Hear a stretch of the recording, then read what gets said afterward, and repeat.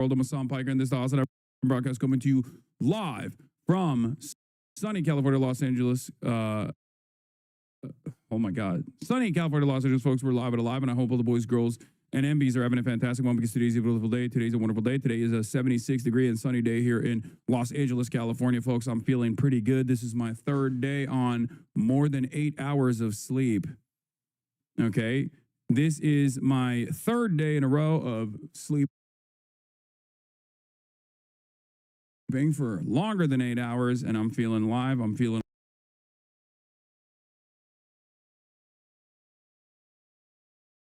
alive, and I'm feeling pretty good.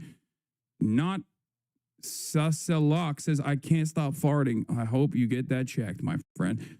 All right, this is part of the broadcast where I tell you about my personal news about what's going on in the world of Hasanabi Piker. It's Wednesday, September 24th, 2025, 11:14 a.m. I'm right on time, as always. Maybe a little bit later than I normally would be, but right on time nonetheless, because I'm my own boss and I'm on time whenever I say I'm on time. Anyway, oh my God, as soon as I got started, right on time. You know what else is right on time?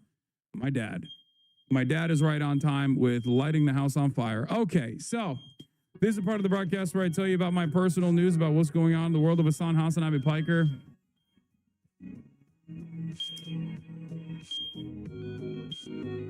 In between the time period where I press the start streaming button, press the stop streaming button, so help me God, that's what I'm going to do. Okay, all right, he fixed it.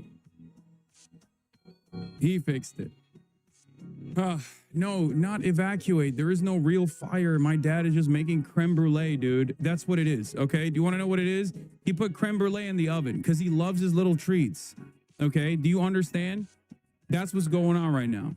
He put creme brulee in the oven, and he cooked it too hard, and now it's, you know, it's just causing the alarms to go off. Yeah, now he's saying, don't gossip about me. Anyway, this is part of the broadcast where I tell you about my personal news, like I said. So last night, ladies and gentlemen, boys, girls, and MBs, last night, I ended the broadcast. I was tired. I've been really putting my whole pussy into this commentary shit. You know what I mean? I've been going crazy over it, and then I've been getting a little tired by the end of like 6 hours, 7 hours. You already know what it is, but basically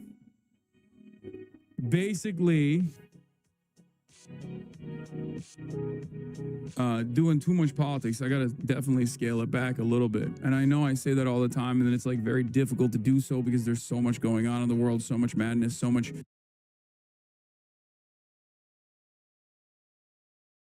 craziness. And also it's 35% off 5+ gifted subs, and we're at level 4 hype train for the record. I just want to point that out. Piker Broadcasting Service is sponsored by you, the viewers, for you, the viewers. And for the month of September, you get 35% off your gifted subs. Your One Piece take is going viral again. Hell, which is, yeah, of course it is, because it's true. Anyway, where was I?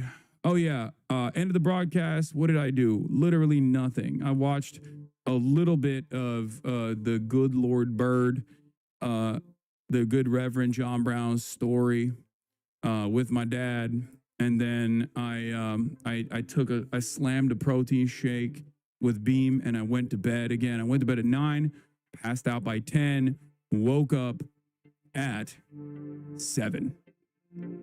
Another great, like almost 9-hour sleep session.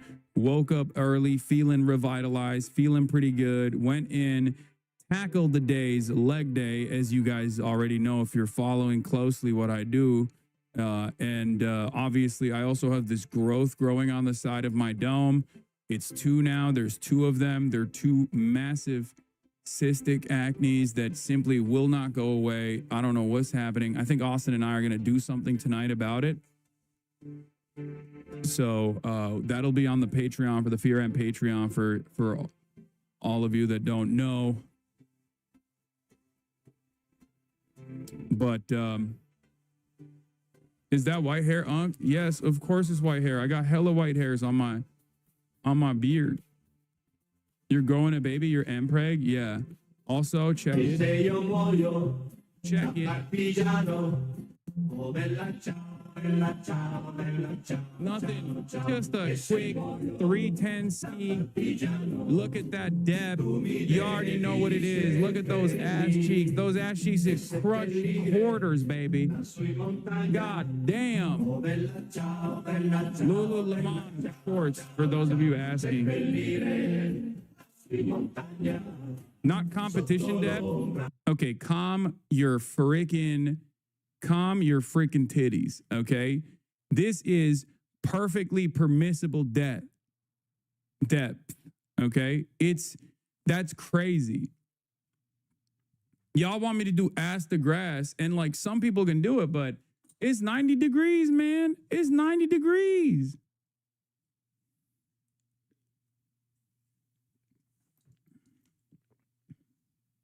Not with that wobbly ass form. Watch one Hasanabi stream materializing. Oh, I saw this one. This one was funny. But anyway, bad form, not deep enough, fake weights, knee pads plus belt. Yeah.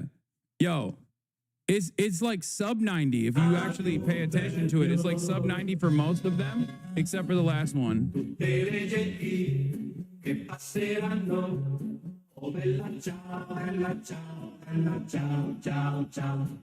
For me, my first 4 to 5 are just like, they're burners. I can just rip them. And then I hit the 5th one and I'm like, oops, don't have that dog in me no more. And you'll like, if you notice, that last one was the 6th one, and the 6th one is just not great form at all. The 6th one is not great. Who the fuck wears knee pads squatting dumb chatter? Wait, what? No, the knee pads that I'm wearing do help. They do help, but it's more so just to pack my knees because I have knee issues. What is the green plate? It looks thin, 25. No, the red plate are 55 pounders. Blue plates are 45 pounders. The green plate, I think, is like, they're kilograms. They're Turkish weights.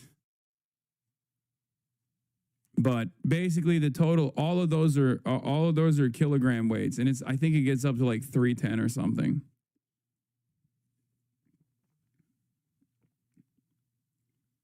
Yeah, they're Turkai, I think, or Turkson or something. I don't know, but they're kilogram weights. How much did your weights cost? I don't know. This is not mine. People think this is my backyard. It's not my backyard. But damn, bro, lives in Turkish? Yeah. Yeah, whole bakeries here, baby. You already know what it is. Yeah, I saw this one's going viral and the comments are cooking, it seems. Since this whole Joey / the anime discourse is happening, I'd like to bring back this Trash Taste episode they had with Hassan. And I have no idea what the Joey anime man discourse is at all. And I don't even care to know what it is at all, but apparently it's something, okay? But it seems like they found one of my OG, the first Trash Taste episode that I did that actually got a lot of play at the time. Here, let's take a look. As you guys know, it's so funny because this is like a couple of years ago. And while a lot of people will now say, no, duh, I do think that at the time when I was talking about like the deeply embedded political themes within One Piece, like at the time when I was first like bringing it up, there was definitely a lot of people who were disagreeing with me. Those people have quieted down. Obviously, Luffy has become like this, the Straw Hats, the Straw Hats pirates, and their banner has become like a rallying cry universally against imperialism and oppression. So it's a funny time to just like relitigate this, but I do think that it's one of my takes that just aged so perfectly. Okay, I cannot see. I mean, this is one of my perhaps best aged takes of all time in the halls of greats.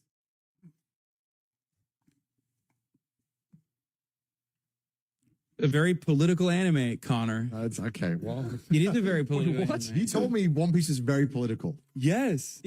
What aspect? Oh my God, yes, I love this. Okay. This is gonna piss off everybody, but I'm so right about this, even though like I'm no, Okay. like okay, first of all, again, maybe a little bit too long as an arc. He's quite literally about like, you know, indigenous populations being removed from their land and like violently trying to you know, find autonomy and emancipation through, you know, through violent means directly against like an enemy that is much more powerful than them. That is like, you know, that's like a land back movement, which is inherently very political, very leftist. Literally Israel. I'm talking about I am talking about in that episode, the arc that I'm talking about is the, which one was it? The one in the Skypea. Skypea was about like the violence that that resistance movements engage in when they are trying to when they're on a just cause, on a journey to self-determination.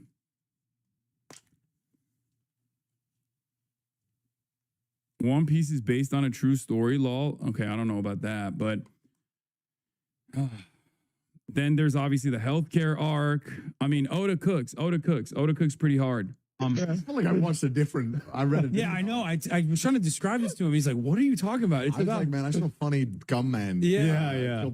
To be fair, like Connor is memeing. Like he's leaning into it. He's not like oblivious. He's just doing that to make the conversation be more exciting because you need to have friction. And I think a lot of people don't understand that, where they think like, oh no, he's just dumb, he's stupid, he doesn't think it's like political at all. Like,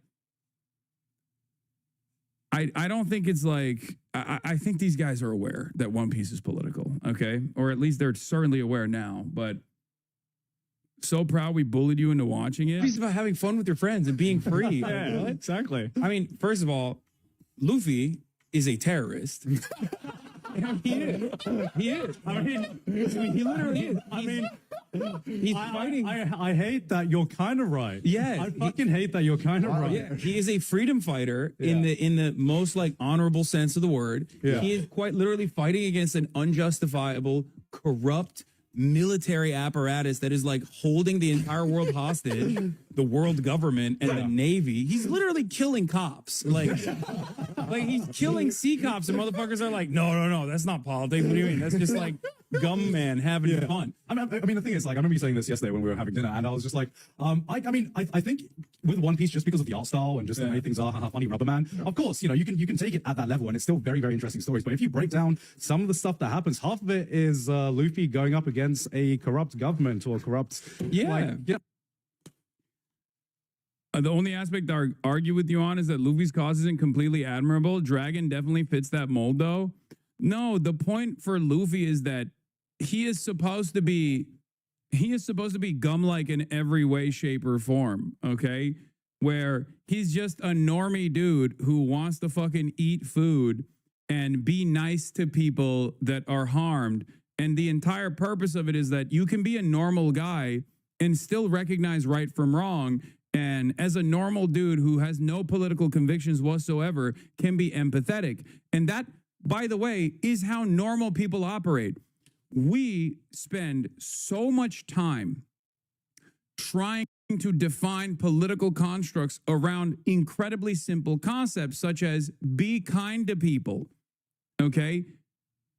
That's what's so wild about modern American political discourse, where like half of the shit that we're talking about when people go, that's woke, is like, no, that's just like a regular person, dude. What do you mean? That's just like a person who's not an asshole, okay?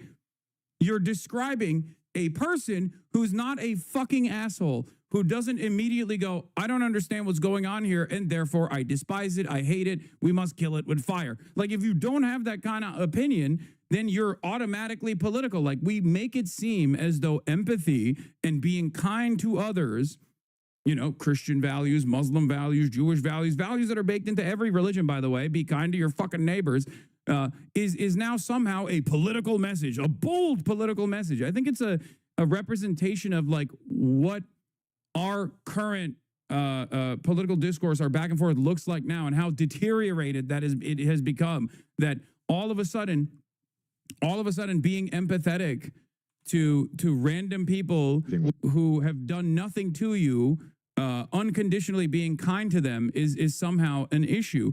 It's really stupid. It's really dumb. And people will turn around and be like, you're virtue signaling. It's like, well, thank you for recognizing that it's a virtue, I guess, but I don't think so. I think I'm just being a fucking normal person. And I hope that you can be a normal person as well. What the frick, man? One Piece Nelson Mandela video about you. What is this? Only aspect I argue on you with is that Luffy's cause isn't completely admirable. Oh, yeah, that's what you said already. Oh, yeah, this is the... Yes, One Piece is that deep from the Par Vision.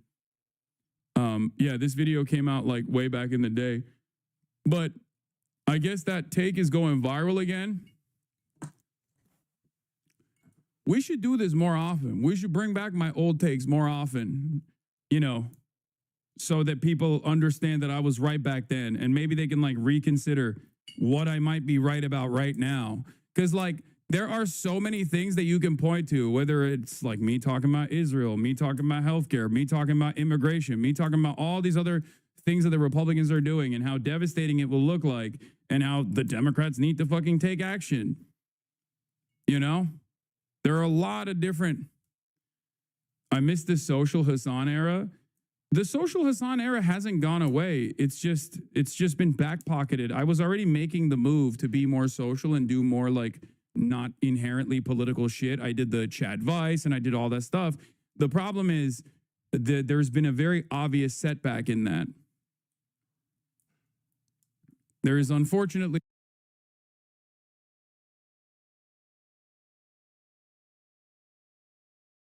an obvious setback there because of, one, all the political incidents that have taken place, and two, how those political incidents have had some pretty significant consequences in how much I can go out in the real world and socialize with other people.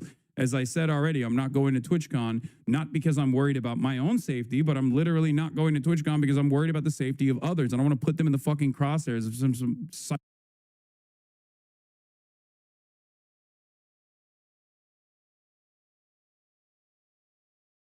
freak decides like, I'm going to go there. I'm very publicly not going to TwitchCon for that reason.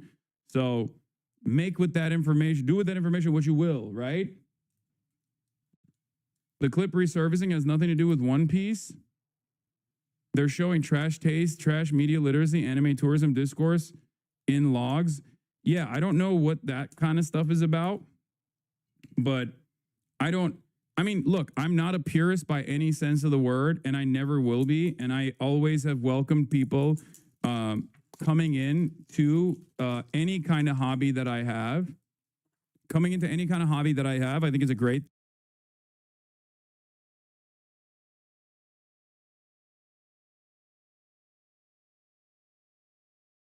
thing.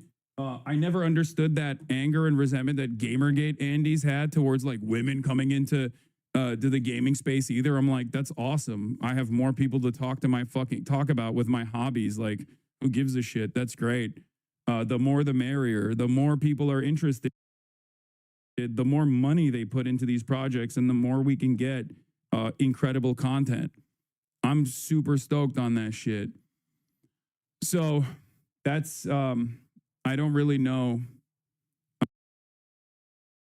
I've never been a gatekeeper at all. I'm not a gatekeeper when it comes to socialism. I'm not a gatekeeper when it comes to my personal hobbies. I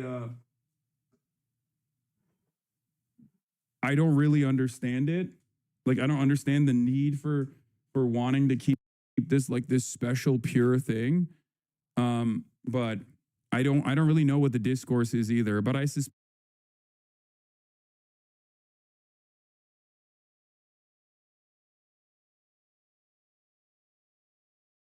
that it's probably misunderstandings on every side, because that's usually how it goes on the internet.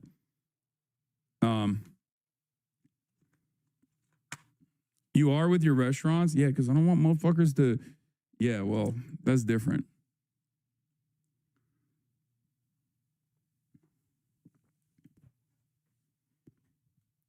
Anyway.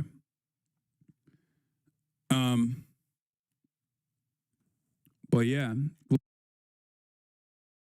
Glad to see the OG One Piece's political take going viral again.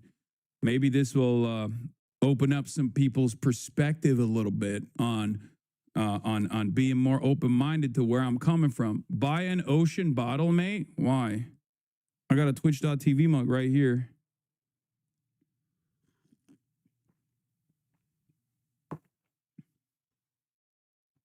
Yeah. Also, when I gatekeep where I go and eat food at, is because I don't want motherfuckers stalking my ass.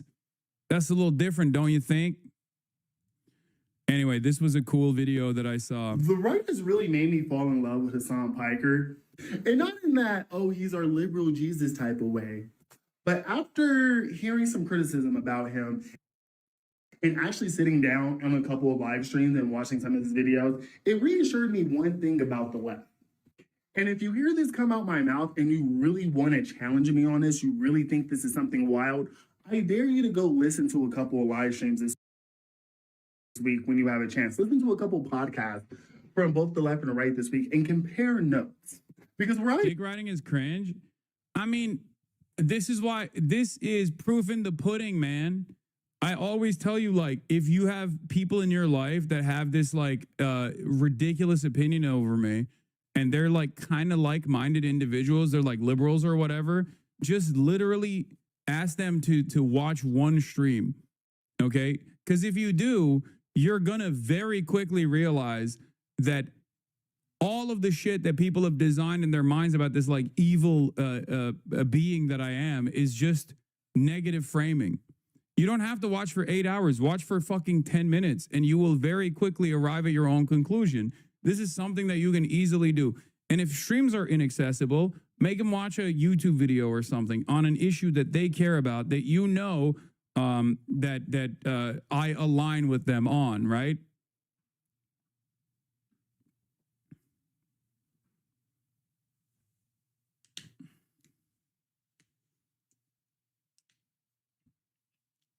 You don't stream for 8 hours? Okay, man. The couple of days where I don't stream for 8 hours, all of a sudden I'm not an 8-hour Andy. How is this? How is this possible?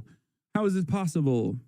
Notice the right is very big about saying like Hassan Piker is anti-American. The left is very violent. When you sit down and you actually listen to this guy, you actually listen to these people, you realize these are some dorks.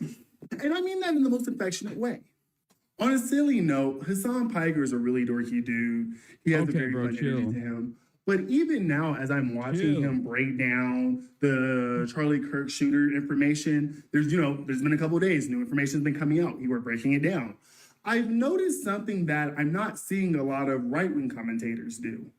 Hassan Piker is sitting here and he's watching a lot of people's different reactions. He's looking at people on both the left and the right, people who claim to be independent thinkers, people who claim to be, a little more leftist, people who seem to be hard right or classic conservative. He is viewing all these people's opinions about this shooter and also looking at the shooter's information himself. And he's kind of telling us, like, I want you guys to compare. He's not telling us what to think. He's telling us to look at the information and come to our own conclusions. And that's very different than what the right conversation about this has been.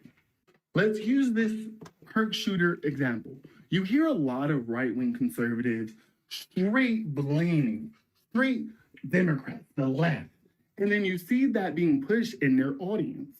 But to be honest with you, everybody on the left has been breaking down this shooter's motives, has been trying to get to the bottom of what type of rhetoric has been, given to this kid to make him do what he does.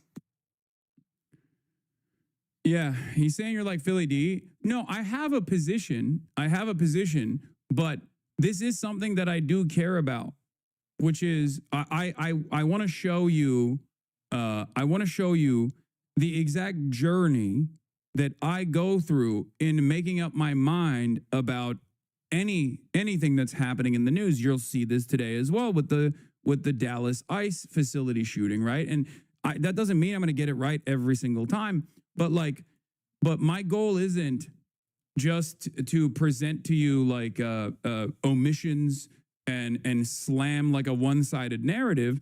I will always, even if it's a thing that makes my side look unfavorable, I will always try to arrive at a truthful conclusion.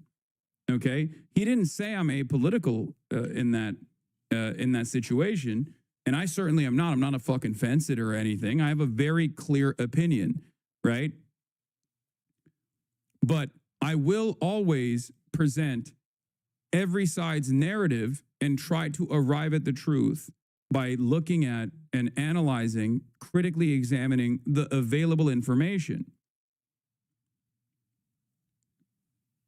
That's it. That's it. You don't want to just give us a fish. You want to teach us how we can fish on our own? Exactly, exactly. So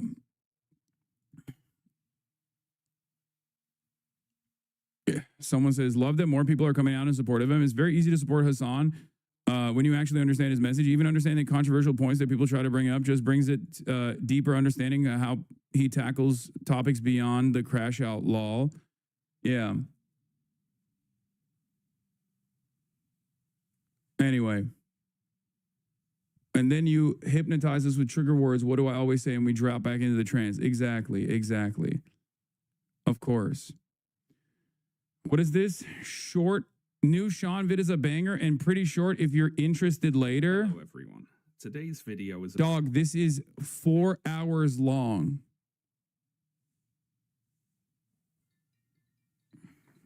How are we doing this right now, man? What are we doing right now, man? What's going on with my freaking family?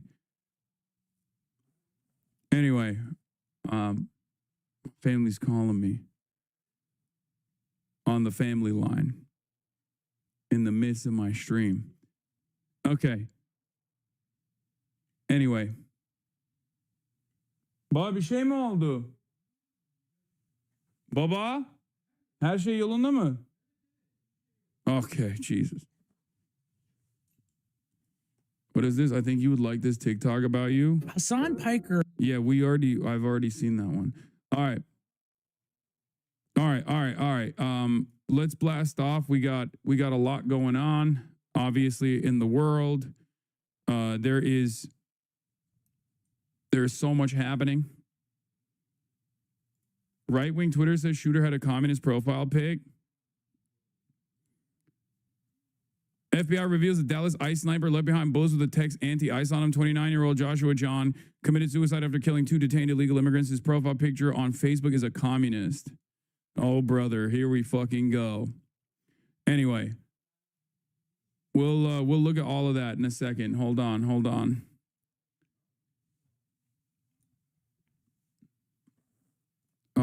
Where was I? All right, let's blast off real quick, okay? Dallas ICE facility shooting details.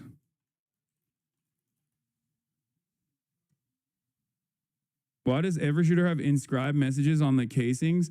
Honestly, that kind of makes sense. That could very well be copycats, because like when stuff like this happens once, like other people also make up their minds, and there is a copycat meta for sure.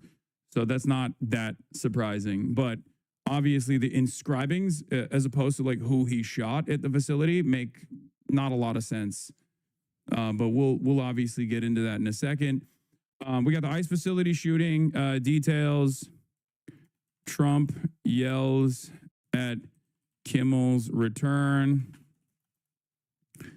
Italy sends warship to defend flotilla after Israel strikes humanitarian aid.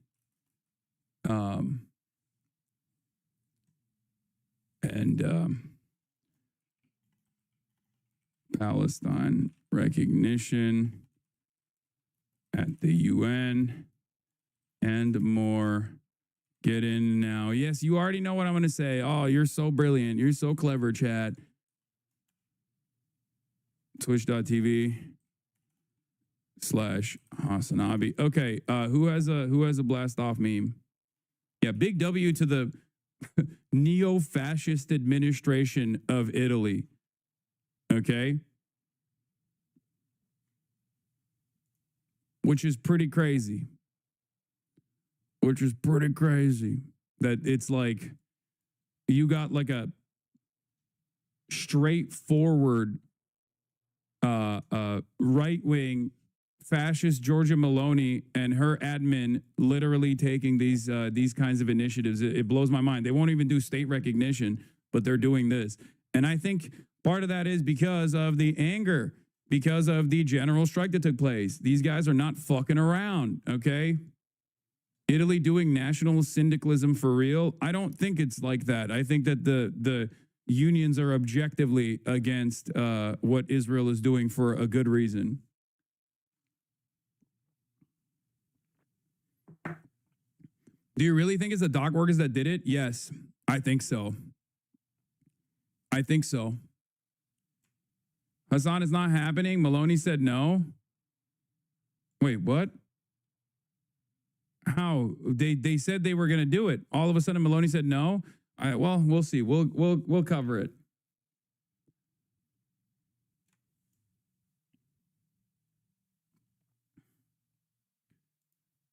Yeah, I did see the Germany polls, which I thought were really funny.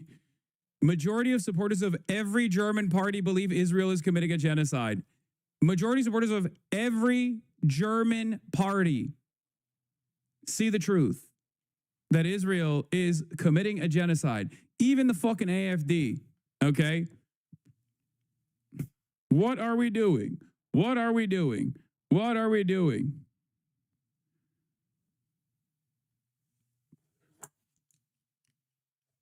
I mean,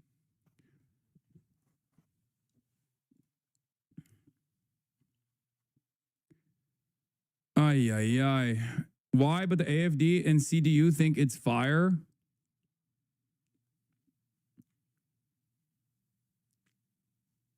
Germany's a solid authority when it comes to genocide. Brother, Germany is a consistent defender of fascism.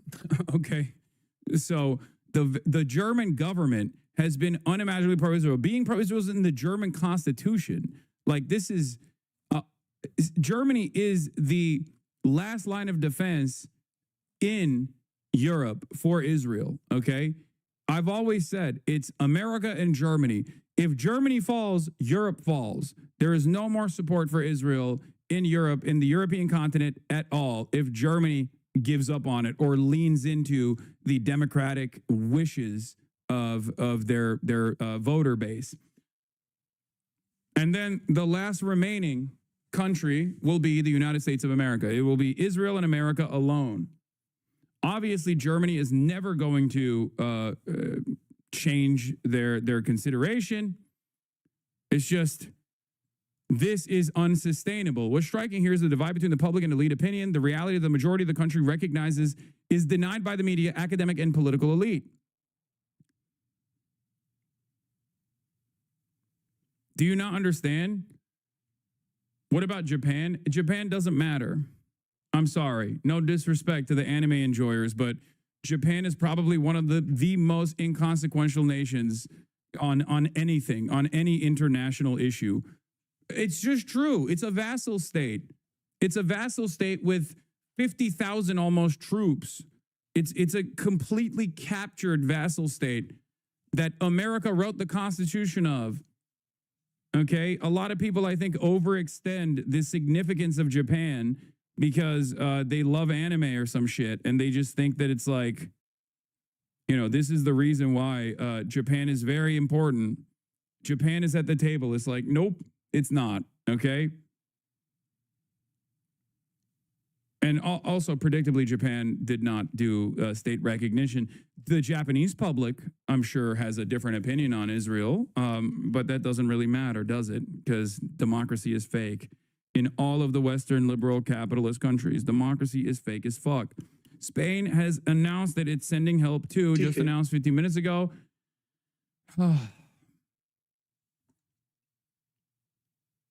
Yo, you won't be saying that was a Gundam project gets off the ground? I mean, Japan, if they actually designed a Metal Gear, I think that they could be a real player in the international marketplace. But unfortunately, there's some significant setbacks there.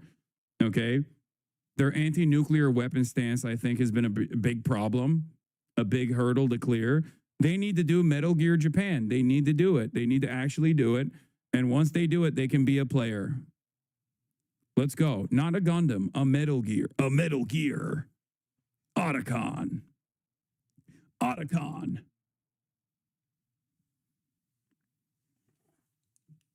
Anyway, yeah, we'll start off with the Dallas government, and then we'll talk about the Israel-related stuff in a little bit. But as of now, there's not much information, but a gunman, a sniper rifle, shot at an ICE facility in Dallas. And of course, when you first hear that, you go, oh my God, this is yet another instance of like the violence that they were talking about, this administration was talking about against ICE agents.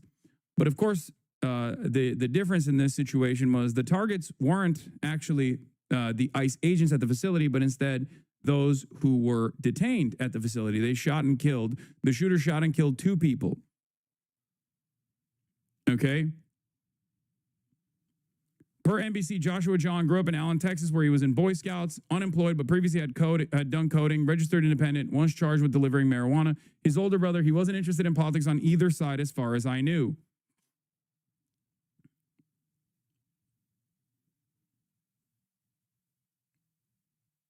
Yes, I didn't talk about the daughter of the senator, the New Mexico state legislator who went to Israel. It was really funny, though. I saw it last night. I will talk about that as well. Okay. It turns out apolitical Andes are the people you need to fear the most. Not the political Andes, but the apolitical ones. All right. Anyway, we'll get into it now. Gunman kills 2 at ICE immigration facility in Texas, Channel 4 News reports. A huge police presence near Immigration and Customs Enforcement field office in Dallas. A main artery northwest of the city center cut off after a gunman opened fire, reportedly from a nearby roof. I met him once and he was unbearable. You met the shooter? Oh, you're talking about the rep, the New Mexico rep. Jesus Christ. Police called to the scene at 6:40 local time. The DPD was able to locate the shooter, who was deceased. We're going to be working this investigation shoulder to shoulder with our federal partners. The investigation centered on the building next to the ICE Enforcement and Removal Center. The shooter firing from this roof, reportedly killing 2 detainees and leaving a 3rd critically injured in hospital. The FBI saying no law. Asmirad is trying to make this about you. Wait, what? How? He's not even live. Is he?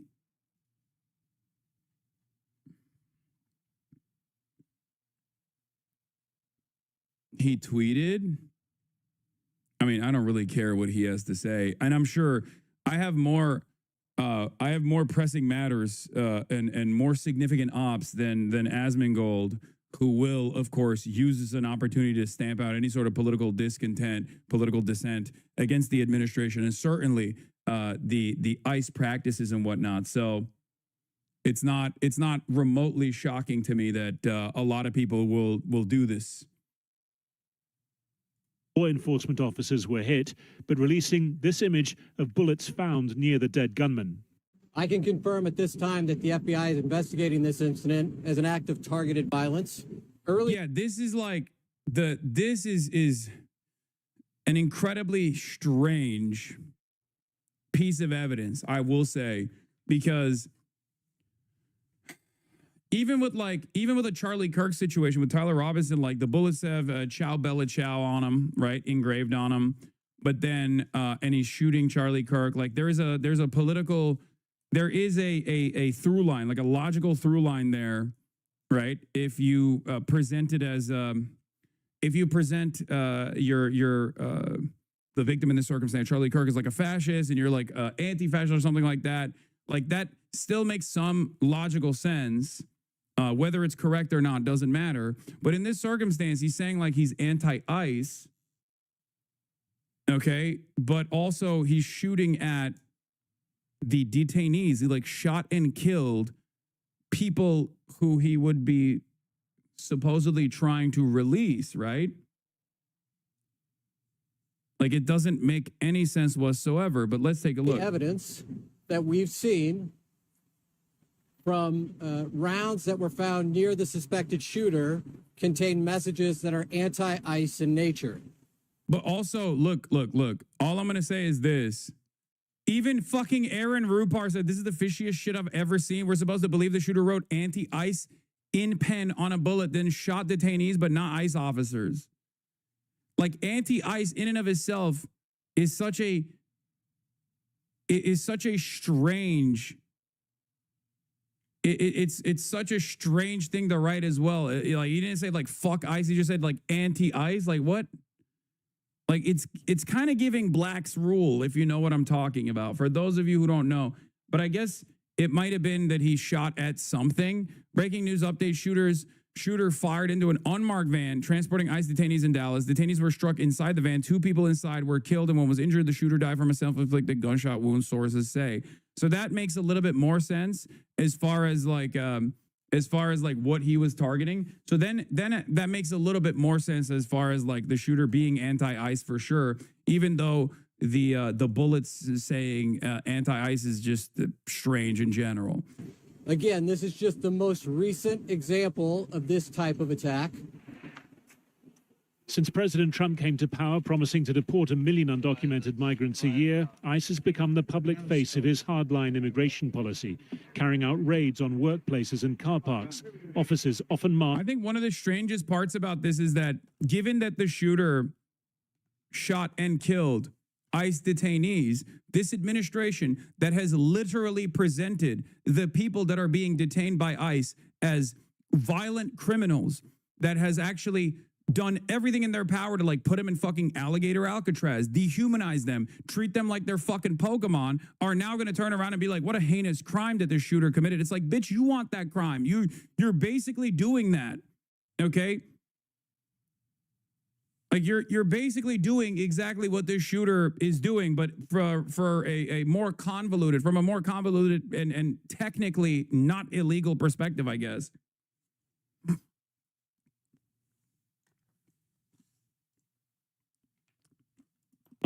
Pulling people off the street. The field office attacked today, subject to a bomb threat last month.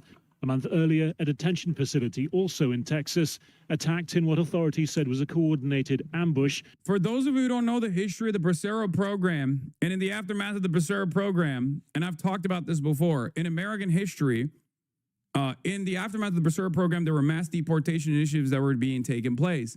And in this very same state, the state of Texas, you had ranchers with guns running around looking for marshals to shoot and kill. The reason why they were doing that is because they did not want their neighbors to be apprehended. They did not want their farmhands to be apprehended and mass deported.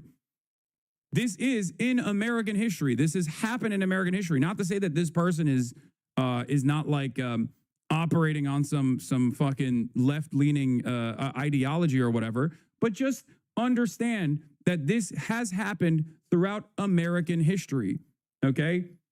This is not new. I have brought this up on numerous occasions. I've brought this up a lot. People get very frustrated when mass deportations start taking place, and then they take matters in their own hands in a country like America where everybody has fucking guns and a proclivity to do violent things, and then they do shit like this. That left a police officer shot and injured. To every politician demanding that ICE agents be doxxed and calling for people to go after their families, stop.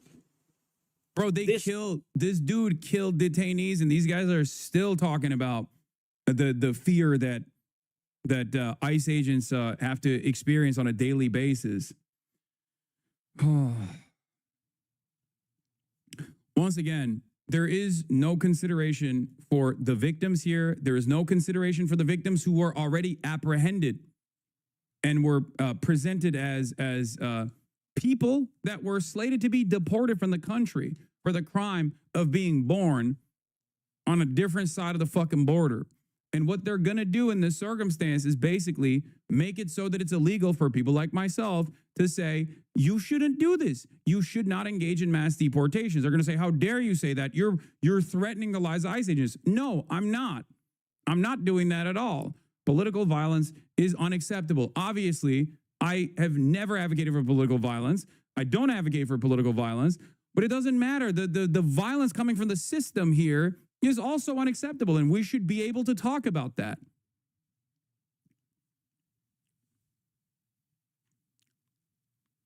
Yeah, they're going to make it so that you say fuck ICE or abolish ICE is a hate crime. That's what they're trying to do. Has very real consequences. Look, in America, we disagree. That's fine. That's the democratic process. But your political opponents are not Nazis.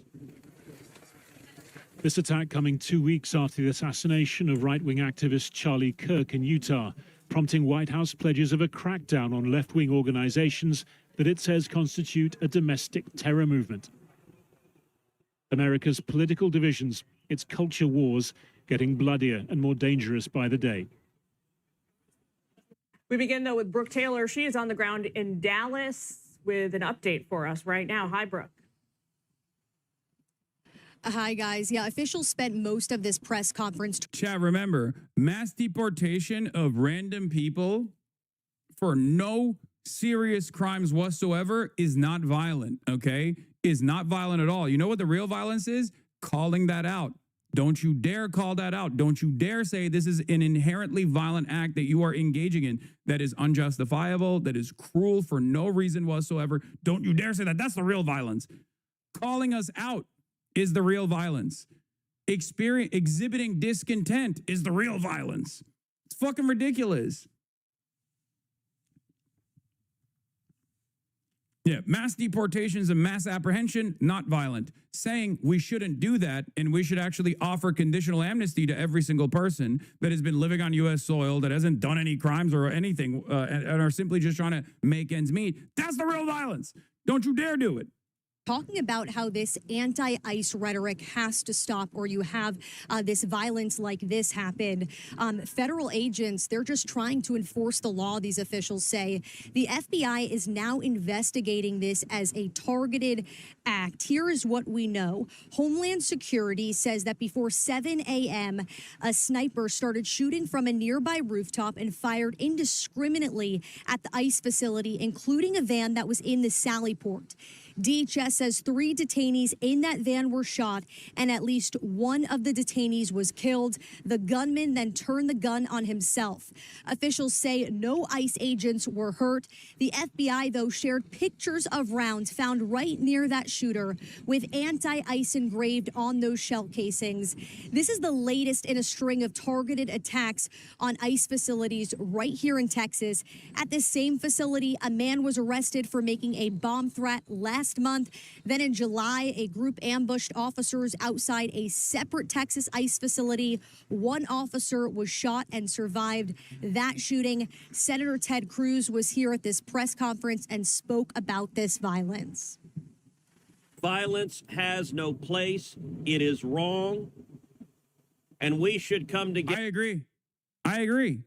Which is literally the reason why I abhor and disavow and also consistently criticize the actions of this administration. Mass deportations is an inherently violent process.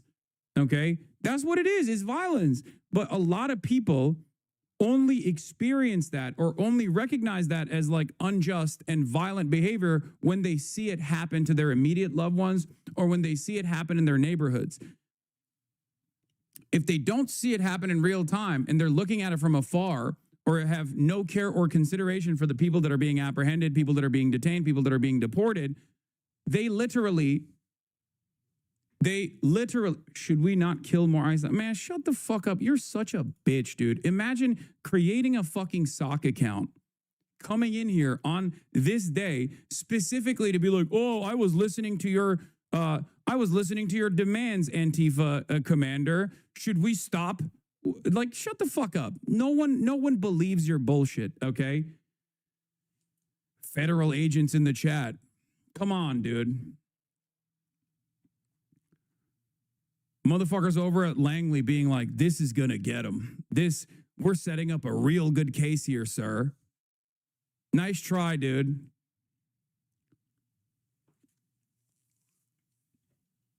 Anyway, as I was saying, the way we interpret the way we look at violence, the way we see violence is entirely dependent on whether we have any sort of up close and personal relationship with the victims or whether we see it happen in our neighborhoods. Okay, when it's happening elsewhere, when it's happening far away to people that you do not actually consider the humanity of, you have no capacity of recognizing it as like an inherently violent act. Together, if we want to have a debate about immigration policies, we can do so in the halls of Congress without demonizing each other, and especially without demonizing the men and women who every day put on a badge and go risk their lives to keep us safe. And of course, so many responding to this attack this afternoon. Vice President J.D. Vance posted a statement on X saying, quote, "The obsessive attack on law enforcement, particularly ICE, must stop." You also have Texas Governor Greg Abbott. He tweeted, quote, "This assassination will not slow our arrest, detention, and deportation of illegal immigrants." Again, guys, this happened outside of a processing center where illegal migrants are taken to get processed after they're arrested by ICE. All right, Brooke Taylor in Dallas on the scene for us there. Stand Be by. careful pulling stuff up on stream for this. The pick of the gunman after suicide is all over Twitter. Oh shit, I didn't see that. I thank you. All right, Bill Daley's a former FBI investigator and joins us now. I mean, this almost seems like a daily occurrence, Bill, that we have another day, the sun comes up, dawn breaks, and another politically motivated shooting. It's just no sign of stopping. It's horrible, John. And you know, John, over these past several months and even the past since the administration took over, you know, we've seen this kind of push by politicians and other people around ICE facilities. They've gone as far as even some of these elected officials kind of, you know, trying to force their way in, stopping vehicles. So, you know, it is kind of a buildup of what we've seen over the past few months, only to this point to a deadly level.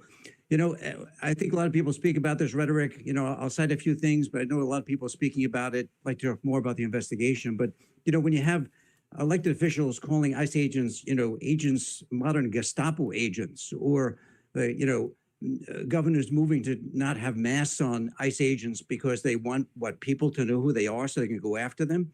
You know, all of these things are lead up to people who might be prone, who are driven in a certain with ideology or direction, as we've seen today, and they carry out these horrific acts. Bill, what is with this? I don't know if you would call it a trend, but for lack of a better word, the trend we're seeing where these assassins and mass shooters now like to try and carve little messages on shell casings before they carry out these shootings. Is this something that you have seen before the last few months, or is this new? No, it is not new at all. Americans are a uniquely violent nation with an access to an arsenal of weapons, okay? And also, Americans are pretty fucking suicidal on top of everything else.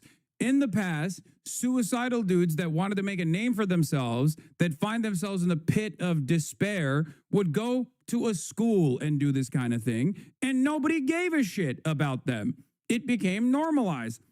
So now, in the aftermath of a couple high-profile assassination attempts with like Thomas Crooks and numerous other people now who also have that same exact tendency are looking at targets. They're looking at political targets. They're looking at high-profile political people, or they're looking at politicians in general. They're looking at ICE in general to exercise their violent desires against in an effort to make a fucking name for themselves.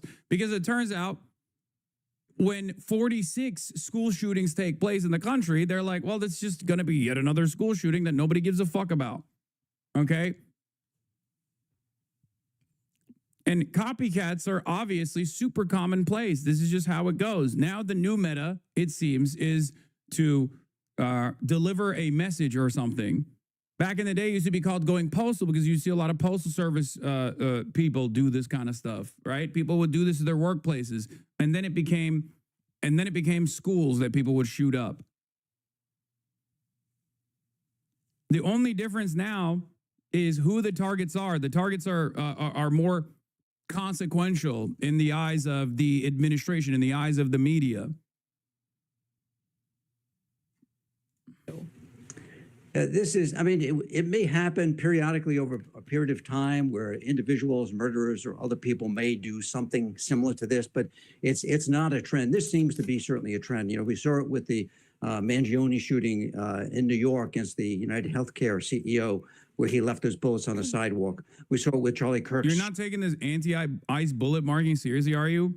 I mean, it looks strange for sure, but now that we know that the shooter was not, now that we know that the shooter was not actually like directly shooting at detainees deliberately and was instead shooting at an unmarked van that it thought had a bunch of ICE agents in it, it does develop a profile. It does develop a motive that makes more sense. The anti-ICE part of the writings are so stupid, like, but you know, who knows? Shooter, and now here. So, you hate to say copycat, but certainly all the hallmarks of it is, within the past few weeks, months, if you will, we have people doing the same thing. The other thing, Jillian, I want to talk about is the FBI's investigating this. I think, a couple of positive things to be taken away from this. A, law enforcement was extremely... This is a funny take. Law, only Americans think. Other Americans are some critical thinking people. I agree.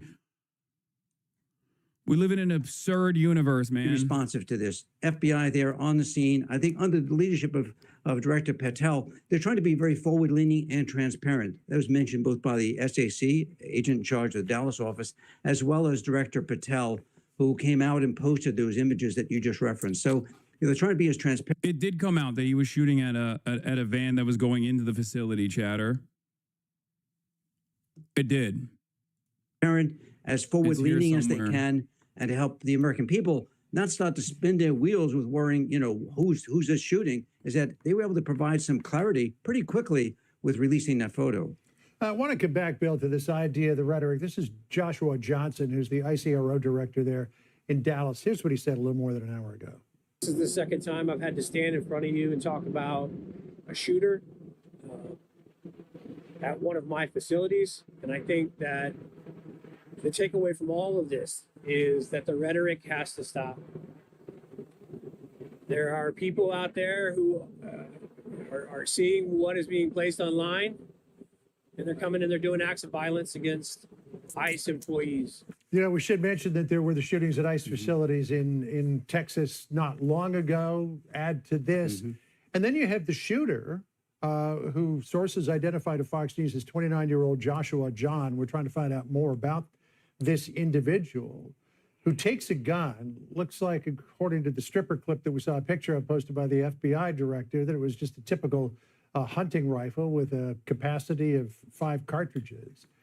Takes that weapon, aims it at the ICE facility, starts firing at will, and then takes their own life. And is it this rhetoric that people just keep doubling down on that suddenly causes someone to snap?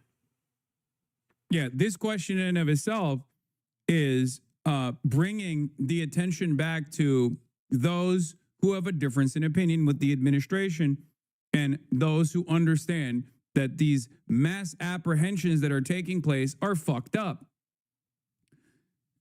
Just as it was the case with the Charlie Kirk execution, these guys immediately turn around and go, you know what the real problem is?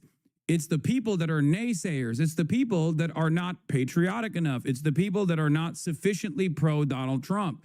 They are the ones who are causing this discontent, as though if no one was saying, hey, man, this is pretty fucked up, people would not actually come to that conclusion on their own. The notion that we cannot actually fucking criticize the administration for doing violent mass apprehensions of random people living on U.S. soil that are fucking working to make ends meet, like that we are not allowed somehow to say that this is wrong objectively when it is literally wrong, is ridiculous. It's absurd.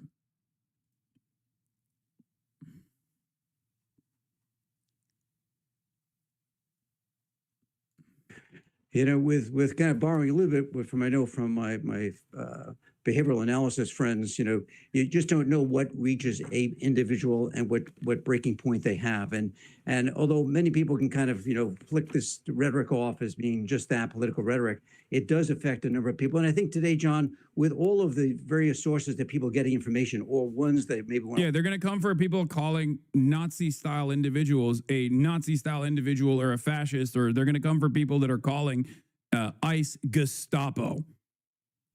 Of course, the real problem here is the administration's carte blanche approach to unlimited cruelty to those that they have designed as enemies of the state. Random fucking neighbors of ours, okay? 1 in 14 families in this country have one undocumented parent, okay? 1 in 14 households in the United States of America have at least one undocumented migrant. Think about that. That's what they want to do. They want to go after 1 in 14 households, and we can't even say that that is fucked up. We can't say that that's fucked up. We can't say, like, hey, man, there's an alternative out there, which is called documenting these people. They're just human beings. Nope, you have to say that they're violent animals that are here to destroy the country. Otherwise, you're an enemy of the state and you must be punished. It's ridiculous. It's fucking ridiculous. Lock themselves into with regard to social media and news outlets, and they're hearing it over and over again. The fragility of people where they are at any particular moment may lead them to commit one of these acts. But the other thing too, John, as we look into this investigation, and the FBI is doing this right now, is to find out, where did this person, where were they getting this information from? Where was he being, if you want to call it, kind of radicalized to conduct one of these acts? Who was he around? Was he talking to other people about this? It's the same thing they're going through right now, still on the heels of the investigation of the Charlie Kirk assassination, is to find out who else might be in the orbit of this person who may have either encouraged, provided information, in any way knew about these plans and didn't come forward. So, there's still a lot of stones to be turned over in this investigation. Why didn't they talk about the rhetoric when it was the Walmart shooting, the El Paso shooting, the Albuquerque shooting, the Buffalo, New York shooting, Dylan Roof? Do you want to know why? Because those guys were objectively right-wing, openly far-right, anti-government extremists of the white nationalist variety. What they've decided now is that even if you have someone who is of that background, you can just get away with fucking lying. Okay? You can just get away with lying. That's all you need to do, just lie and claim that the shooter was a leftist, like they did in the Minneapolis shootings. Both in the first Minneapolis shooting with Democratic congresspersons, Democratic state legislatures being targeted, you could just claim that the shooter was a leftist or whatever, and people will just go along with it. No fact checks necessary there. Or even with the Annunciation Church shooting, where the profile and the background of that shooter was very clearly a far-right, white nationalist, esoteric, nihilistic neo-Nazi, right? No leftist is ever going to put the names of prominent white nationalists and white supremacist shooters on their fucking gun, or talk about it in their fucking manifesto. But it doesn't matter. That didn't stop right-wingers from going along with this narrative that these guys were leftists. They're just creating a profile or creating an environment of hysteria. And the reality of the matter is that just like when the Democrats did not actually engage in any sort of counter-messaging initiative to correct the record on migrants not being this out-of-control violent force that was destroying the American social fabric, they are completely lost in the fucking sauce. They don't know. They're completely oblivious to what the administration is doing now. They're creating another manufactured hysteria around left-wing violence. And the Democrats are not turning around and saying, you're wrong. Violence is a constant. It's devoid of any sort of ideological background in the United States of America. But if we were to look at political violence, more often than not, it is actually the right that is engaging in political violence, not the left. And for years and years, the right did not do a single fucking thing.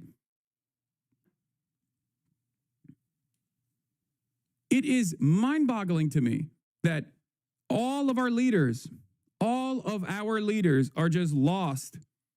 They're gone. They're nowhere to be found in this process. They're nowhere to, they're not saying anything. They're not correcting the record. They're not even remotely invested. not realizing the warning signs, not realizing that the administration is once again whipping up an entirely new manufactured hysteria that they will use to erode the First Amendment. They will use to basically stamp out any kind of political discontent.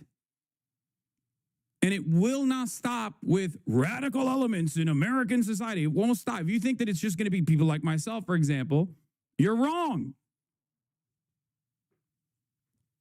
It is going to be anyone and everyone that says, I don't really fuck with what this administration is doing. The Jimmy Kimmel attempt was a great example of this. Not quite correct. Cash Patel literally does not know who Dylan Roof is. White supremacist propaganda murdered 9 Black parishioners in Charleston in 2015. Do you deny this? Sorry, Dylan Ruth? Roof? The director of the FBI doesn't know who Dylan Roof is. Dylan Roof is one of the most high-profile white supremacist shooters. I cannot believe that he does not know who Dylan Roof is. Under different circumstances, I would say he's lying, right? I would say he's obviously lying. He knows who fucking Dylan Roof is. But in this day and age, the incompetence, the sheer incompetence from this administration is so obvious that I don't know. I don't think he knows who fucking Dylan Roof is. I don't think he knows. I totally believe that he is that stupid. Roof, can you give me some more information? You're head of the FBI, you probably know this. If you don't know, that's fine. Okay. You can give me a reminder. I've got a lot in front of me. It was national news. Dylan Roof, who followed. God damn, he's so fucking stupid. We got absolute nutters leading. We got the fucking nutters leading the madhouse. Oh my God. What do you expect? Of course. For context, historically, specifically in Texas during the Eisenhower administration in a response to Operation W Back, it was the Republican farmers who went out and ran marshals out of town. Exactly. That's what I was talking about. I literally talked about this before. I explained this throughout the election cycle to tell you how much anger and resentment builds when these kinds of mass deportation initiatives start happening. When Eisenhower did this, it was the Republican right-wing ranchers that literally would go around town in their fucking pickup trucks with weapons to hunt down marshals. Because at the time, it was the marshals that were conducting these mass deportation operations. This is before INS or ICE ever existed. There was no Department of Homeland Security, for example.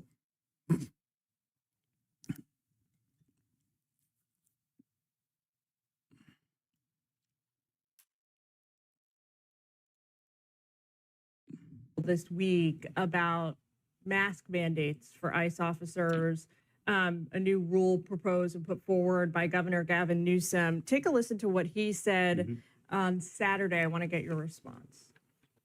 I'll be signing a bill, the first in the nation. Yeah.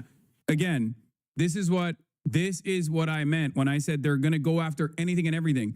Gavin Newsom makes a perfectly reasonable initiative in the state of California, which demands that public servants actually follow the law, and they can't hide their identity when they're conducting these operations. There is so many good reasons for this provision to exist. Why, you might ask? Because if you have faceless, masked, armed thugs of the state that don't present their identification, that don't have to present their identification, you can have copycats. This has already happened. There are plenty of people who have been arrested for falsely presenting themselves as ICE agents to kidnap and sexually assault people, okay? That's a real thing that has happened in America in the last fucking 9 months.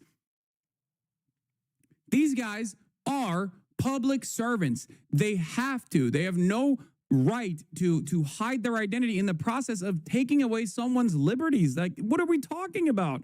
I can't even comprehend how this has become a point of contention, that it's like, no, you have to actually shelter the public from from who their IDs are. There's a reason why people's badge numbers are on their fucking chest, or used to be, right?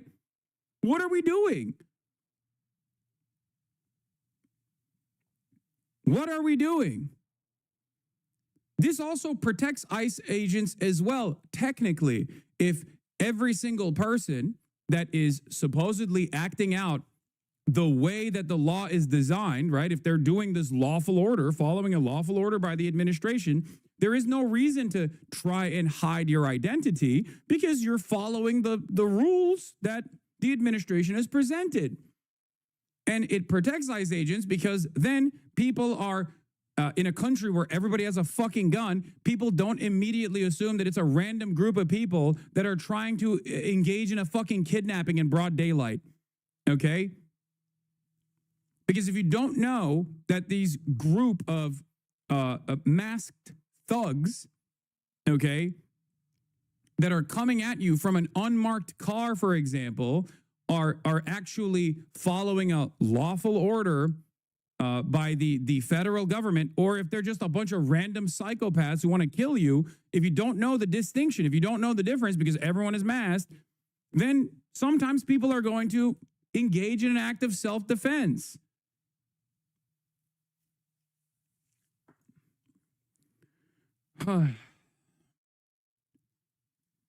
Saying enough. ICE, unmask. What are you afraid of? What are you afraid of?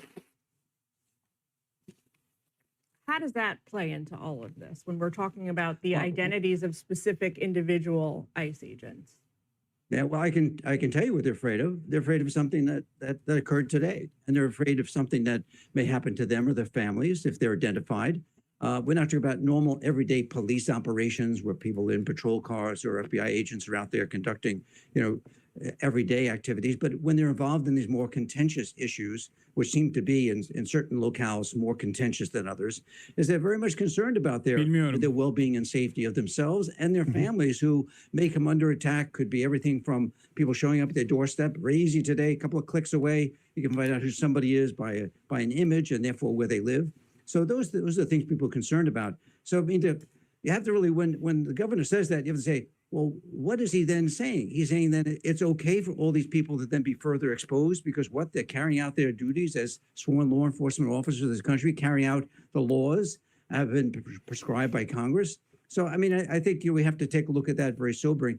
The other thing, Jillian, is that, with a lot of the talk about, people having due process.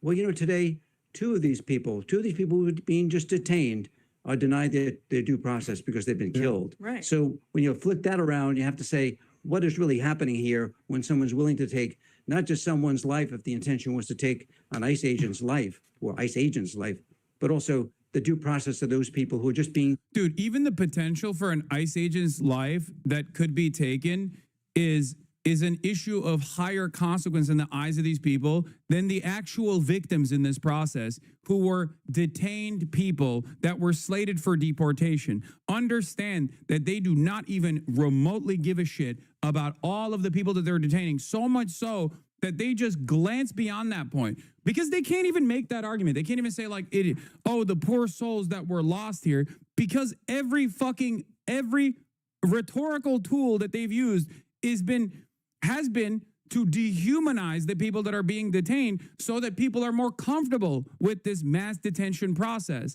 So they can't turn around and be like, the poor souls that were slain, the poor souls that were murdered in this process. It's like the hypothetical violence against ICE agents is more consequential for these people than the actual people that were killed.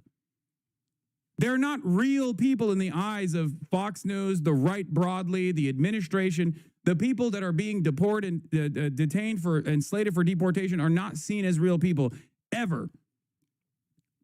It is crazy. How the fuck do people not realize this, man? Yeah, just a reminder that Republican candidate Valentina Gomez posted a video simulating the execution of a migrant in December. And then they turn around and they go, violent rhetoric, violent rhetoric, violent rhetoric. Detained. They've not been convicted, and there's been no other specific allegations lodged against them, and their due process now has halted. Yes, you have a gunman who allegedly was anti-ICE by the inscribings on the cartridges, the shell casing, and it ended up that it was detainees who died here. You mentioned this idea of risk and danger for agents who go out there every day, you know, and they are just merely carrying out the laws of the United States of America. We heard personally from one of them back in July on Martha's show.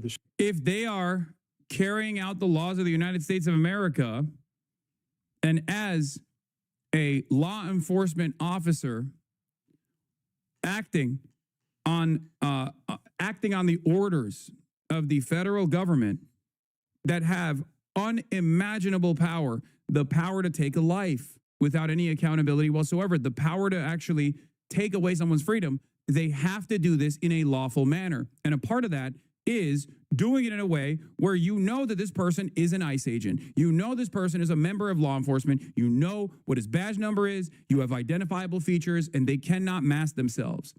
But as I talked about before, the way that the Trump administration is gearing to change the domestic terrorism designation, which does not exist, right? Like there are no domestic terror groups, for example. You have to be foreign funded in order to be declared a terrorist organization. But now they're trying to do Antifa. They're trying to make Antifa into an organization, even though it's not a defined organization at all. In that executive order, even demanding that an ICE agent show you identification is considered doxing. Okay, so they want to make that an act of terror. If you're in the process of being detained by an ICE agent and you turn around and say, I'm an American citizen, can you please show me identification? I don't know if you're a fucking agent or not. Who the fuck are you? That's considered doxing. That's illegal. They want to make that illegal. Understand that they are they're manufacturing outrage here. They are trying to create an environment where people are more comfortable with what the government is going to do next. They have done so for every single issue so far. They've done this with immigrants. They made it so that the only message that you ever heard was this hysteria surrounding migrants, migrant crime. Migrants are killing 300,000 people a year, 400,000 people a year. It was fucking ridiculous. It was completely made up. It was unimaginably racist at times as well. Like when they said Haitians are eating cats and dogs and shit like that. These were lawful migrants that had the proper documentation and the clearance to work on U.S. soil, by the way. They had temporary protected status. You're right, what's next? I'm telling you exactly what's next. They're not hiding it. They're not sheltering you from what they are going to do next. The only reason why you'd be oblivious to what happens next is if you are not paying attention, or if you're only getting your information from liberal media, from mainstream sources that are seemingly lost in the sauce, that don't understand what the fuck is actually taking place right in front of our eyes. Just like they were blinded or blindsided, either willingly or they were oblivious to this reality, to the consent that was manufactured to even start this anti-migrant mass deportation initiative. What's going to happen next is stamping out any kind of discontent.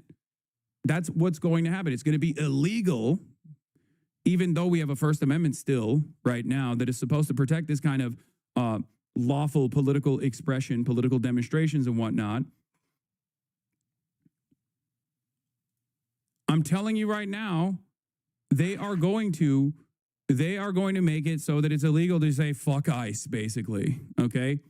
And it doesn't matter if you are a liberal or even a former Trump supporter that says fuck ICE, you are still not covered. You are still not going to be protected, because the goal here is to make that illegal, to make that expression illegal. The goal here is to basically destroy any kind of political dissent.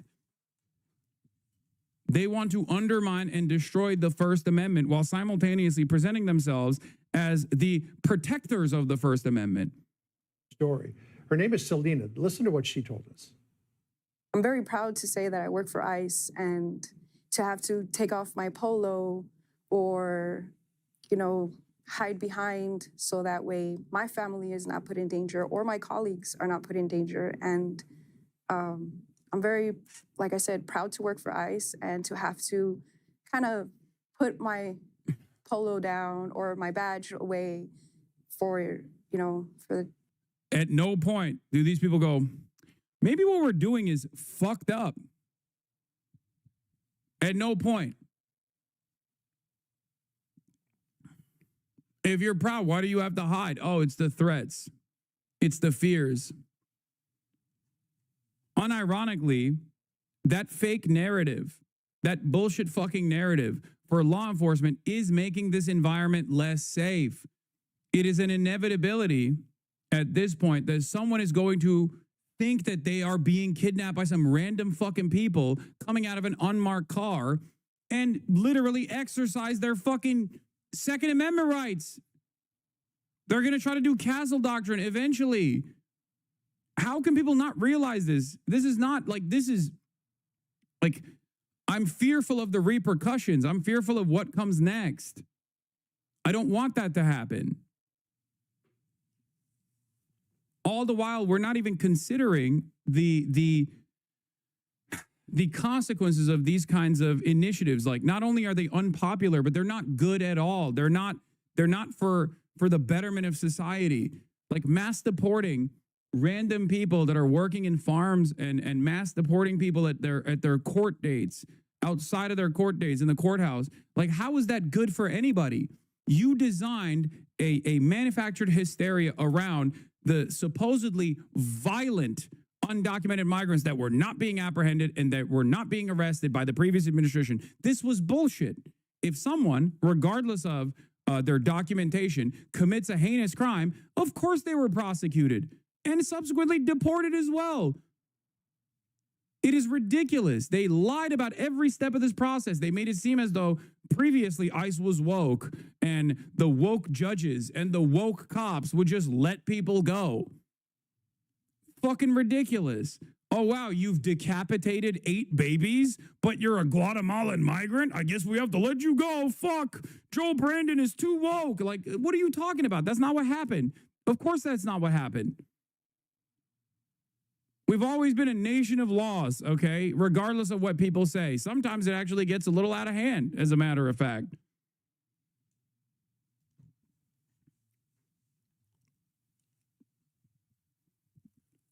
And not a single fucking Democrat turned around and said, what are you talking about? Everything you're saying is a lie. The safety of us. You know, so she says that when she's not on the streets there doing her job, she's got to go unidentified because of the potential risk to her or her family. Mm-hmm. Yeah, video shows ICE with a 5-year-old girl while agents attempt to arrest their father. Yeah. You know, it's this rhetoric. It's when you know, elected officials are out there on national television saying that, you know, these ICE agents are modern day Gestapo. Well, what are you supposed to do? I mean, if somebody heard that, you know, during... What do you mean? It's true. And not only is it true, but it's also protected speech. What the fuck are we talking about? What are we supposed to say? How you do not get to dictate the way that people criticize the administration. That is goddamn un-American. What the fuck are we doing? That's not even allowed in other countries where they already have hate speech enforcements either. Like there's no nation state on the planet that isn't like a straight up dictatorship where you can't say the government is behaving like a fucking fascist administration and they just apprehend you. You know where they do that? In fucking Turkey they do that, okay? That's ridiculous. Turkey does not have a First Amendment. They don't have free speech there.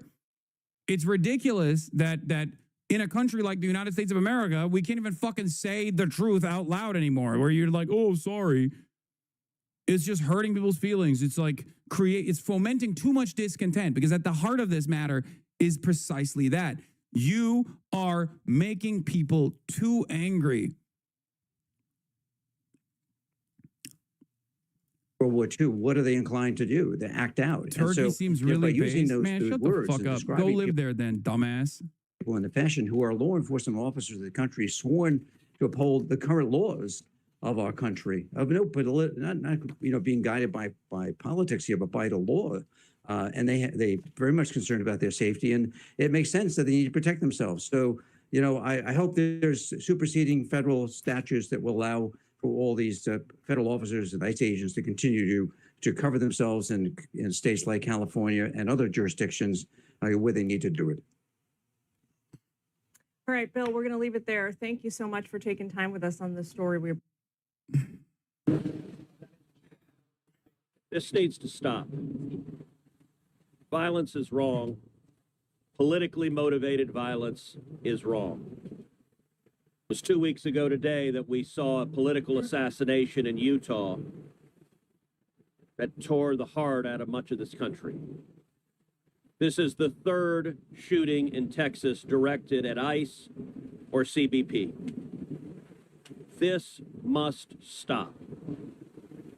To every politician who is using rhetoric demonizing ICE and demonizing CBP, stop.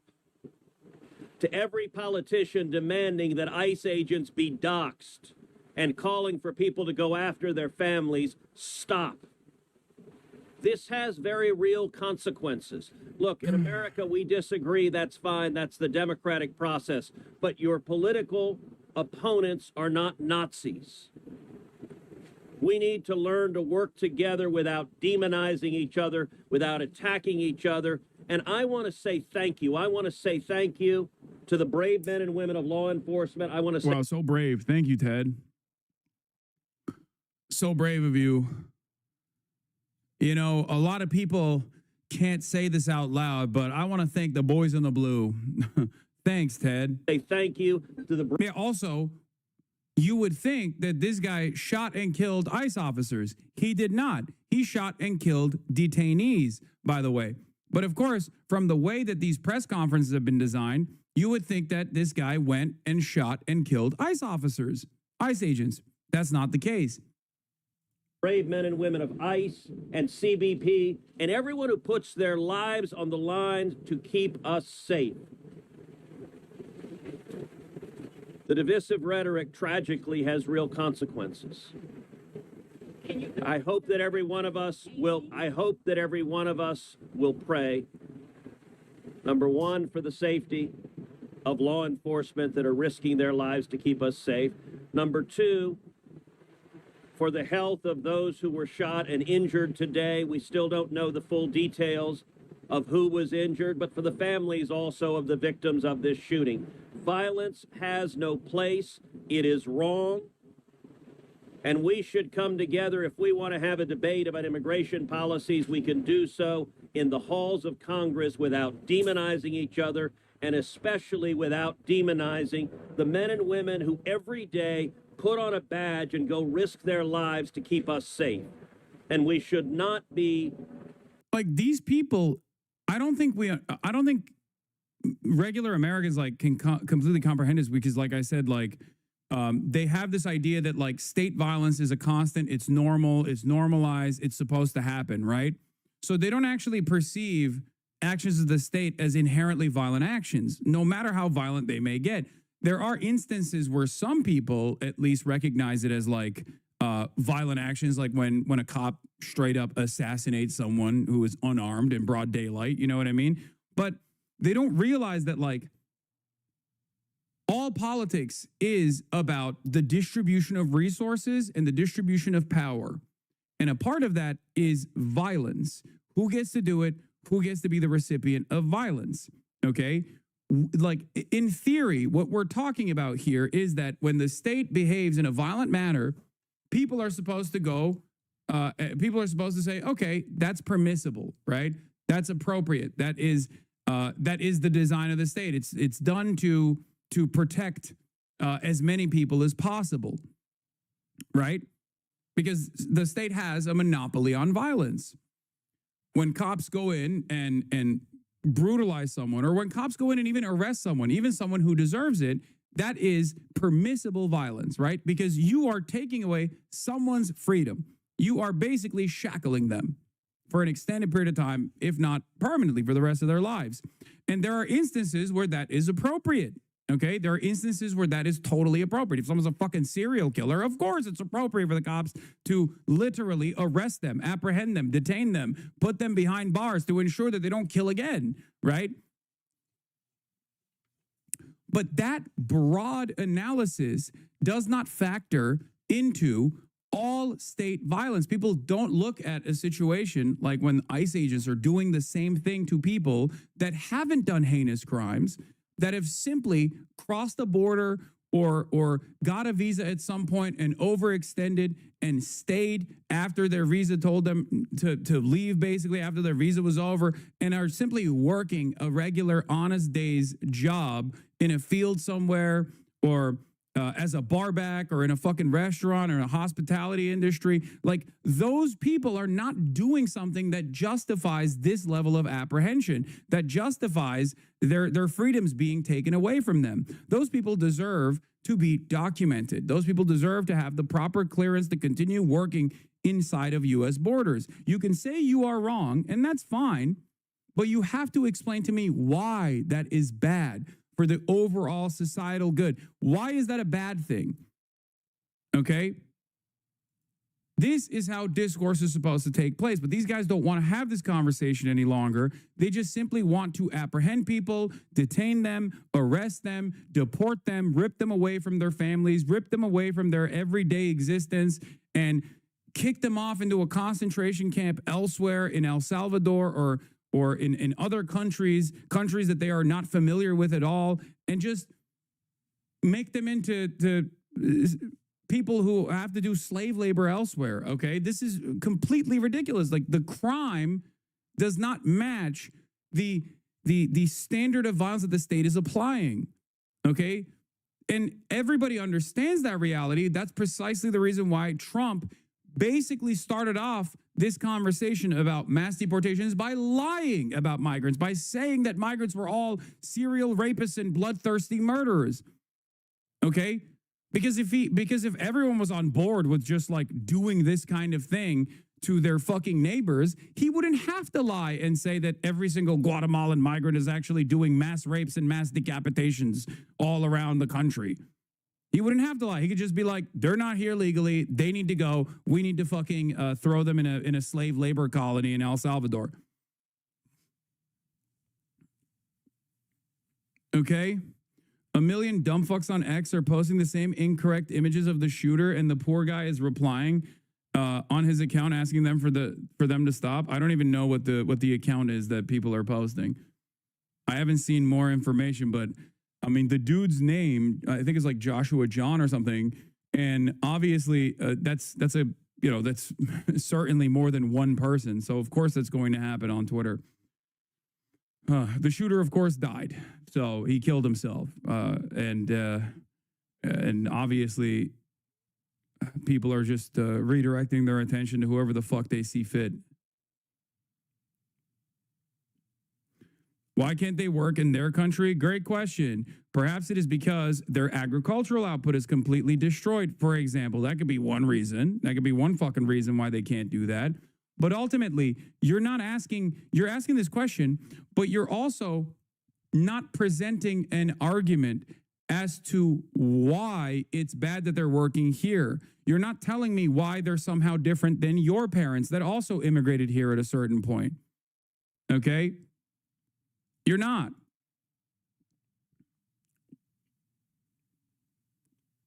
This is wrong guy's account. He dispelled some misinfo in his replies. Yeah, his username says not the ICE shooter. It seems to me like people are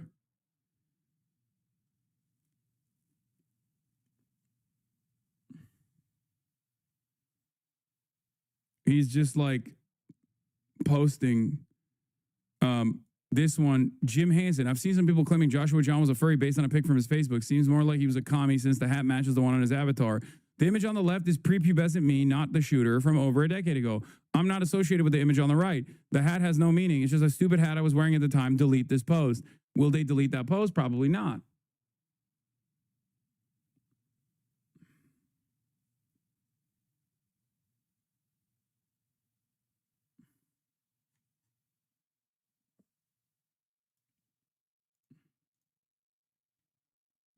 Putting language out there that inspires madmen to commit evil crimes. Our prayers are with the men and women of law enforcement, and we ought to come together and have some decency across the political aisle to say this violence is wrong, and it needs to stop. Senator, have you been told that immigrant detainees were the victims of today's shooting?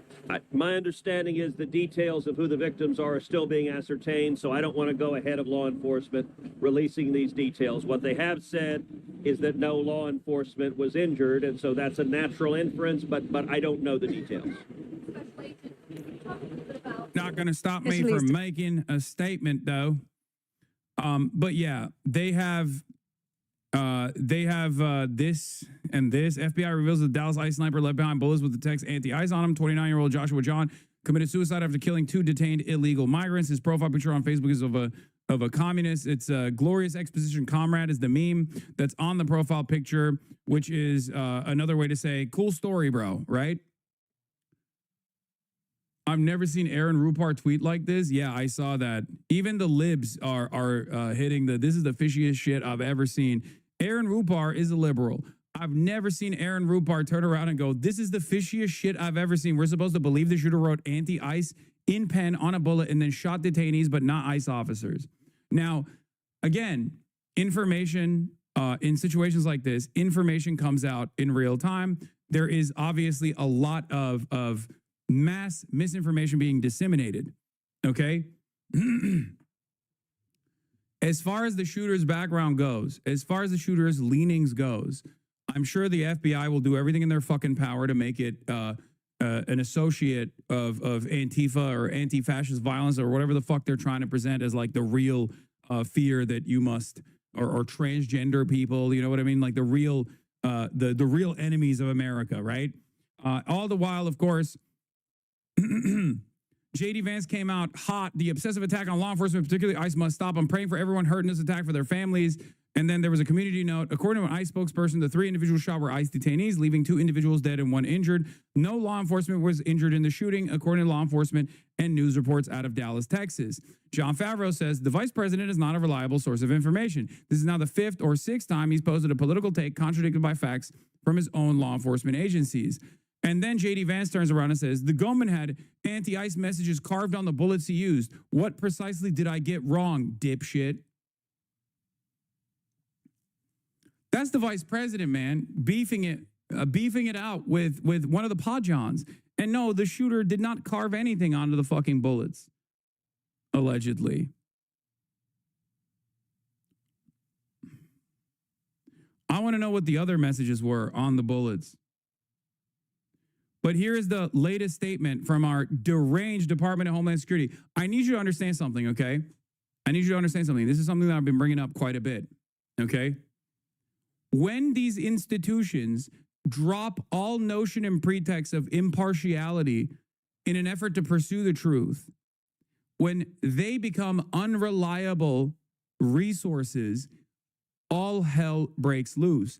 The reason why people are less invested or less ready to believe whatever the fuck the FBI says or the DHS says now more than ever is because they see the Department of Homeland Security from that same fucking account post Pokemon memes. Okay, when you do that, when you become an unserious agency, how the fuck do you expect people to take you seriously? This is incredibly destabilizing. Okay, I am no liberal by any means. You know this already. One of the things that I criticize liberals is about the infallibility of institutions, the defense of institutions. But unironically, this is one of the problems when these fucking institutions are not, actually defensible. What is this fact check? What do you mean? What? It's not like fake. Yeah, we all saw it. What are we talking about? Why does this require a fucking fact check? Homeland Security posted a video featuring Pokemon theme song where they made the individuals that they're detaining and apprehending, they made them out to be like Pokemon. Gotta catch them all. What are we talking about? When you do stuff like that, or when you're Kash Patel and you are a patently unserious person in broad fucking daylight, and you come out with information like this, people are obviously not going to be immediately, they're just not going to believe you. You become an unbelievable person. Every time you do fucked up shit like this, you become less believable in the eyes of even Republicans, as a matter of fact. This is part of the reason why even Republicans are like, maybe it was Israel that killed Charlie Kirk, and they don't even fucking believe the FBI. This is what happens when you're unprofessional. This is what happens when you are openly biased. This is what happens when you reveal fake information or false information without actually taking this investigation seriously. I'm using the Tyler Robinson case because that was a major issue for the FBI. That was a major issue for the Department of Homeland Security as well. And these guys seemingly post like there's no tomorrow. They don't give a fuck. They have made a joke out of all of these agencies.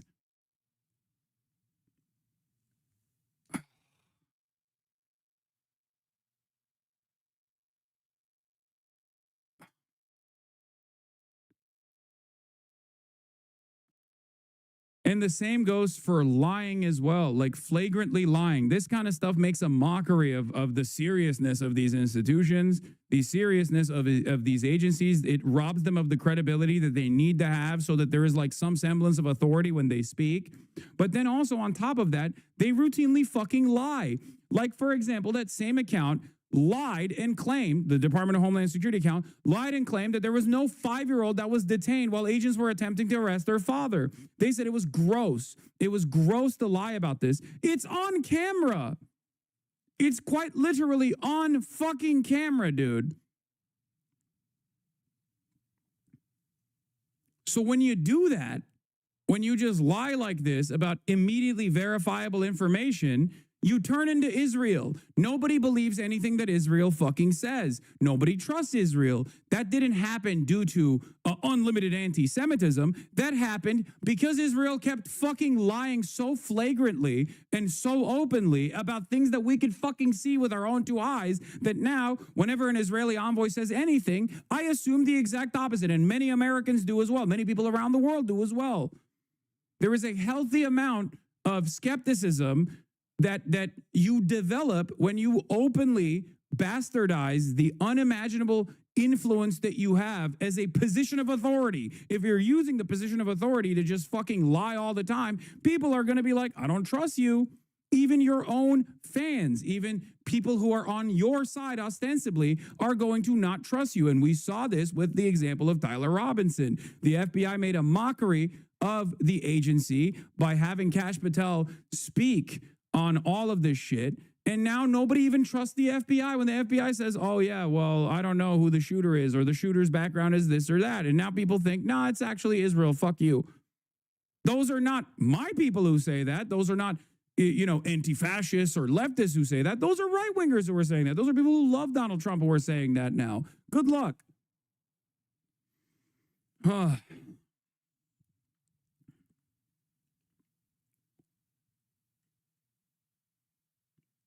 What the consequence of being untrustworthy? If they have all the power, they're just dabbing on us endlessly. And I don't know what the inevitable outcome of this is. Well, ultimately, the consequence is, whether they are intending for this to happen or not, the consequences of this are mass instability, right? Like when you lose your own side because you have lost credibility even with your own base, then no one is going to trust you. And when no one fucking trusts you, when no one at all trusts you, then you can't have authority. This creates chaos. This is the social fabric eroding in front of our eyes, okay? The social contract eroding in front of our eyes is pure chaos, pure anarchy. And not like anarchism, the political ideology. I mean like anarchy in the colloquial sense.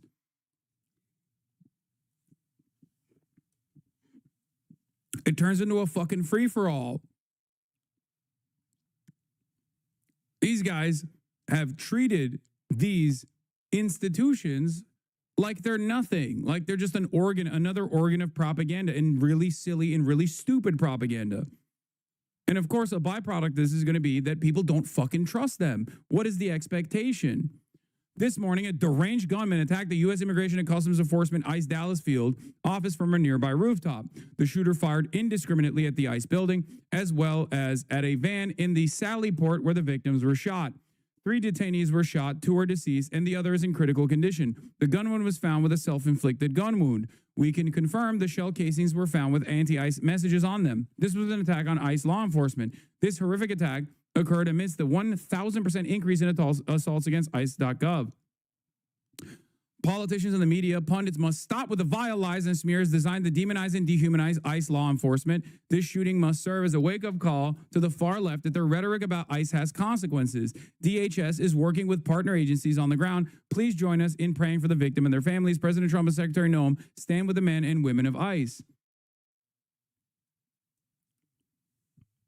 Like, they don't even give a shit. They don't even, they just, you know, it's just a talking point for them. Like, oh, pray for the victims. But also, if you fucking criticize ICE, we're coming for you.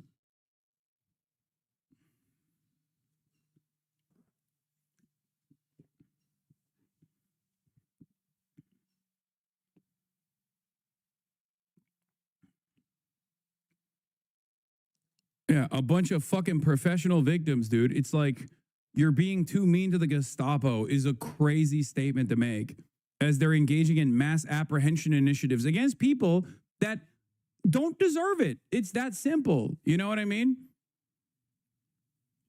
And now 2 people that don't deserve the detainment are killed. They were shot and killed, and these guys can't even fucking give them the dignity, because obviously giving them the dignity in this moment would mean that those are human beings. And if you actually recognize that those are fucking human beings that were unjustly being detained in this regard, in this way, then obviously it kind of blows the lid on the entire ICE operations, right? All of a sudden you're like recognizing the humanity of these victims, then people are going to start asking the question, why the fuck are you detaining them then? What have they done? And I don't know what crimes these people had done in this circumstance. But what I do know is that the overwhelming majority of people that are being detained are not being detained because they've done heinous crimes, but they're simply being detained because the administration wants to prove to the most racist people in their base of support that they're doing something. That's it. They are simply pawns, easily discarded for a message. And it's interesting because that message has not been received positively by the broad subsects of American society. People who have seen this are now turning around and saying, I don't like this. Why are you arresting these people? You lied to me. You told me that these guys were all like rapist pedophiles, and the guys you're arresting are my fucking neighbors. They didn't do shit.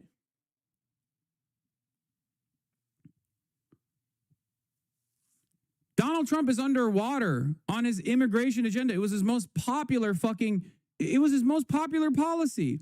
And now he is underwater on immigrant apprehension. No thanks, JD. I will not be going straight to hell today, though when I watch you speak, I certainly feel like I'm already there. Oh, God, with these dunks. Anyway, yeah, here's JD Vance also using this as an opportunity to as an opportunity to continue the anti-left rhetoric to try to say like, oh, it's the left that is doing this. We have to stop them. Where do you think it will go? Where do you think this will go, for the record? This is going to inevitably lead to the administration taking action, okay? The administration taking action against any sort of political dissent. And while we're all mourning and rooting for and praying for everybody who was injured at that ICE facility, and as far as we know, it looks like some of the detainees, in other words, some of the potential illegal aliens, were some of those who were affected. Look. He can't even, see, this is what I mean. He can't even recognize the humanity of those who were apprehended, who were shot and killed. Because if he does, then all of a sudden, it leads people to question why they're doing this. Why are you doing this to regular humans? You should be doing this to violent, barbaric, rapist monsters, not regular human beings.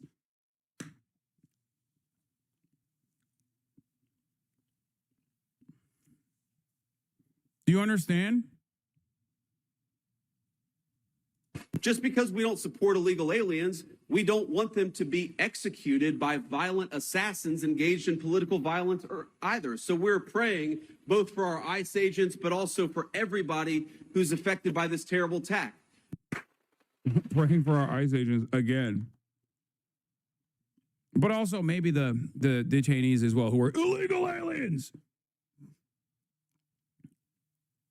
Like, if calling a right-winger a fascist for demonstrating fascist ideology is violent rhetoric, what is calling a fucking detained person who was just slain an illegal alien? What is that? Words or violence doesn't go in one direction only. It goes in both directions. But these guys want to maintain whatever kind of violent, dehumanizing rhetoric they want to fucking engage with. And then when you say that that violent and dehumanizing rhetoric is identical to the way that Nazis fucking operated, you go, whoa, that's words are violence. Words are violence. How dare you? At its root, this is something that many of you have probably experienced, right? Someone says something racist, you call them out and you say, hey man, that's racist. They yell at you for calling them out. It's not the racism demonstrated by that person that's a problem. It's that you are calling it out. You're the problem.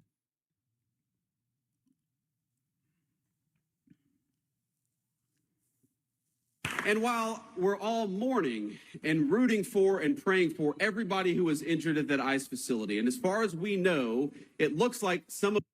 Here's the other thing that he said. Because here's what happened. Because here's what happens when Democrats like Gavin Newsom did say that these people are part of an authoritarian government.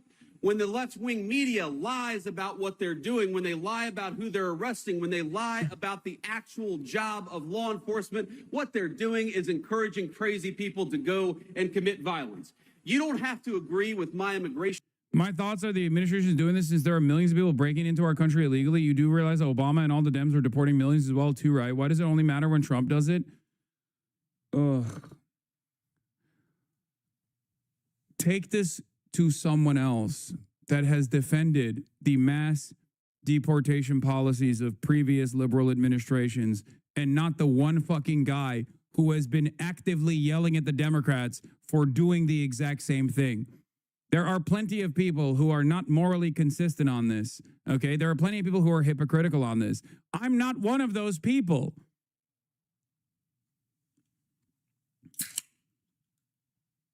Oh my God.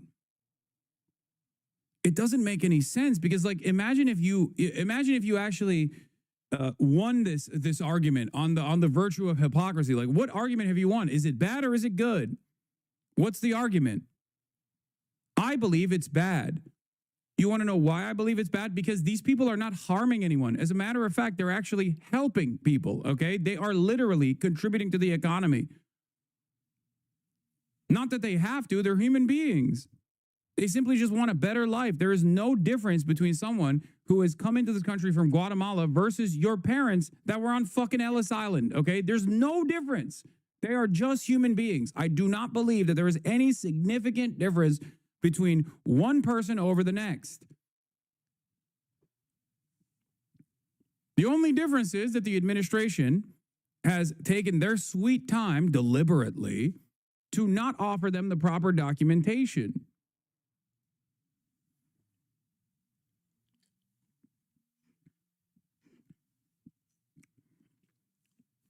That's it. Many of your great-grandparents, when they first came here, unless they're directly WASPs, were also treated in a similar way. Undesirable, ruining the culture of America. Now, you, many generations removed from that kind of dehumanizing rhetoric, are comfortably a part of the white identity, okay? Whiteness as a socio-political construct has expanded greatly. Those whose great-grandparents came here as Italian migrants also were met with violence and dehumanizing rhetoric at the point of entry into the country. Now, that seems fucking laughable. It seems ridiculous to consider an Italian person to be not white or to consider an Irish person to be not white.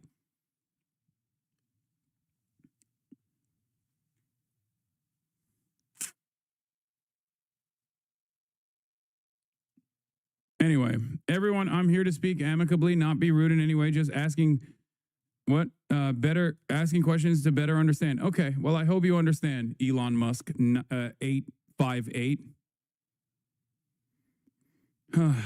Yeah, swarthy German mentioning coming. I'm not even going to get into it, okay? Go back far enough. Yes, Germans were considered not white by Benjamin Franklin himself. The only people that were considered white that weren't immediate WASPs, white Anglo-Saxon Protestants, were French because Benjamin Franklin wanted to fuck French ladies, okay? That's why he was like, I'll make a consideration for the French. That's it.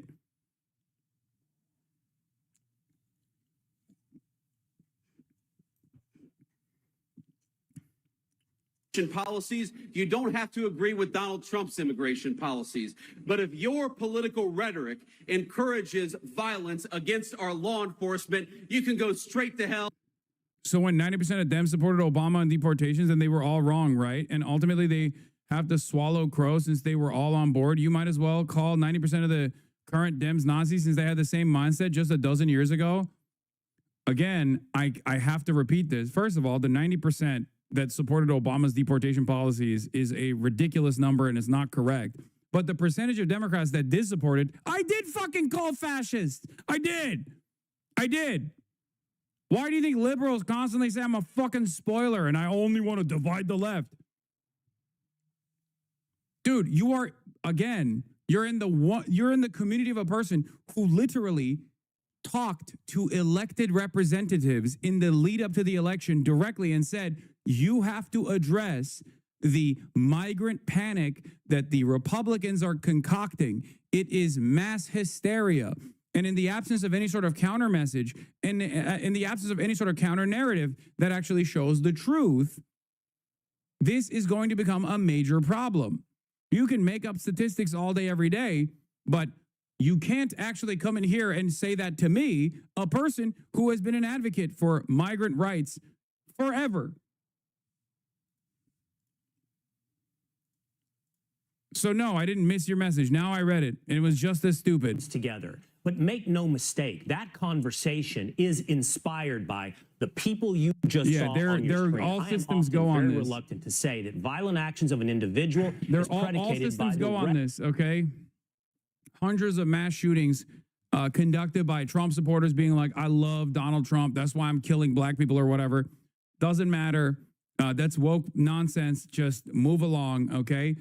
And then all of a sudden now it's like the Democrats, the demon rats, they're demonizing our big, beautiful, brave ICE law enforcement agents by correctly calling what they're doing to be fascist. Sane on the left. What Democrat is ready to look at this clown show that is now inspiring violence and say that will no longer speak for us who simply disagree? Gavin Newsom asks, what are ICE agents afraid of? The answer, Governor, is this. Yeah, see, this is what this is how you know their anger is for everybody, by the way, because they're redirecting this to Gavin fucking Newsom. Okay? They're redirecting the animosity to Gavin Newsom. Shouts out to Gavin, by the way, Big Gav. Not my favorite guy, but at least I'm glad that he's like a magnet for all of the hate and animosity in these trying times. Why are they redirecting it back to him? Because he said in the state of California, if you're a fucking law enforcement officer, you can't wear a mask and hide your identity.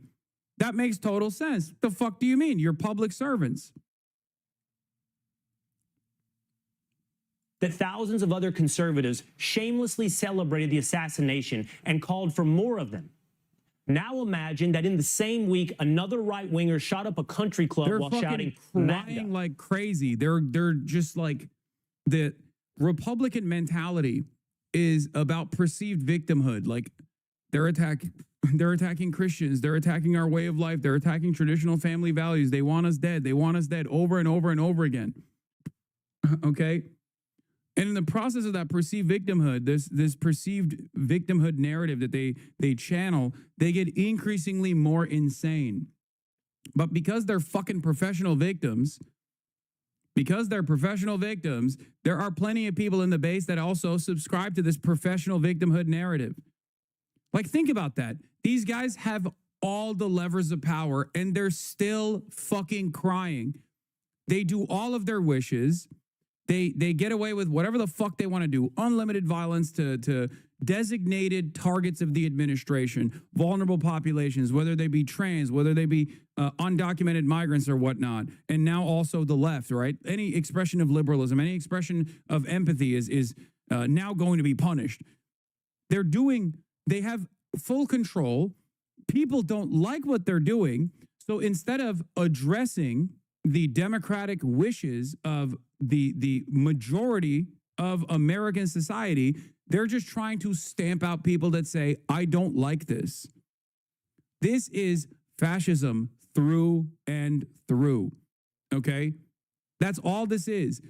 They are doing this at the behest of some of the most racist dipshits in society because they're not going to actually address the cost of living crisis. They're not going to actually offer you free health care. So they're just trying to throw red meat at key parts of their base. For the white evangelical Protestants, it was abortion, right? It was criminalizing abortion, making it a punishable offense, even though it's a part of healthcare, part of regular ass healthcare. And this was met with a lot of animosity, even from Republican voters, as a matter of fact. Then now they're turning around and giving a lot of the white nationalists in the base that are fearful of Mexicans and Guatemalans and whatnot, a opportunity to feel comfortable, an opportunity to say, hey, look, we got your back. We're doing things that we promised we were going to do. We're doing mass deportations. All the while, none of that is actually productive. It's not even good for the economy. It's actually very bad for the economy. And all you're doing is enforcing cruelty upon some of the most marginalized, some of the most vulnerable communities, just so a couple people can feel better because there's someone else that they can lord over, someone else that's lower than they are. And if you call that out, you're a fucking enemy. What's going to happen when it's not only, 60% of the American public that's against this, but 75% of the American public that's against this? What's going to happen when it starts eating away at the base? Are they going to arrest all of us? Is that what they're going to do? Do they think that, like, if you simply deplatform or arrest or make threats of deplatforming or criminal prosecution against those who are critical of the administration's actions, what's going to happen when you criminalize that? Do you think that's going to make people feel better? Do you think that's going to make people think, oh, you know what? Previously, I really didn't like that the fucking masked agents came to my neighborhood and packed up my neighbor that I like quite a bit. He's done nothing wrong. He's not a criminal at all. He just works at a fucking restaurant in the neighborhood. This person that was a part of our community. Previously, I didn't like that. But now that they arrested people who are saying that this is fucked up and wrong, demonstrating my feelings, now I actually believe it's a good thing. Is that what we think is going to happen? No, of course not. You cannot stamp out discontent, especially if you are not offering anything material to the base of support. If you're not giving them an immediate improvement in their lives, and you do this kind of shit, people are just going to keep getting increasingly more and more angry. And when there is no pressure valve, because communication is a part of this process in a democratic society, a part of the process is you communicate your anxieties, you communicate your anger, you communicate your frustration, and you do so by going out and protesting, for example. When you make that illegal, when you make protests illegal, when you make saying that the administration is wrong illegal, people are going to still feel angry, and they're not going to have a pressure valve. They're not going to have something that they can do to exercise their discontent. It doesn't go away. This anger is not going to go away. It's that simple.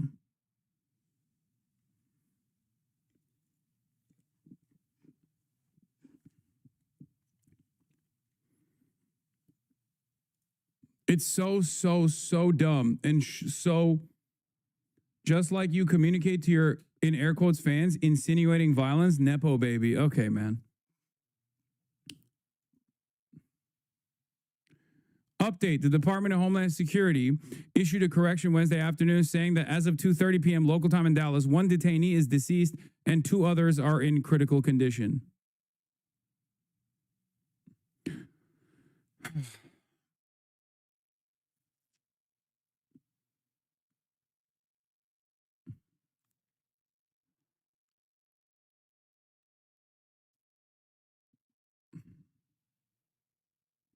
back to better parenting, to better education, to the fundamentals. And it's not going to be something that happens overnight. But we Genuine question. I don't agree with deporting anyone already on U.S. soil, but what do you think about border control? Do you think having an open border policy is better? I think at least we should do background checks. Yes, dude. Yes. When what people are representing as like open borders is not this like anyone can walk over the fucking border. Yeah, of course there needs to be background checks, man. What are we talking about? Yes. We already have that, by the way. Once again, a lot of people just take the Republican framework and go along with it as though these guys are sincere, right? No, understand that your ideological opponents are reframing the narrative in a way that suits their purpose. They are bastardizing the message that you're putting out there. You have no obligation to respond to their insincere framing. Okay?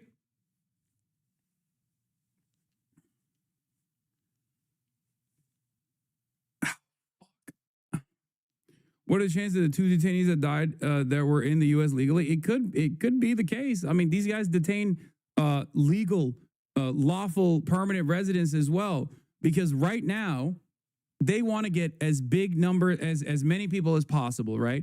In order to soothe the appetite for death and destruction by some of these fucking losers in American society. This is not like a majority opinion, obviously. That's why it's unfavorable, right?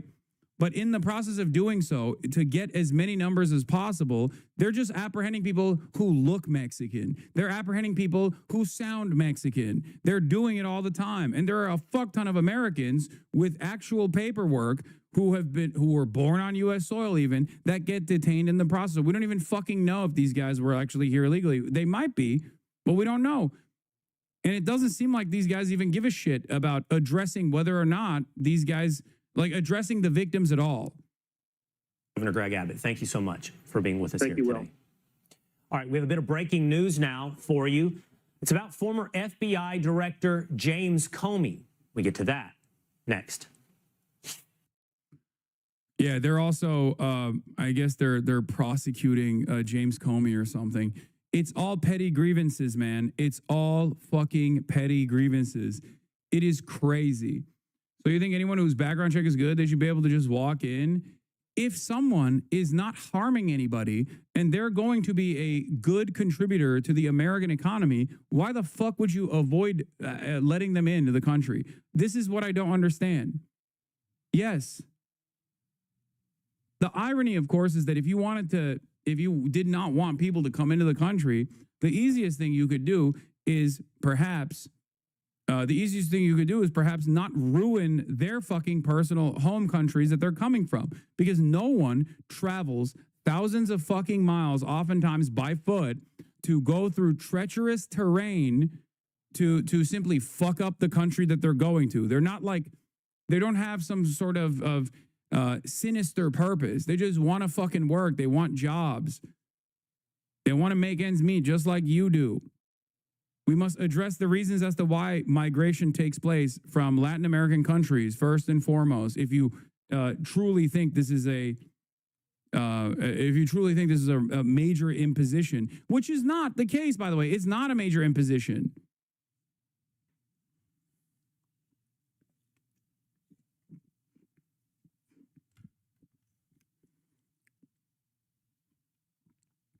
They just want a better life.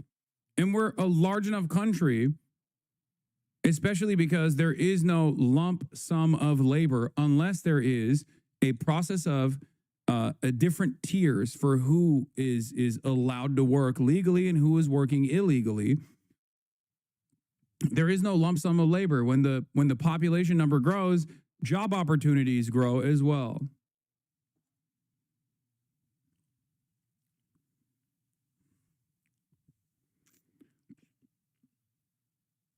Can you show proof that illegal immigration isn't rising in numbers? What do you mean? Did I even say any of that? I mean, the Trump administration claims that they've stamped out illegal immigration now because of their violent detention strategies and whatnot. But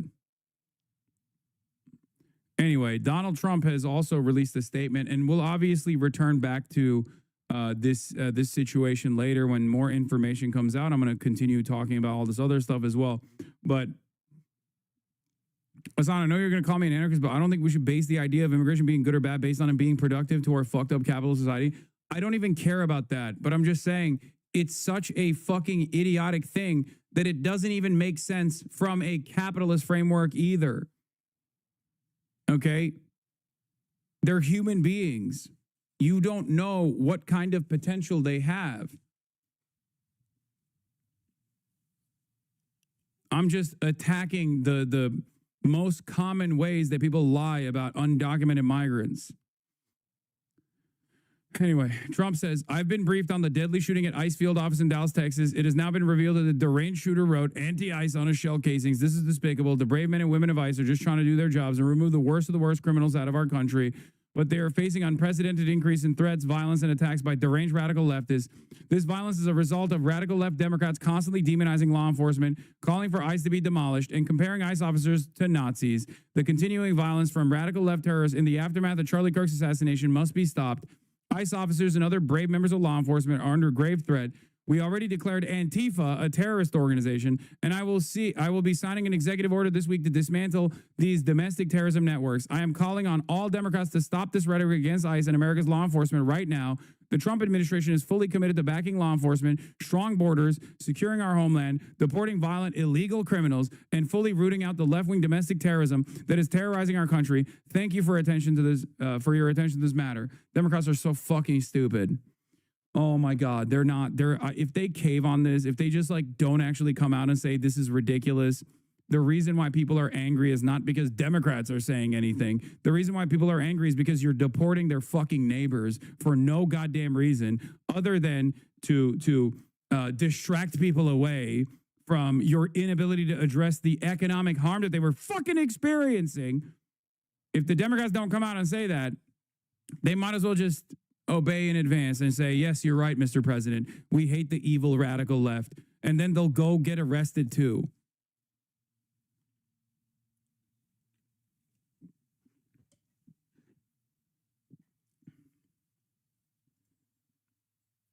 What is this? James O'Keefe hits the Trump administration again over Epstein with a video saying Trump is protecting people by hiding the files. Senior DOJ Epstein investigator reveals Epstein was CIA, confirms rapes occurred while Bill Clinton was on the plane, says of President Trump, he's protecting a lot of other people. He's not protecting himself because there's nothing there. I've interviewed all the victims. There's never been an instance where Trump was on a plane with these kids and the rapes occurred. But that can't be said for Clinton, and it can't be said for others. The DOJ didn't want to go after Epstein because he's an asset for the United States and Israel. It's not talked about yet, but it soon come out that Epstein, was a CIA informant.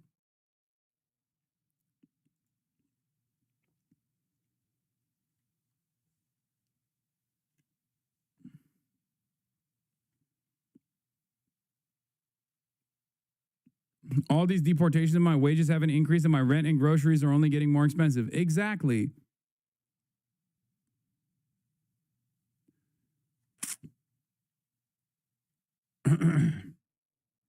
Who trusts James O'Keefe, man?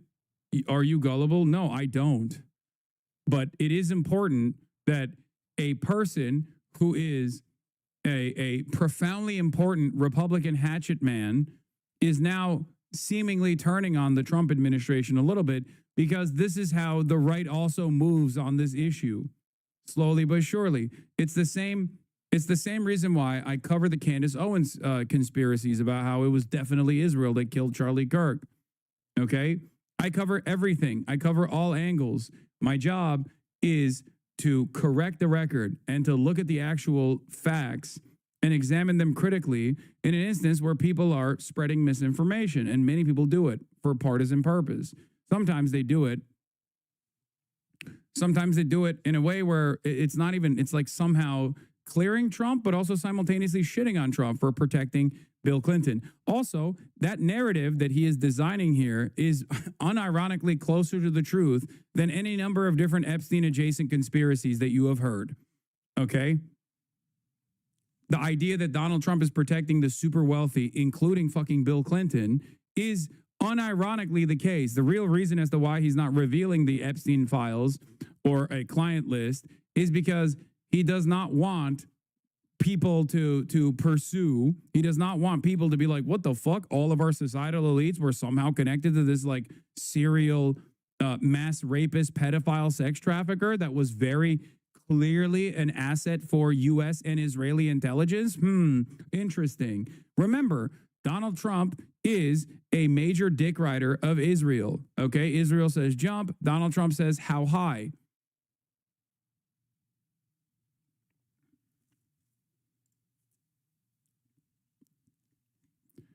What is this? ACE Deputy Director Madison Shahan. Someone chose to come in and kill these detainees while they were being processed. Note how the administration officials don't have their story straight on this. Shouldn't have been here illegally, but they didn't deserve to be executed.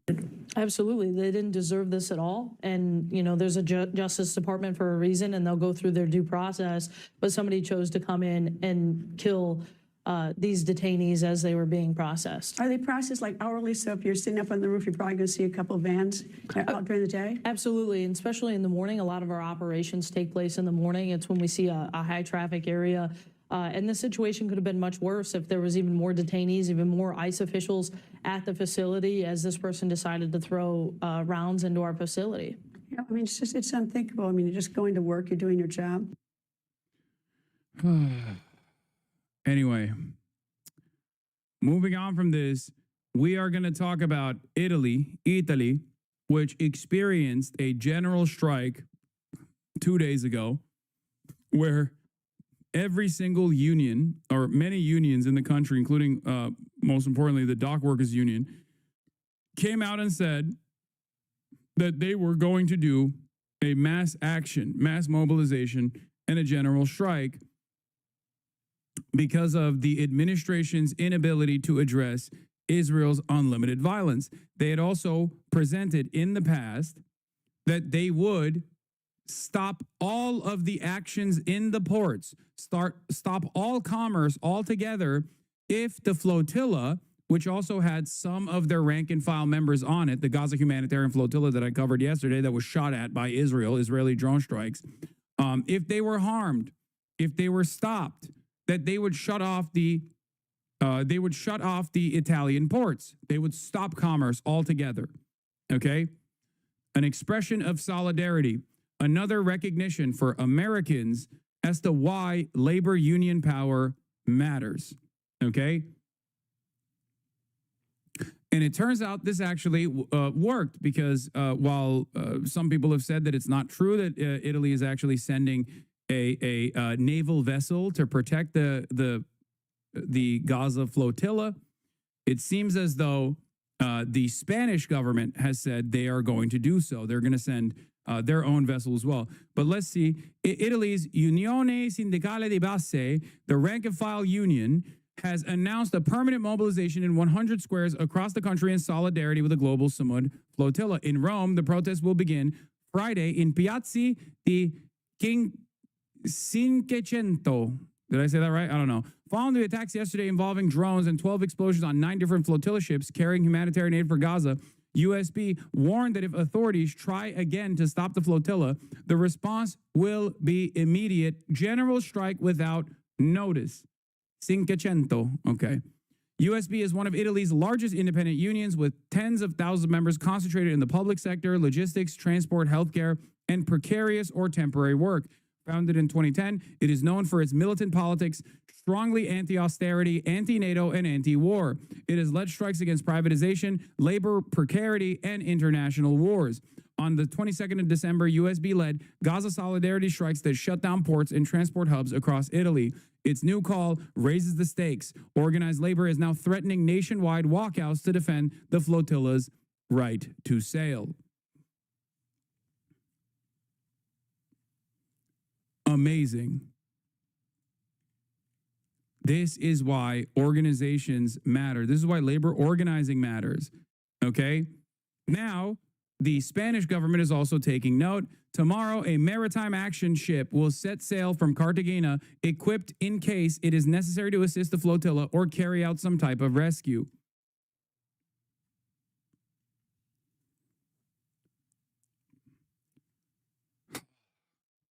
It is, I will say, it does give me a sense of shame to see what our corporate captured labor unions are doing in the face of this kind of in the face of this kind of labor action that is an absolute necessity. Like I've said before, the people united will never be defeated. Okay, there are more of us than they are of them. Okay, this guy said they're just Hamas. What do real Italians think? Okay, this is a 29-month subscriber. Good one. Yeah. The entire rank and file of like one of Italy's largest labor unions is actually Hamas. They're all Hamas as well.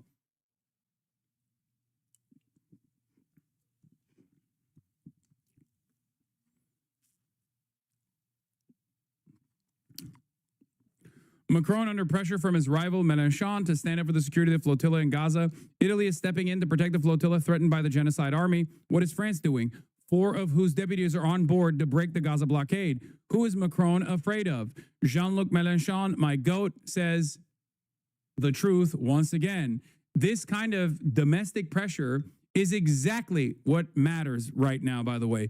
I wish that we had some kind of opposition party in the fucking United States of America that could constantly shit on Donald Trump in a similar vein, even for pure partisan politics. But of course, we don't have that here in this goddamn country because everyone is fucking stupid and cowardly.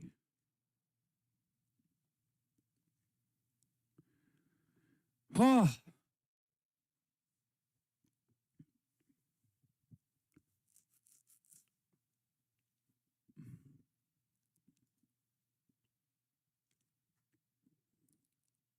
Let's take a look. Defense Minister says a Navy frigate has been sent to assist a flotilla carrying aid to Gaza. The flotilla is reported to have come under drone attack off the coast of Crete. The people on board posted this on social media.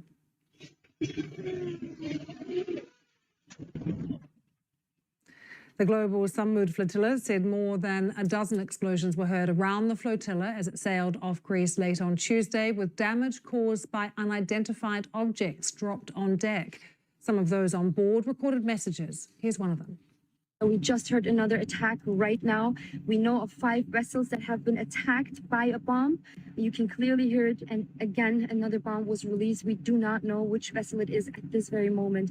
Raise the alarm. We are in international waters carrying only humanitarian aid. We have no weapons. We pose no threat to anyone. The Greek Coast Guard says a European Union Borders Agency patrol boat had approached one vessel and saw no evidence of damage. But let's speak now to Dr. James Smith, a British A&E doctor who, as part of the flotilla crew, had to return back to the... Like, think about, dude, look at the discontent and the action that these countries are taking right now. And then look at what we are predisposed with in the United States of America. They recognize what Israel is doing. They are demonstrating against Israel.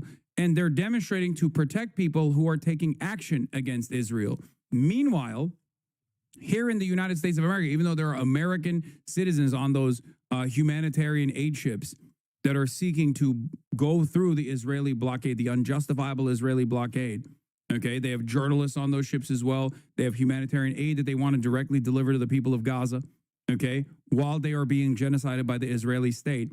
What are Americans worried about?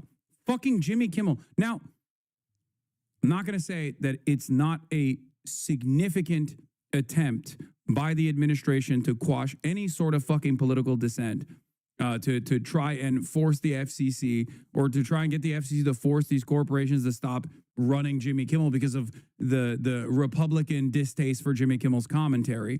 Okay? That is significant. It's a significant erosion of the First Amendment. But make no mistake, we are still busy with silly shit. Okay? We're still busy with silly shit.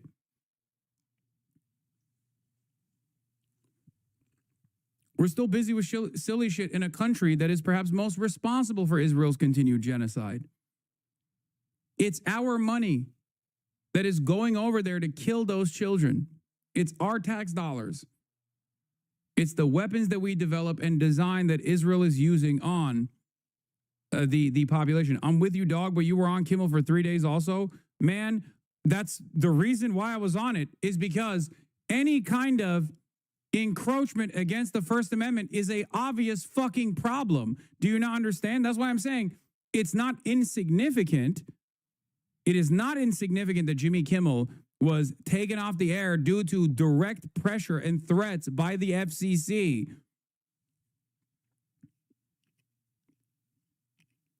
That is still an erosion of American liberties. Okay? And even then, what did I say? I kept bringing the conversation back to the other attempts by the administration to successfully undermine free speech from the point of immigrant enforcement. To come to me and act as though I do not recognize this reality is so fucking stupid. Jesus Christ. I mean, here it is. In the aftermath of the Jimmy Kimmel situation, I said, Jimmy Kimmel's return to air is a step in the right direction. It is a reminder that Trump and his policies around stopping political dissent is not as popular as this website would have you believe. People must also extend this enthusiasm and fervor to protecting pro-Palestinian advocacy.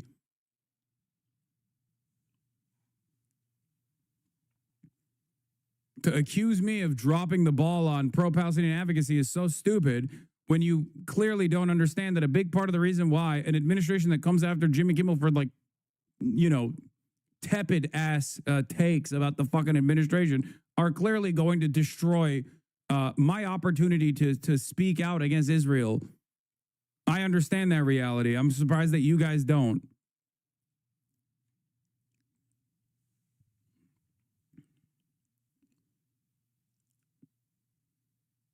UK, but is, I understand, still in contact with colleagues aboard the ship. James, good to see you. What have they told you? What's been happening?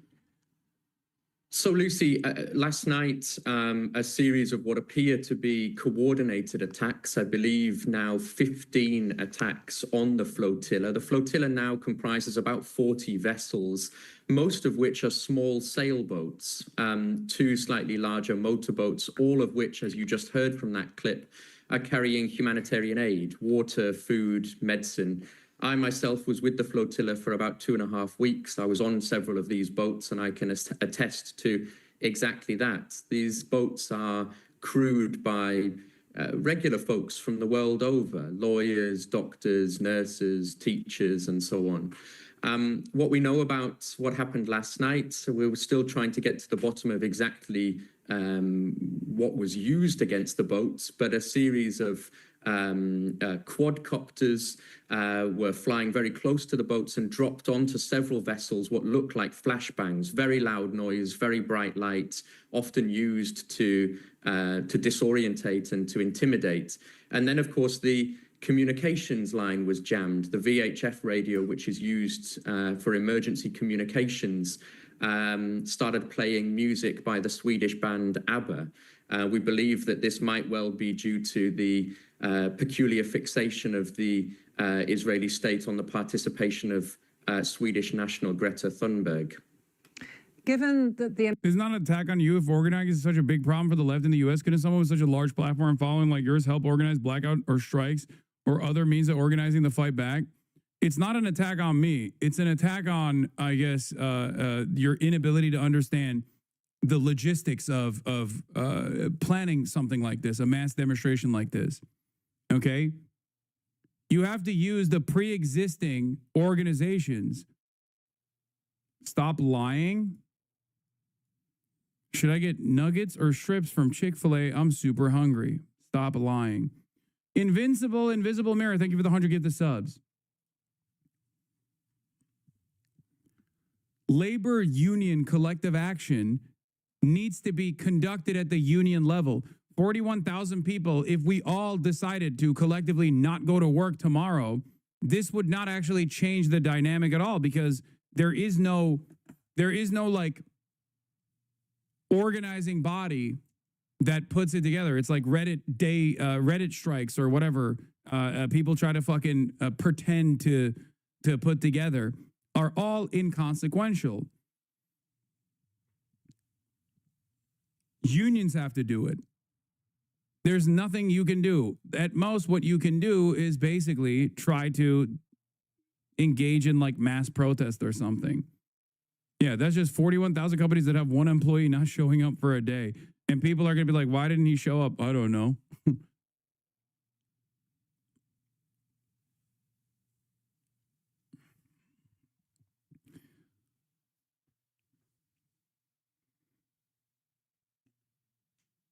Agreed, you can't go out and call for a general strike, but as an activist, I constantly see the need for new structures. Are the established ones that are stagnant and concerned about contracts? This is only something that you can do from within. If you're a rank and file member, if you're already a part of union organizing, you can approach your union to demonstrate, to take action. Otherwise, it's just a sick day. That's not how this works. The amount of aid on board the flotilla is so small when the scale. But 10% of the U.S. workforce in a union, they are in an institution of power, is just fucking, isn't that just dogmatic Marxist cope? That is just so wrong. One singular sector, one singular union, the longshoremen's union could literally destroy the American economy. The Teamsters could completely shut down all logistics in this country. You are wrong. It doesn't have to be all unions. One union could completely shut down the economy. One union. Are you kidding me? That's the reason why it's illegal for many of these unions to even engage in work stoppages.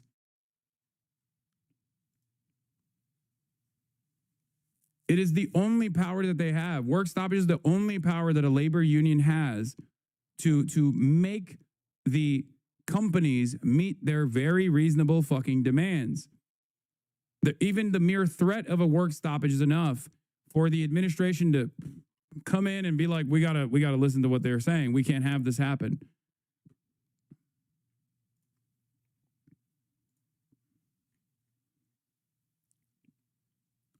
That is the reason why America has so many anti-union provisions, anti-labor provisions in their own rules, in their rule book. Yeah, a lot of U.S. unions can't strike without breaking contract. The UPS union is one of them. I used to work for it. I know.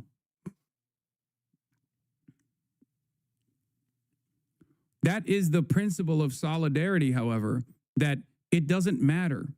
If a labor union takes this action and they have enough runway to protect their rank and file, this is why strike funds are important, okay? This is why they have a legal team. This is why they have strike funds. If rank and file get together and basically starve out the capital owners for an extended period of time, their interest in generating profits is going to inevitably kick in and force them to meet the demands of the labor union.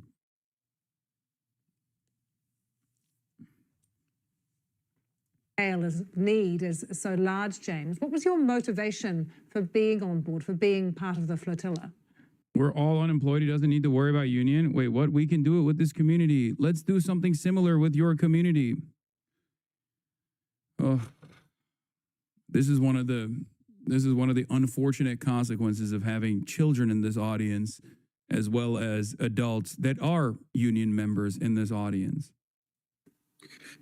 Look, I mean, I don't think that anyone on the flotilla feels that the amount of aid will make a significant dent on the material conditions. This is a population. Like when you say, what about right to work days? It doesn't matter. They can't, the whole point is they can't fire everybody, okay? And even if they did, the process of rehiring and retraining would be so unimaginably costly. These are all calculations that the capital owners have to make. What are we doing? That's why historically, this is how initiatives have taken place. That's why historically changes have been made in exactly this way.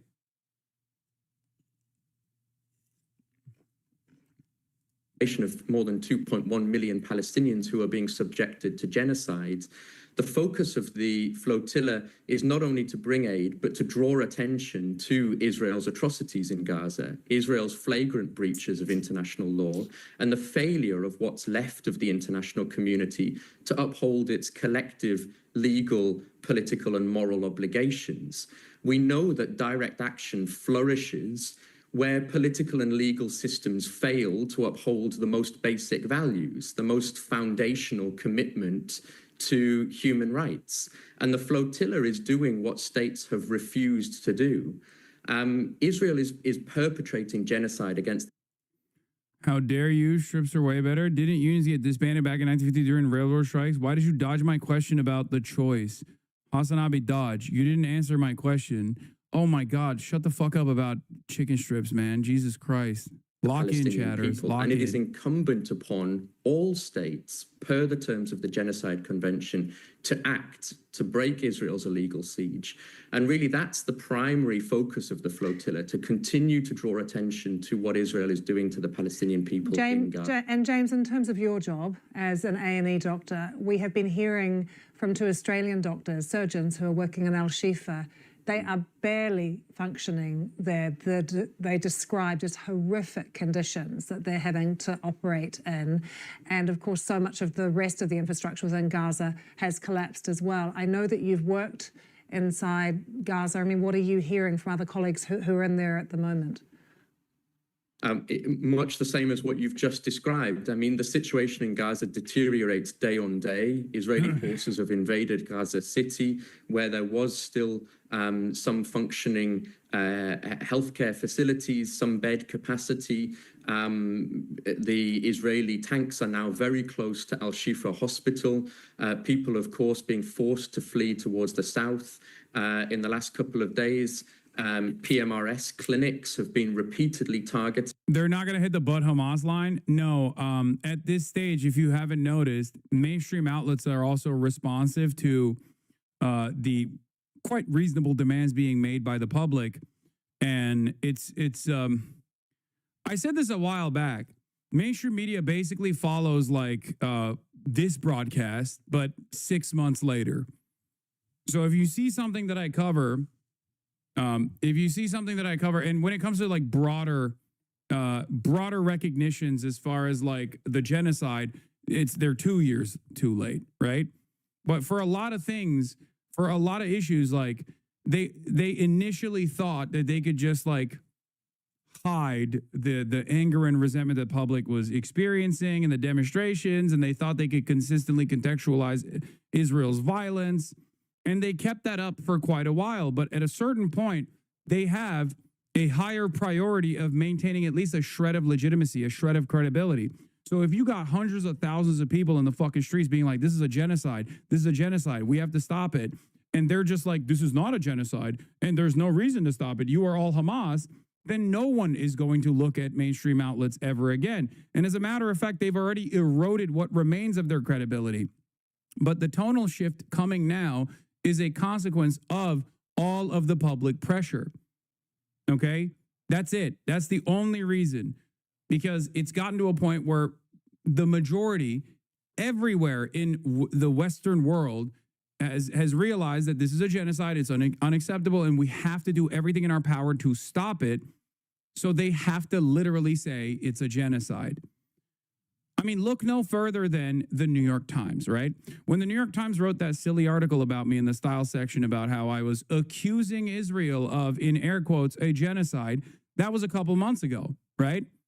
Now the New York Times allows me to write a fucking op-ed where I say Israel is doing a genocide, and they hyperlink it to another New York Times op-ed from a Holocaust scholar, a Jewish Israeli Holocaust scholar, who is also calling it a genocide. So like the permission structure has expanded.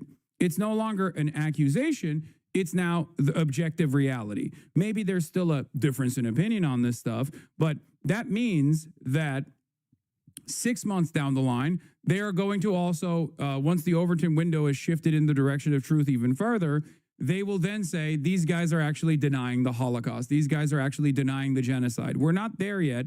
And obviously, it's totally understandable and totally reasonable for people to say too little, too late.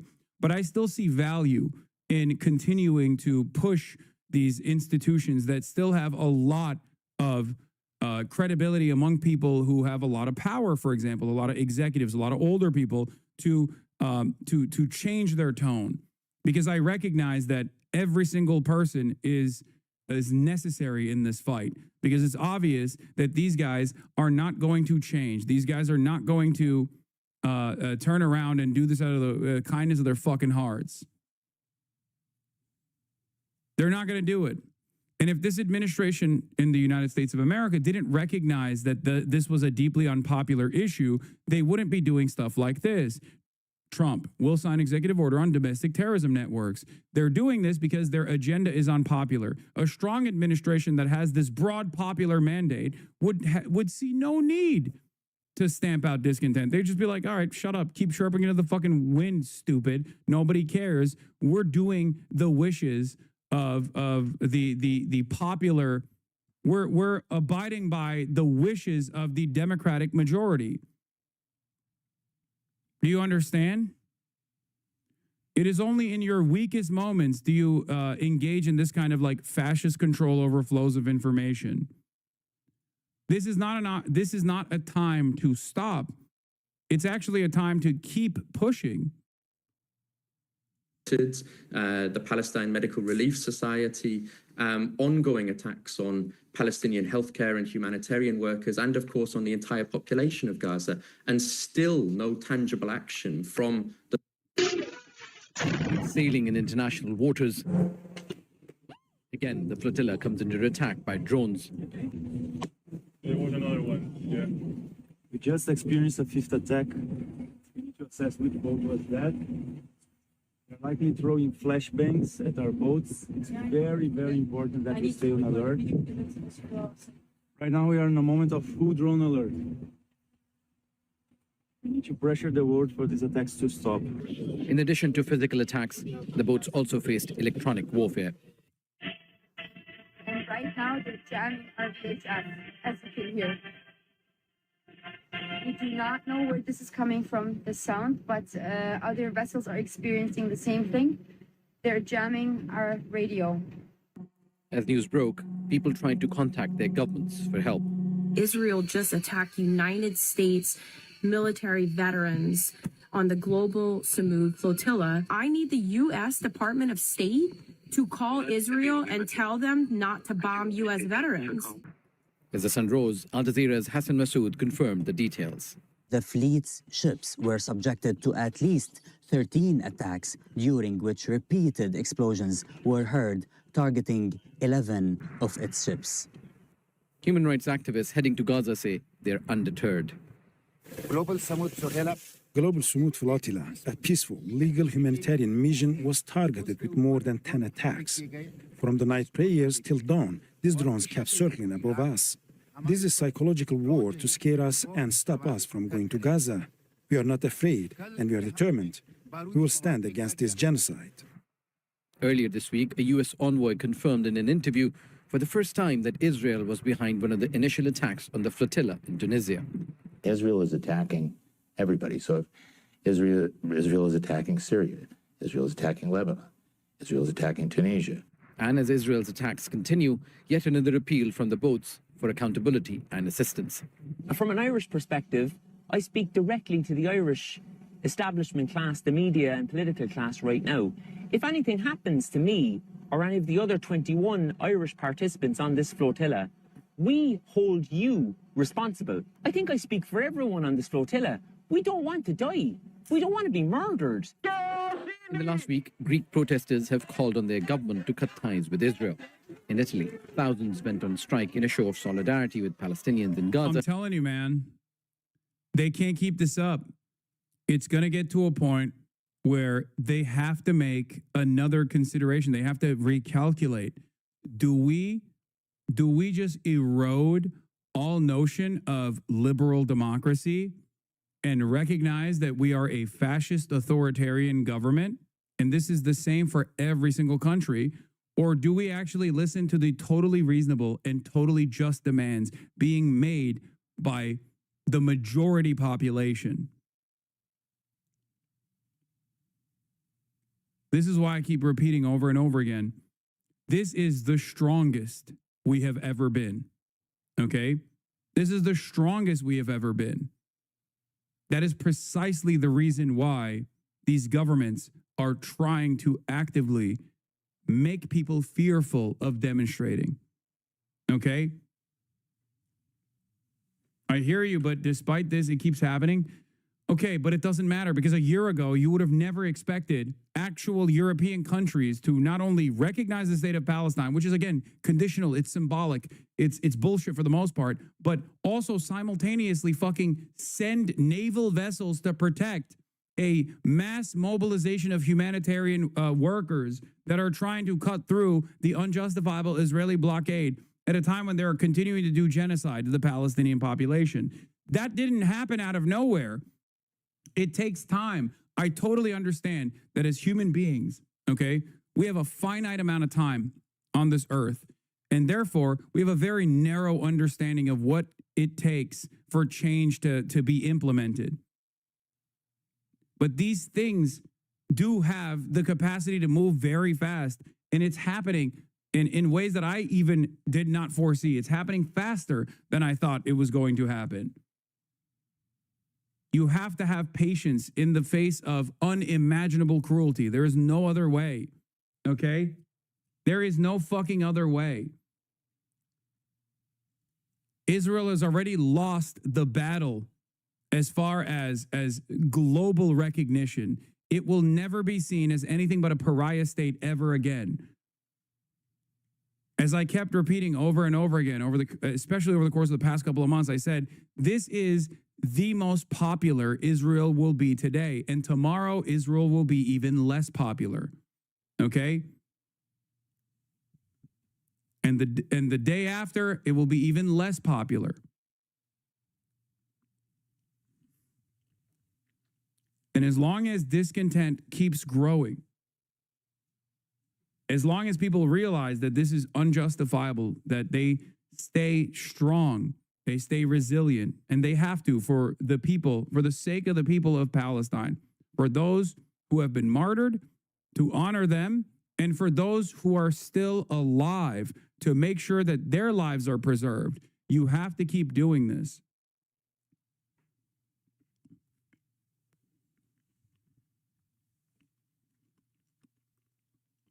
For many of you, you have only recognized the cruelty of the Israeli state after October 7. So for you, you look at this and you don't understand what things used to look like a decade prior. You have no understanding of that. So for you, you're like, what the fuck's going on? I totally understand why you feel the way that you do. But if you were around for the past 10, 20 years and you recognize this reality 10, 20 years ago, this is completely unprecedented.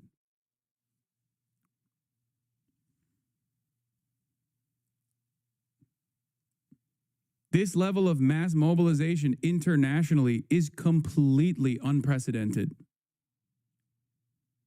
It's directly cutting through the multi-billion-dollar lobbying and influence peddling network that Israel has designed with no pushback whatsoever over the course of the past 80 years.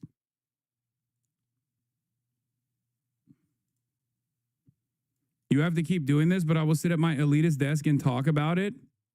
That's really funny that you're saying that, because I don't just sit at my elitist desk and talk about it. I fucking go outside and I go and talk at fucking rallies too. Not that it makes a difference for you, because you don't know that. Or even if you did, you just want to still present this as me just sitting at my fucking desk. Never seen you at one? Oh, so it must not exist. Are you a baby? Do you have no object permanence? You do realize that this means that you're an idiot, right? I am a baby. I can tell.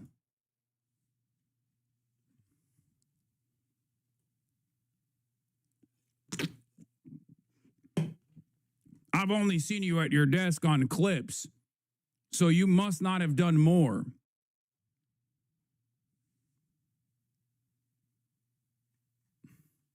Calling for arms shipments to Israel to be stopped.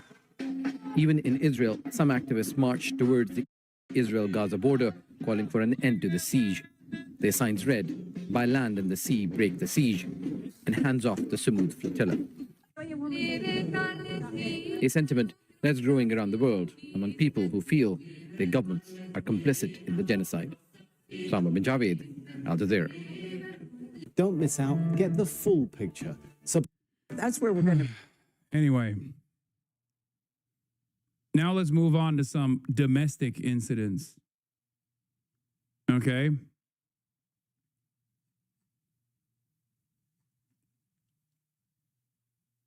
No, I'm not going to watch PlayStation State of Play. Don't be crazy.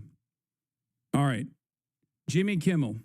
We're going to be talking about Jimothy Kimmel. Okay?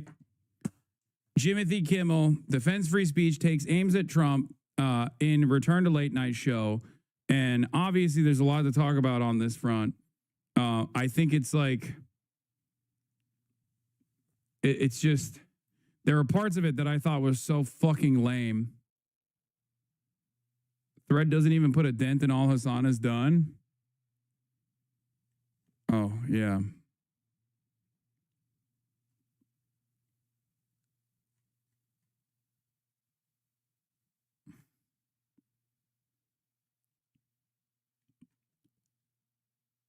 Let's talk about Jimothy Kimmel.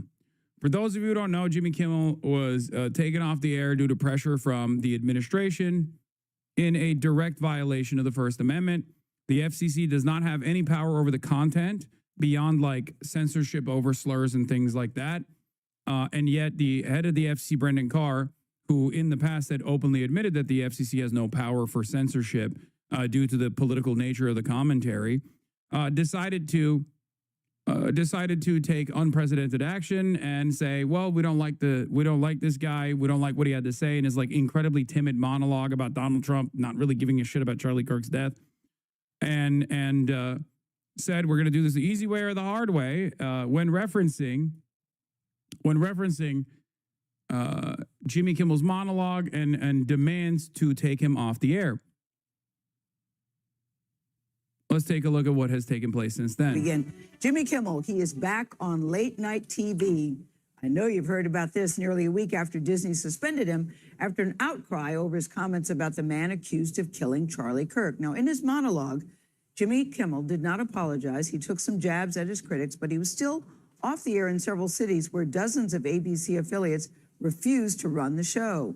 Jonathan Bigliotti has more from Los Angeles. Jonathan, good morning to you. I can't wait to hear the reaction to his return last night. And Gail, good morning to you. Last night's show was emotional. It was passionate. Ultimately, it was a tribute to free speech. Jimmy Kimmel has hosted nearly 4,000 shows. Last night's was perhaps his most consequential. This motherfucker cried, bro. He cried.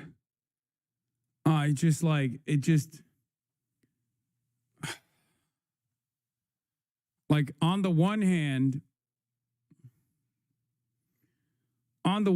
it is a direct shot at free speech. Being in the crosshairs of this administration in this way is not great, no matter what your financial status looks like. Okay? On the other hand, I can't, like, as someone who said, I defend Jimmy Kimmel vociferously, unconditionally, it does piss me off a little bit.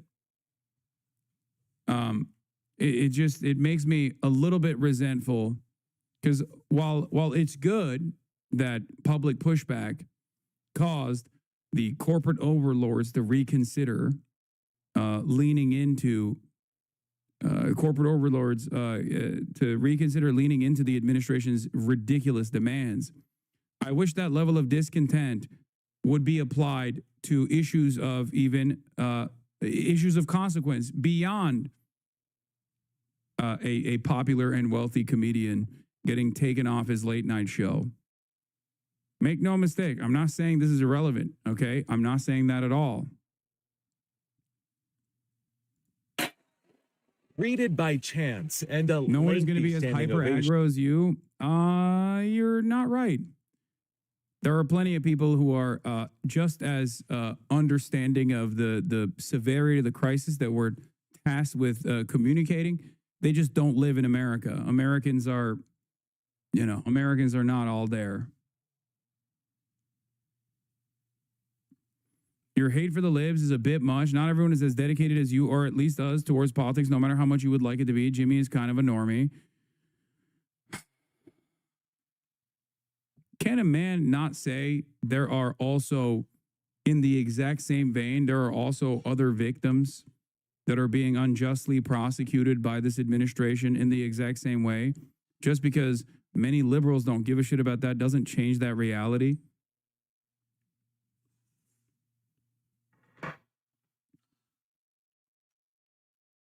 My goal is to try and get those people to understand that Mahmoud Khalil is also important. Okay? We cannot just drop those who are more defenseless than the likes of Jimmy Kimmel.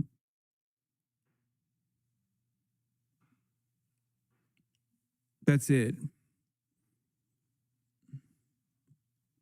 Because if this administration is still reactive to the pressure campaigns that are launched, and if corporations are still reactive to the pressure campaigns that are launched, okay, then obviously when there is a lack of pressure against certain groups of people, when they are also unjustly prosecuted for their First Amendment, for exercising their First Amendment right to speech, then you're basically training the government to think, yeah, it's okay if we just clap a couple migrants. Immigrants are not worthy of the same protections. That only allows the administration to directly erode the First Amendment, and they will come after American citizens once again. They shouldn't come after non-citizens, regardless. The Constitution protects them as well. This was a perfect demonstration of my anger as well, where CNN's Jake Tapper went on the Seth Meyers show and said it was pretty much the most direct infringement by the government on free speech. That Mahmoud Khalil was thrown in prison for 3 months for protesting Gaza, and the day ABC pulled Kimmel off the air for 2 episodes, a judge upheld Khalil's deportation. Rameza Öztürk was kidnapped off the street and imprisoned for writing an op-ed on Gaza. I feel like I'm going insane, says Adam Johnson.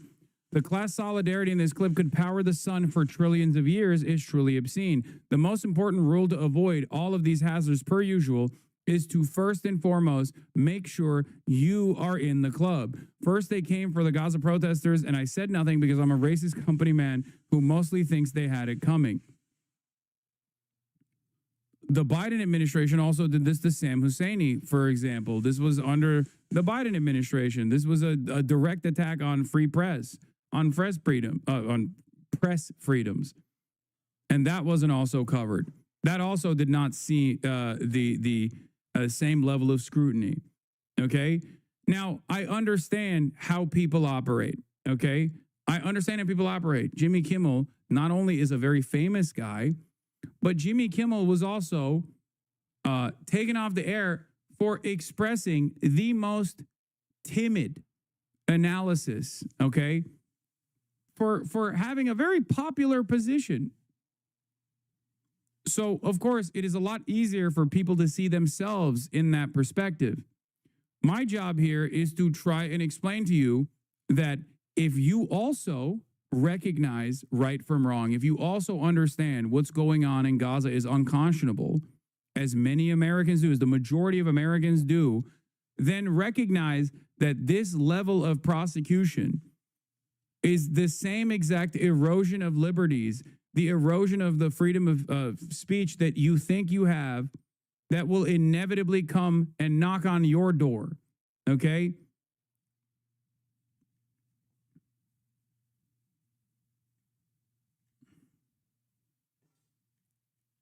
I'm not just going to sit here and be like, they don't see non-white people as people or whatever, okay? I'm not going to say that, but this is a good opportunity for people to try and recenter the conversation against the people that are expressing popular discontent that this administration is trying to pack up. It was a triumphant return for late night host Jimmy Kimmel. I'm happy to be here tonight with you. An emotional Kimmel took the stage for the first time since his nearly week-long suspension following comments he made about the assassination. Why not say it is true? It's because it's not a very good way to galvanize liberals, okay? That's why. Sometimes you have to manage the way you talk about this stuff. I know people will get mad and be like, oh, don't be inoffensive to the racist sensibilities of liberals or whatever, but like, when you are trying to convince people, sometimes it's better to use honey than vinegar, you know? assassination of conservative activist Charlie Kirk. That it was never my intention to make light of the murder of a young man. I don't think there's anything funny about it. In his monologue, Kimmel took aim at his critics, saying he felt lucky to live in a country where he could speak freely. This show is not important. What is important is that we get to live in a country that allows us to have a show like this. I want to see the whole monologue. I want to watch the entire thing here.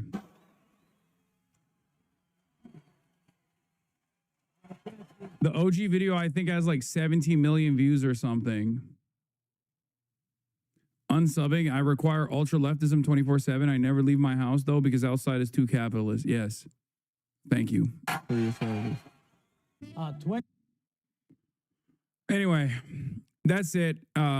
It's all right. I mean, there's good parts in there, and then there's like cringe parts in there. But let's take a look at what the real brave truth tellers had to say about Jimmy Kimmel getting taken off air and then coming back.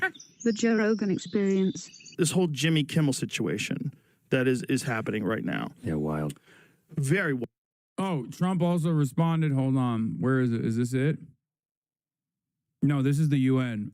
What was Trump's response to this?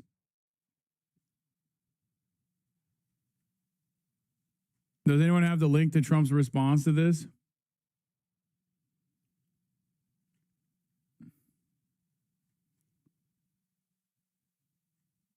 I'm coming after ABC.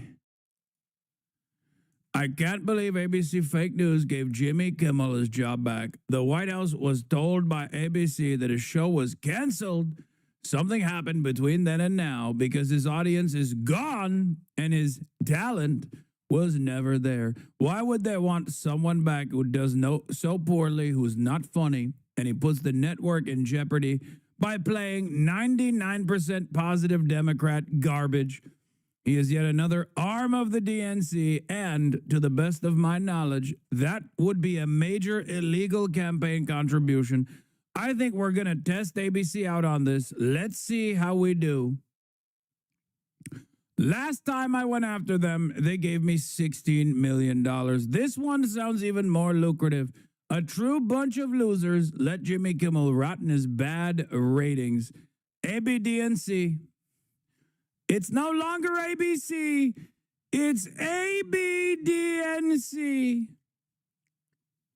Of course, it drew record ratings in his return from suspension, but that's a given.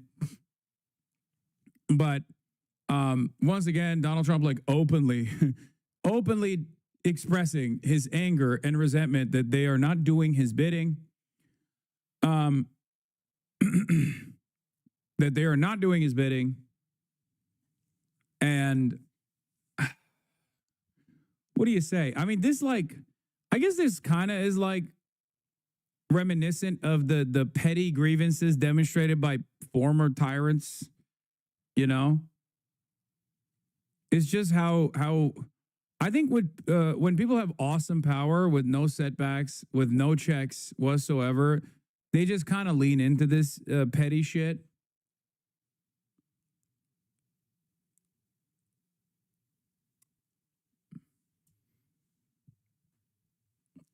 It's just, this is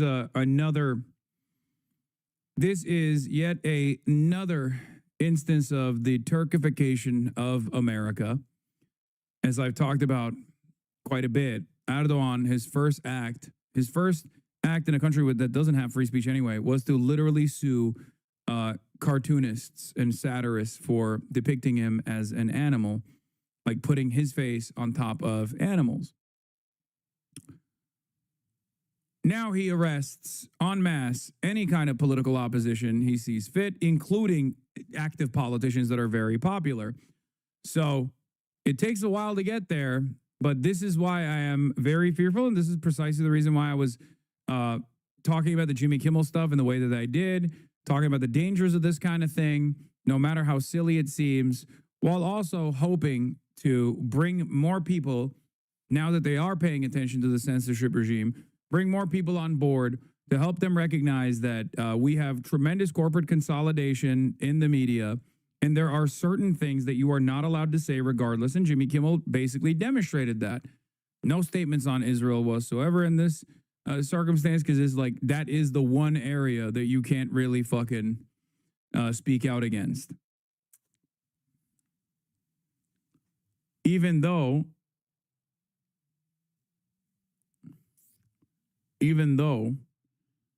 it doesn't matter, there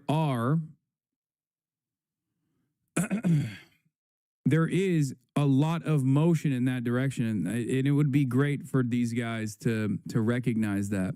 Literally, Oh, yeah. it makes no sense. Dude, one of my favorite aspects of this story has been all the gun tubers being like, the official narrative presented by the FBI is so fucking stupid. Okay? This has been one of my, I told you this already. As soon as I saw some of the claims that were being made by the FBI, I was like, there is no fucking shot that gun tubers, who have massive right-wing audiences, of course, were going to take the official narrative and run along with it. Okay? It just does not make any fucking sense. And these guys love recreating high-profile assassinations. They are going to endlessly discuss this. They are going to try to recreate it and show that it's impossible to recreate over and over again. This is what they do. This is their bread and butter. They're gun sexuals, man. It was so dumb for them to not wait a couple days and reveal accurate information about accurate information about the gun and what took place, because these guys are gonna fucking obviously go through it and discuss it. Eyewitness to 9/11, which is weird, this guy, the old guy. And then he was arrested for threatening to bomb the Salt Lake City Marathon finish line in 2013. This is George Zinn, Z-I-N-N. There's so many different things, and I get it. Believe me, I'm always the last person to be like, okay, buddy. That's the odds of that are in the billions. They said that's like 0.00007% likelihood that this guy was there for 9/11. He was there for Charlie Kirk's murder, and there was a third component. He was there for some. He was. I think he was arrested for terrorism. Allegedly. Listen, if there's anybody that doesn't go down the rabbit hole, it's me. My goats. When the goats talk, you listen. Okay, that's called valuetainment, baby. It's called goat talk. And when the goats are talking, we shut the fuck up and we listen. Okay? Yeah, Candace Owens is running around talking about a trap door potentially. Candace basically saying, do I have evidence Charlie Kirk was killed by a shooter who hid behind a trap door beneath his feet? No. But it's alarming that the federal government hasn't investigated this because that's what happened. She's insane, says Pedro L. Gonzalez. Pipeline. Is she insane, or is she the most sane out of all of us? Oh my God. It's hard. It's hard for me when the administration is so desperately attempting to create a profile of the shooter that will allow them to stamp out any sort of leftist opposition. It is so hard for me not to lean into these guys who are very clearly destroying that narrative every single day with their ginormous audience of right-wingers. Okay? Oh, that's fucking hard for me. Hard for me to look at this, give horse, I guess, and say, no, the teeth are perfectly fine. I'm going to look at the gift horse in the mouth and say, no, the teeth not so great. Almost exactly behind where Charlie was sitting. Here's that maybe it's a water pipeline. I don't know, but there it is under the flag. And to your right, my favorite version of this was they were saying that the auditorium, like the outdoor seating that Charlie Kirk was at the center of, looked like the candles that you light during Hanukkah, a menorah. Fucking awesome, dude. Respect to the mentally ill. You know what I mean? Shout out mental illness, dude. Y'all are really cooking with gasoline, okay? I went into my tips line and I saw that somebody had messaged me about this. More than one person messaged me about this. They're like, hey, yeah, there's like a whole underground thing there. And to your right, you're observing those two little boxes. And they told me that was a trap door. Now, I'm not implying someone, popped up and shot Charlie, but that's a close up of that area. I'm just implying that there's an entire underground there. And I remember Hamas tunnel or the same kind of tunnel system that we saw in New York in the Chabad tunnel. Like the ones we saw in Brooklyn. I'm just saying. The year of the tunnel continues. Yeah. When I looked at the footage, I felt like it was coming up. I don't know anything about ballistics. I'm not an expert. But if there was a hatch door nearby, then we can assume, as we should always assume, with oh yeah, this is where Charlie Kirk was sacrificed. Bro, come on, bro. Come on, bro. That's crazy.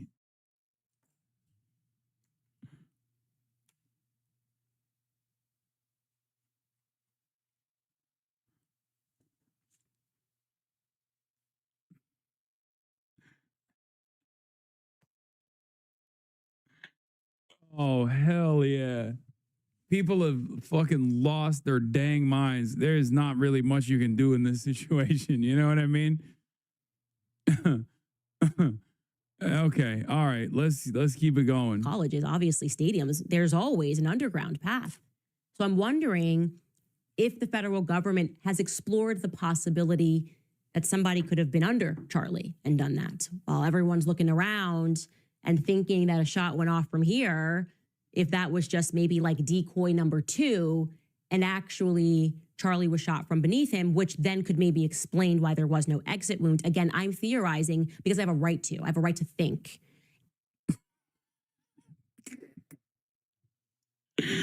Yo. She has a right to think. That's true. Hey, more power to Candace Owens. Okay. Listen. More. She has a right to think. And that is interesting to me. Where does it go? There was a Twitter response to that photo also saying, I'm a literal Nazi and I think this is bullshit. Yeah. Where do the tunnels underneath UVU lead to, right? That's an interesting question. Maybe everyone's looking up when we should be looking below. You can't stop calling her Candace. I don't know what you're talking about. I never did. This is an issue of utmost importance. Breaking. Candace Owens was able to speak with the man who recorded the alleged footage of Tyler Robinson on the roof before the shooting.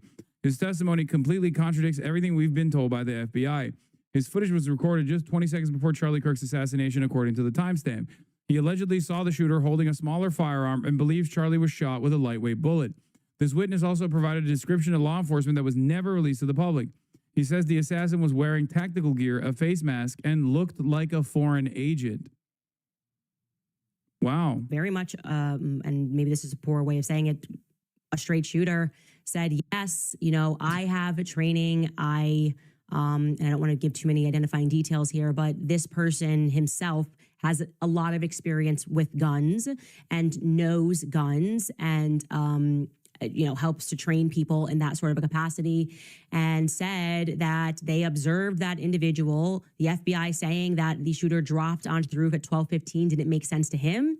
He said earliest it was 12:22 that the individual ran across. This was a tactical style individual that was doing a tactical ascertainment in the moment. Set up, took the shot, and I said, well, you must have been there, because he then sends me I wanted to see all of the metadata of when he took that footage, and the metadata begins at 12:22 and goes into 12:23, the very minute that Charlie gets shot.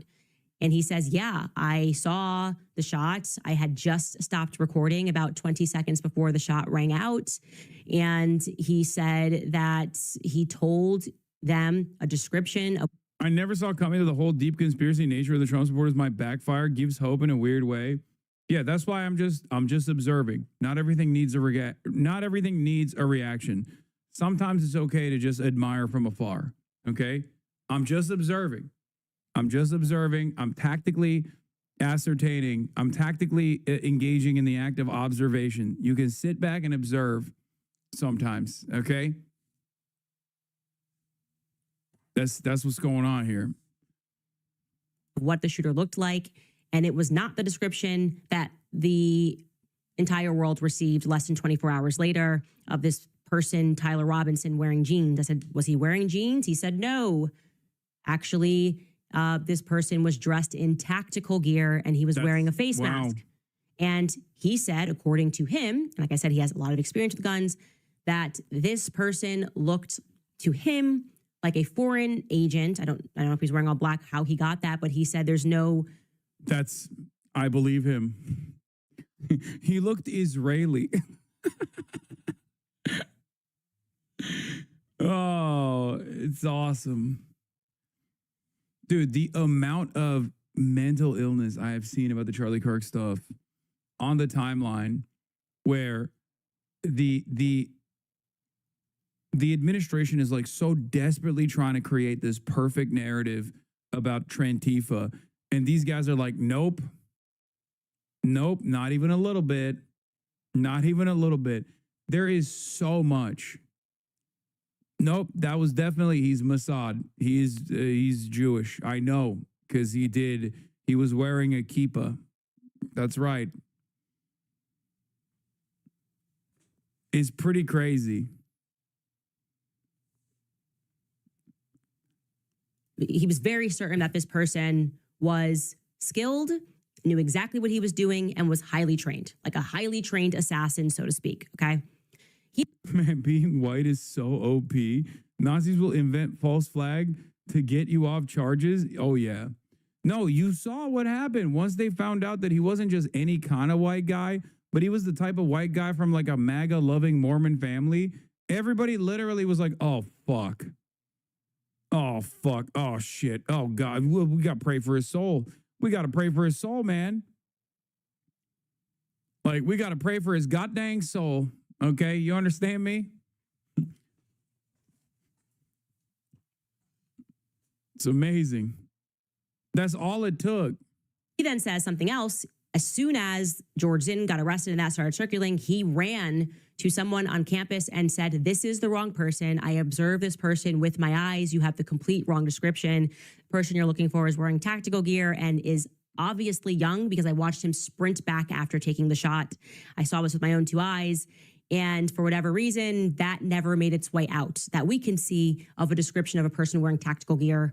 We're kind of left with this idea that he was wearing the now infamous veterans shirt with the American flag on it and some jeans. So he also said something that we had not heard, which is that he knows guns, and the gun that the FBI found was not the gun that he saw, that the gun that he saw was smaller. And I'm going to read you directly a text message that he sent me, again, protecting his identity.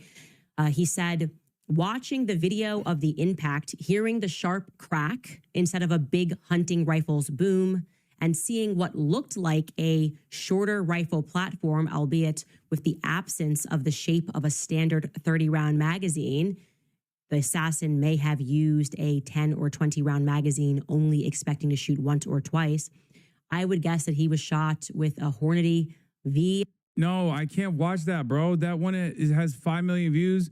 That video is just blood and gore. I'm pretty sure that fucking video, ladies and gentlemen, straight up shows step by step the like frame by frame. It shows the exact moment where he's like shot and like blood pouring out and all this stuff. So I can't. Oh my Lord, he has literally.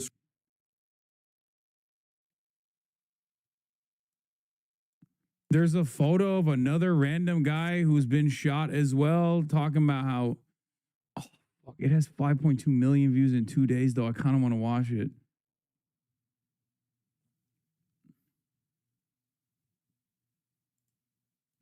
Hassan, please look up Explore Talent and how Candace Owens and Erica Kirk were a part of it.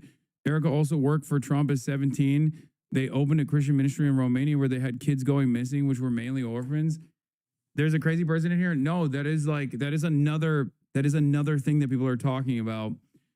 Erica Kirk was Miss Arizona for when Trump owned it. Okay, owned the beauty pageant. That's true. I'm not entirely certain about the Romania connection, But I do know that she did move to Arizona because her parents were working for the Department of Homeland Security. So that part is correct. The Trump connection, I guess, is correct, but I'm not sure about the Romania angle. But her parents were in the DHS. They got a job in Arizona for that reason. And that's why she moved to Arizona. And they did meet for the first time ever. Her and Charlie Kirk actually met in line to take a flight to Israel. That part is also correct. But I'm not so certain about the... Can you watch the Rain Day Bro video? I can't because it has fucking so much gore, man.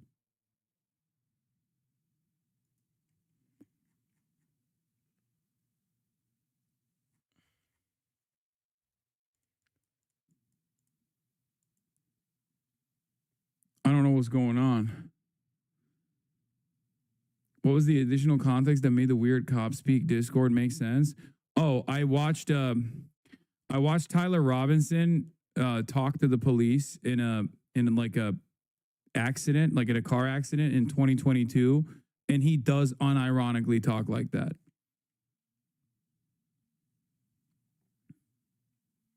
It's not even a joke.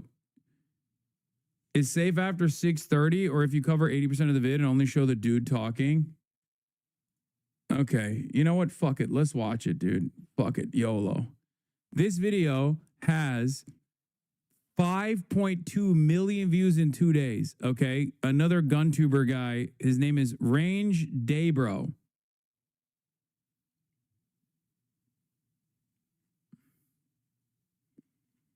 I'm not going to show you the actual incident because he like straight up shows it. I think he shows it like, I don't know exactly when he shows it, like maybe around here. But I guess like he starts showing it like it immediately in like 40 seconds. Ladies and gentlemen, I now have acquired proof that the FBI's official story is false, whether knowingly or unknowingly. We're going to have an entire monologue and talk about a lot of these things after I show you this. But if you take nothing else away from this video, you need to see this. And in that video, you can see the same, what appears to be the bullet coming down. Okay, first start here. Rough start. Big, major proof instantly. Major proof that he has is a fucking TikTok video of someone talking into a toilet microphone. And it does line up with the actual gunshot itself. Upcoming gang violence. Great. So then, this video already got debunked. This guy thinks he sees blood from behind, but it was his earpiece. Yeah, actually, honestly, I don't want to fucking watch this because I'm worried about getting banned. For exposing the truth, that is. I don't think it's worth it. I don't think it's worth watching. But, I mean, a cursory glance here talks about how the bullet trajectory is exactly the opposite direction.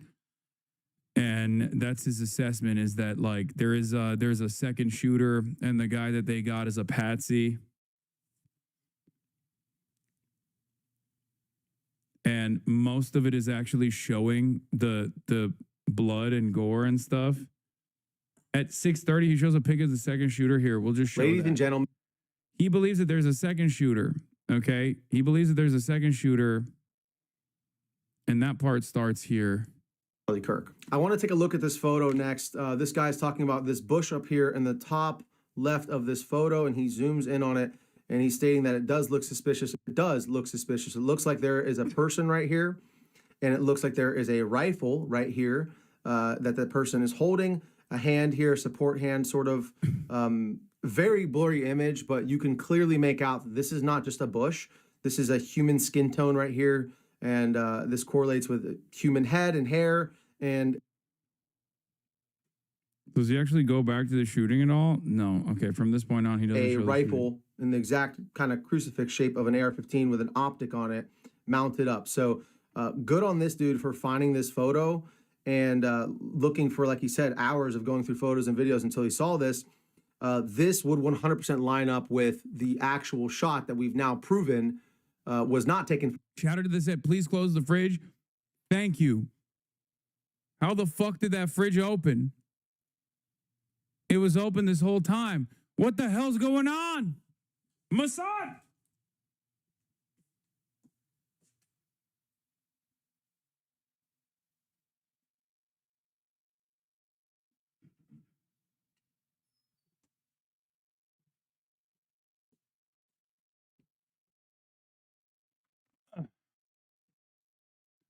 Did Kaya open it?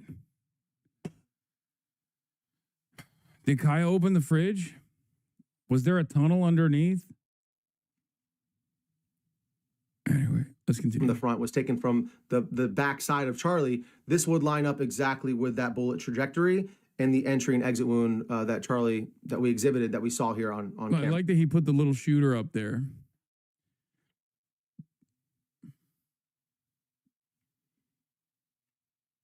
So, guys, this is a very heavy topic. I do not want to believe that this is possible, that the FBI either knowingly or unknowingly missed this. And I'll leave that up for you guys to speculate on. I'm not accusing anybody of anything. All I know is that 100% Charlie was not shot from the front. It is very clear that he was shot from the side, most likely by this bush up here, this man in the bush, whatever you want to call him. It has been very clear to me. That's the big evidence.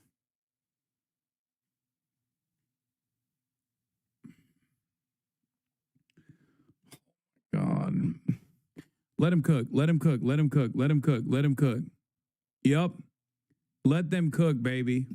And that's where it ends. That's incredible moment to end that fucking piece. Erica and Megyn Kelly reveals Erica Kirk was shaken about the Jezebel. Oh my God.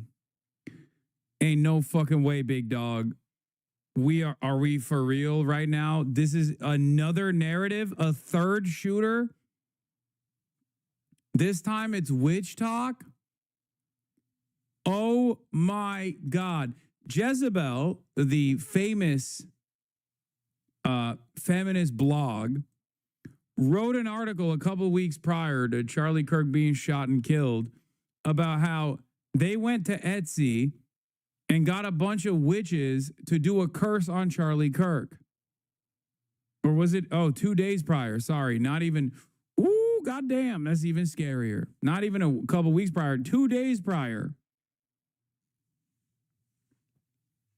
And we are officially now reaching a new level of insanity where we believe witches and curses are actually real. This was the product of a curse.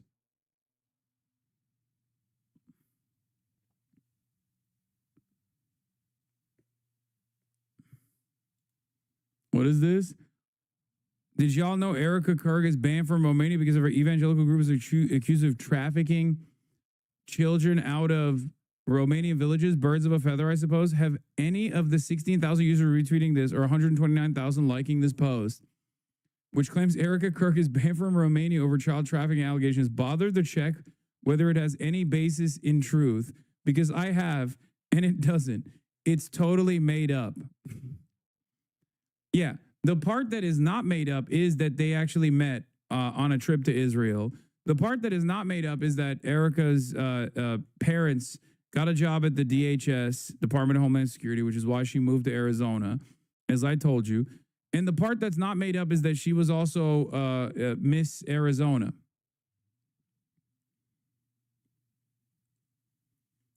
For the property that Trump owned, the beauty pageant that Trump owned. This was the article for the curse 2 days before the shooting. Hey, FBI, does hiring witches to curse Charlie Kirk before his assassination make one accessory to murder? Are you fucking for real?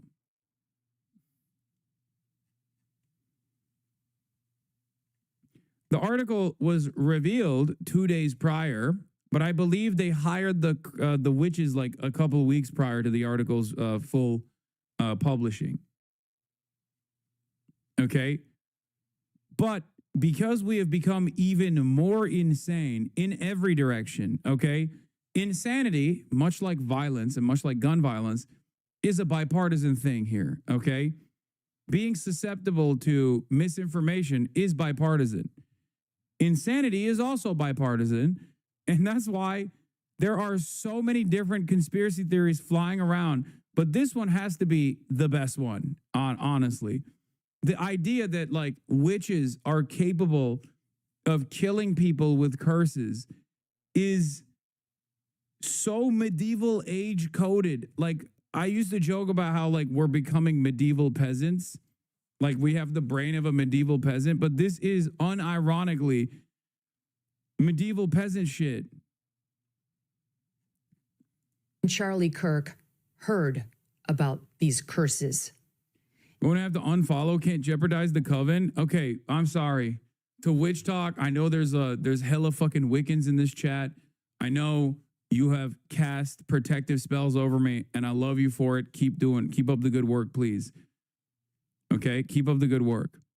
And don't listen. If this might trigger warning to the Wiccans in my fan base, this might come across as I'm making fun of the mysterious ways in which you make the world turn, okay? And that news genuinely rattled Erica in particular. She knew Christian teaching on the subject. She loved Charlie, absolutely. And she was scared when she heard of the curses Jezebel had called up. So much so that she and Charlie contacted a friend who I believe she said was a Catholic priest, but definitely a friend, and asked him to come over and pray with them over Charlie the night before he was murdered. She eventually worked it through, and so did Charlie. That, as she later told me, weapons will form but not prosper. That Satan and those witches have no power. Doesn't this mean that witchcraft is real? Like you have to believe it, right? Like this kind of is a point for the witches, no? Like kind of an L for prayer. Like no disrespect to anybody involved, but like doesn't if you're bringing this up sincerely, aren't you kind of saying that like witchcraft trumps the Bible? She was waiting impatiently. And Christian prayer, like isn't this the admission here? Before results. The witch, they reveal, promised on August 23rd that, quote, you will see the first results within 2 to 3 weeks. This was 18 days before Charlie was killed. Not satisfied with this curse, the amped up one alone, Jezebel reached out to a, quote, third witch. Like you can't be serious, right? Like you can't be like a whole ass adult in 2025 and unironically doing a whole 7-minute monologue on witchcraft, right? That's not where we're at as a society, right? I mean, there's so much scientific discovery that has taken place since the last time people genuinely believed this stuff. I mean, how can I look at this as anything but hysteria? This is like believing in Star Wars, you know? Like that people can do Jedi mind tricks and shit. What the fuck? What? I'm always left with two different minds on stuff like this. Like, is Megyn Kelly this fucking insane? Or is she such a cynical grifter that she's like leaning into all these different narratives in an effort to farm clicks off of the straight up broad daylight execution of a person that she knew personally? Like, what the fuck is going on, man? She's just a grifter, dude. No one is that dumb. Dude, there is a deep crisis of consciousness, collective consciousness in the hearts and minds of many evangelicals, I feel like. Priestess Lilin. Jezebel opined, if enough people cursed a single person, would the results be stronger? Quote, like this is an article that is meant to be in jest. Like obviously they're not writing this with sincerity. Okay? Many such articles have been written about Donald Trump, for example. Like, this is not new. This is not a new meta at all. When I asked her if she'd noticed more political figures being targeted these days, she said yes.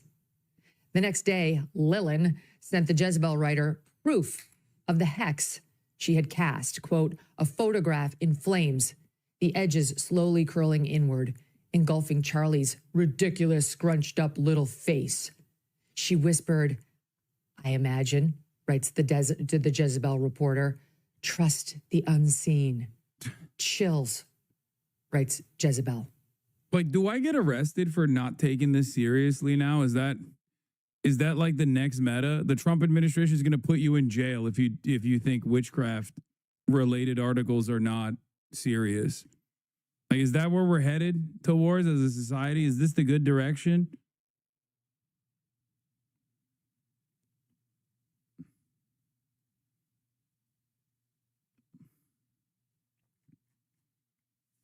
What the fuck? Are we going to start stoning women? Are we going to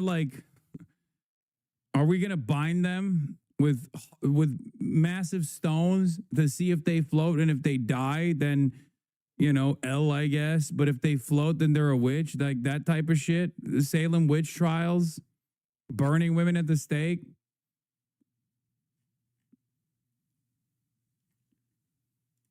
Sunday, August 24th passed, writes the author, and nothing. Monday, August 25th, still nothing. Tuesday, August 26th, nothing. But then she writes, she reminded herself, this is witchcraft, not Amazon. The forces operate on their own schedule. The Jezebel writer ends the piece as follows. So, did my Etsy curses work? Time will tell. The forces move in mysterious ways. And as the priestess Lilin reminded me, spell work is a collaboration between the caster, the client, and the universe itself. For now, we can only trust in the timing of the great unknown.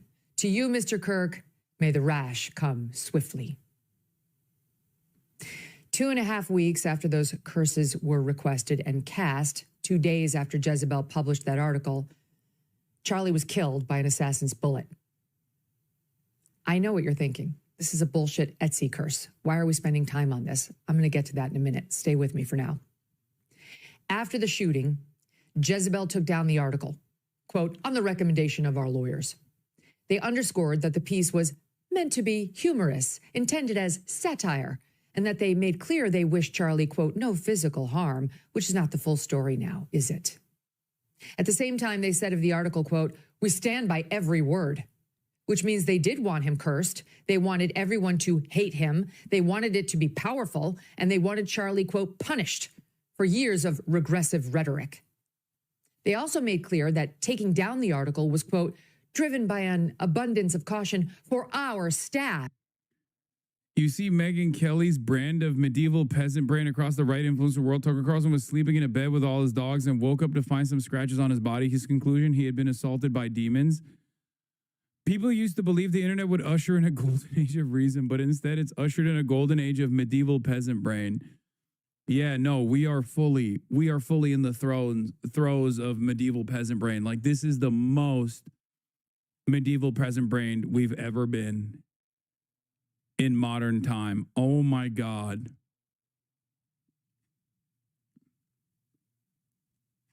This is so nutty, dude. Oh, please, if you read the article, the effects of the curse were like, make his head slightly larger every day and shit like that.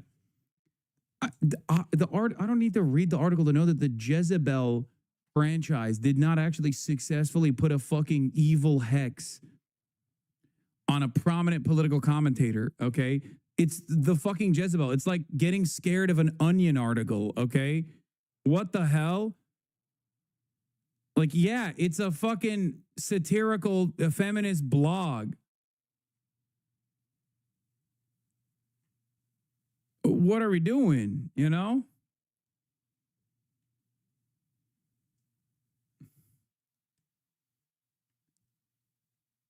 Prove they didn't, libtard? I can't do it. I can't prove it. And I am scared of the witches. Please don't curse me. Downplaying women's achievements, shaking my head. In other words, they were worried about violence against them by Charlie Kirk supporters. They also, they wrote, wished, quote, to avoid the piece being misused in a tense and volatile environment. There was not, they made clear, any change in their editorial and judgment. In fact, they emphasized, quote, we may republish at a later. Why do you always shut down ideas you don't understand?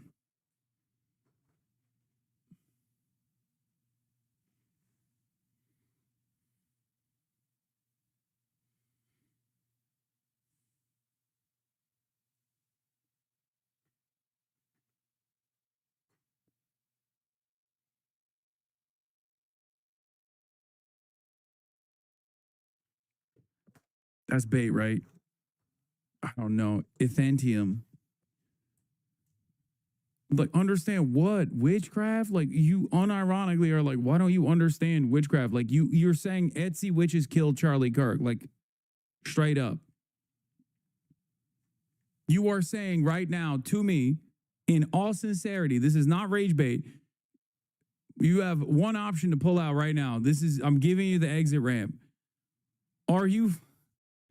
Are you in all sincerity telling me that Charlie Kirk was assassinated because of witchcraft?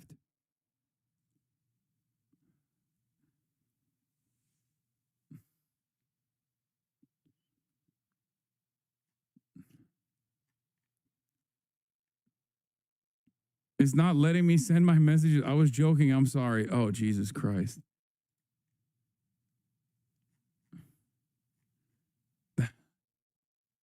Date. They then rambled on about the country's gun problem and the heated political divide in the country and free speech, noting they do not actually condone political violence. Now, again, you may be saying to yourself, why are we talking about Etsy curses? The reason why they are saying that is because there's insane people like yourself. Obviously, if they condoned political violence, they would be writing an article about how they hired an assassin to kill Charlie Kirk rather than hired a bunch of Etsy witches to hex Charlie Kirk. Obviously, they don't condone political violence. The article itself is supposed to be in jest. This is real. Well, two things. First of all, Christians are opposed to casting spells or trying to contact. Yo, come on, man. Oh, no. Now, again, you may be saying to yourself, why are we talking about Etsy curses? None of this is real. Well, two things. First of all, Christians are opposed to casting spells or trying to contact the spirit world. Not only because they believe there's only one God, but because they acknowledge the existence of the devil and evil spirits. Here is Father Mike Schmidt. He was on the day Charlie died, helping us through that as well. But he came on our show first time a couple of years ago, and here he is discussing this very subject. The motivation behind the Ouija board is actually something where I'm trying to contact spirits. What is fucking going on the right, man? I thought I watched enough right-wing commentary to kind of get a good grasp of the insanity over there. It turns out the well is so much deeper. Here we have a pastor sincerely talking about Ouija boards. You must not try to make contact with the spirit world, I say, from my position of authority. What the fuck? And someone could say, well, I'm trying to contact nice spirits or good spirits. And the unfortunate thing we know about is that, yes, when God created angels, he created angels. They're good. They're beautiful. They're in harmony with him. But also we know that a number of those said no to God. A person who's reasonable would say, but I'm just playing. And I would say, I completely understand that. And then I would say, at the same time, you remember the movie The Exorcist? Of course. Yeah. How can you forget it? So that story is that's a movie based off of two true stories. No, that's a movie, dog. That's a movie. that's not real. That's a movie, man. And one of the true stories is, I believe, about, if I can get the details right, is about a young man who was at, kind of like a birthday party, some kind of celebration of some sort with kids, and they just busted out the Ouija board and just played for fun. But that was an entry point for what ultimately became a possession. Yo, this is the type of shit they're getting up to over there. Yeah, no wonder. Bro, you can convince these people of anything. I'm not even kidding. No wonder they're so susceptible to misinformation and false framing. You could convince a motherfucker of anything, bro. You can make him think movies are real. Is this okay? Are we all right? I don't think we're going to make it, guys. I'm not even kidding. This is scary shit. There are a lot. How many people believe this kind of stuff?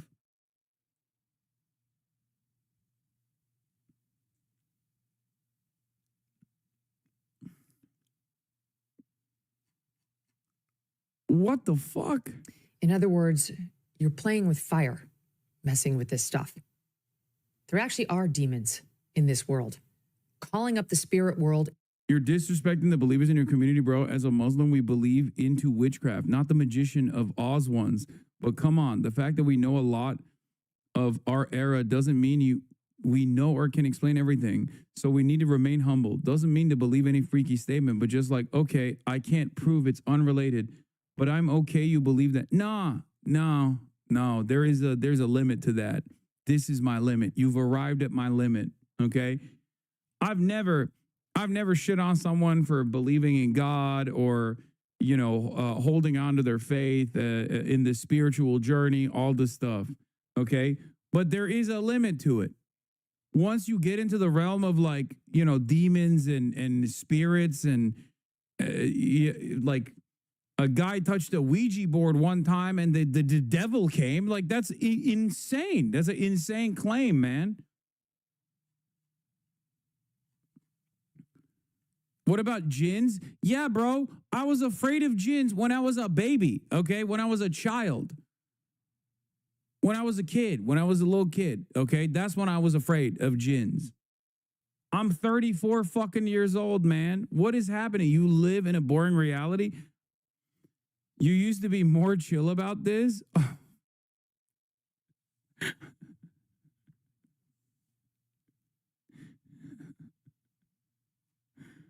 I dare you to say Candyman 3 times in the bathroom. Oh, I can't tell if this is fucking rage bait or if it's people trying to bring back whimsy into their lives or something, or where we're at. I thought the right wings were cooked, but seems like a lot of us are too. Dude, this is straightforwardly like peasant brain shit. Guys, we have fucking phone cameras everywhere, man. We have cameras everywhere. It's like 24/7 surveillance. What are we talking about? What the hell's going on? Like, I have no issue with people who are just like, yeah, I believe in God. I believe in heaven and hell. I believe in this religion, that religion, whatever. But like, there is a degree that I think science has been able to unearth certain truths about the planet.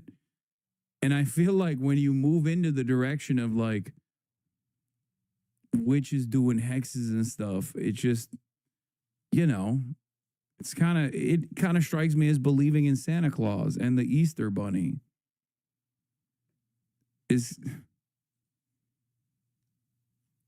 What the fuck? In particular, the devil's spirit world can actually have real world consequences. It's not something to mess with. Many Christians believe this. This is dangerous. It's not a game. It's literally evil. Second, this is what I really want. Bro, she's just straight up mad about witchcraft. Like she's saying it's a dangerous thing to play with. What the fuck? She's sincerely addressing the witches. She's offering blistering critique at the witches who did this. Like a person who unironically believes this shit. At first, I thought it was cynical, but now I'm beginning to think like she straight up believes this. All and the people at Jezebel and Etsy to know. Erica and Charlie Kirk heard about these curses, and that news genuinely rattled Erica in particular. She knew Christian teaching on the subject. She loved Charlie, absolutely. And she was scared when she heard of the curses Jezebel had called up. So much so that she and Charlie contacted a friend who I believe she said was a Catholic priest, but definitely a friend, and asked him to come. Wait, Catholic priest? Whoa. Hold on now. Hold on now. That's devil speak. Ain't no way. Ain't no way they called a Catholic priest. I thought Charlie was not an unfaithful Jedediah. He was a man who was an evangelical Protestant. The fuck you mean they called a god dang Catholic priest? Excuse me. Don't Protestants believe Catholics are also like they're going to hell, right?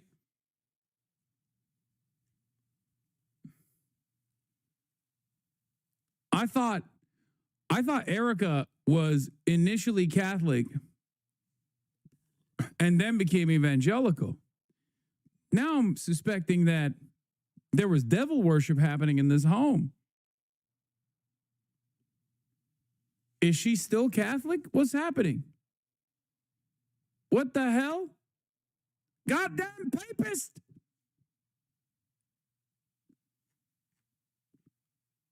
Catholics do the exorcisms. Lots of Christians believe in this shit. From my Catholic relatives to the evangelicals I grew up around, Kentucky is crazy, dude. No, Charlie's not Catholic. Charlie's Protestant. No. This is a huge schism. Not to use that word here, but this is a big issue. Charlie Kirk is not Catholic. No, he's an evangelical Protestant. What?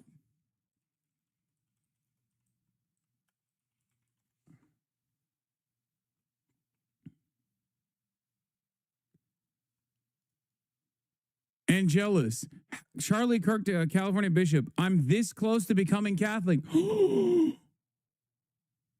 What?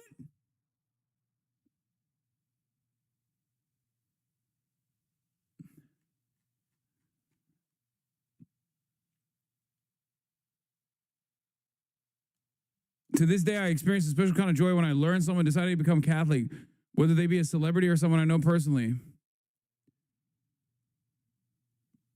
Why is this just talking about John Wayne, man? I will never know if my dad would have thought of the late Charlie Kirk the same way he thought about John Wayne, but I'm sure he would have taken notice of certain tells. Charlie Kirk was tipping that he just might have crossed the Tiber one day. Now we will never know, but I know of two distinctive events that took place prior to his murder. One was a recent video Kirk made suggesting to his Protestant co-religionists that they did not give the Blessed Mother her due. It was a video that could have been shown in a Catholic school religion class. He even suggested her example was a Christian temple applicable across other denominations. Blaspheme! Blasphemy!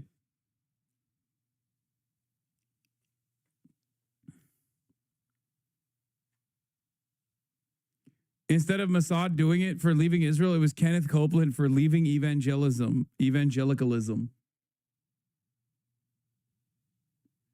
Candace says Charlie praying to the rosary. Wait, what? No, I think Charlie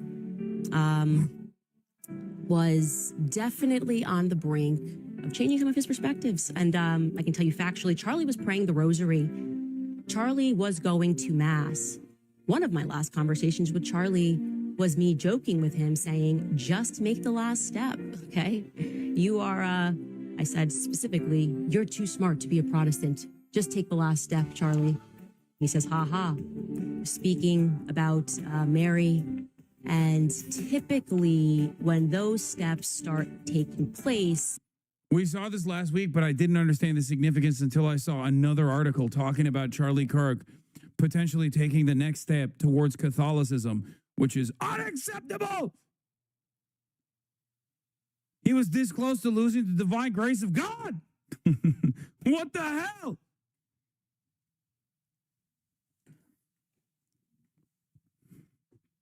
Isn't this a thing that people get mad about? Like the whole rift between evangelicals, Protestants, and Catholics specifically? Like American evangelical Christians unironically think Catholics are devil worshipers, like straight up.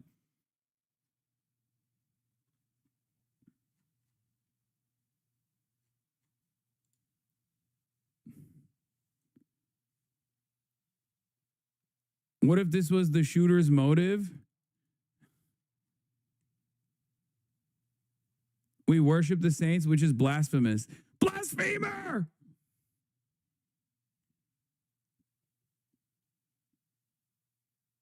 You don't even decide, so who cares? You do what your parents say, which is why switching is wild. My Baptist great uncle won't go to his daughter's wedding because she's marrying a Catholic, lol. All of my religious traumas finally has meaning. There is this weird right-wing embrace of Catholicism because they feel it hates gays and women more than Protestant Christianity. Same reason for right-winger conversions to Islam.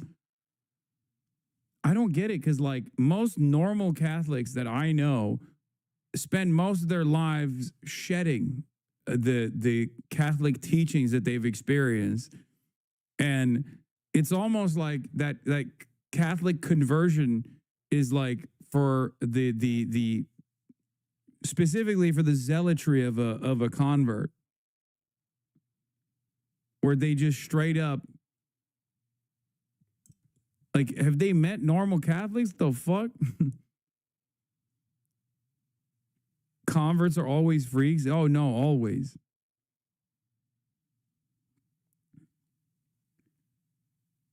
Cradle Catholic does not equal converted Catholic.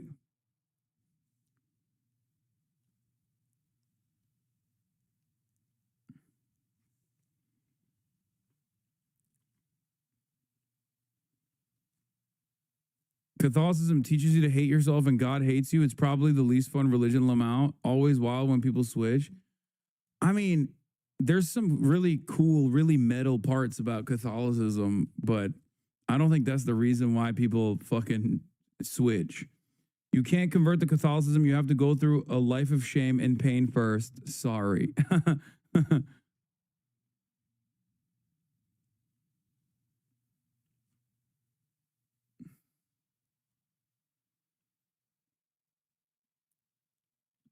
As somebody from Alabama, people just see Catholics as Christian plus. If you switch, it's a big deal, but you're still going to heaven.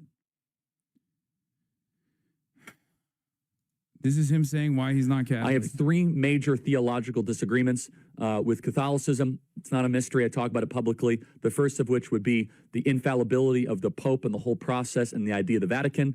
The second of which... Oh, because the Pope was woke. That's what it is. Because if the Pope was more reactionary, he probably wouldn't mind the infallibility of the Pope. You know what I mean? Because the Pope is like what? Like accurately conveying the statements of God, right?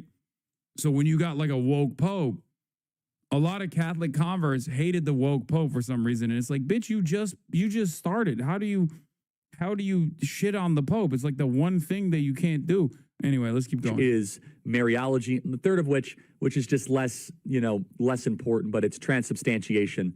I do not hold that. Being a Catholic is the one true religion that dates back to Jesus. Sorry, never understood why Catholics get hate for loving Mary. We should treat all mothers that way.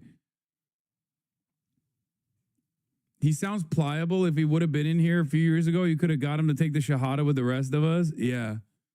Islam is the true light. He would have reverted. MashaAllah. Who could say he didn't in his last moment? You know what I mean? Convert to Catholicism. We got cool feasts. Please tell me you saw this amazing shit. Oh, yeah, I did. Brace sent it to me. I think he literally, as soon as he caught wind of it, he sent it to me. Honored to join the Sephardic Lebanese congregation today and welcoming the start of the High Holy Days. Wishing you and your loved ones a happy, healthy, and meaningful Rosh Hashanah.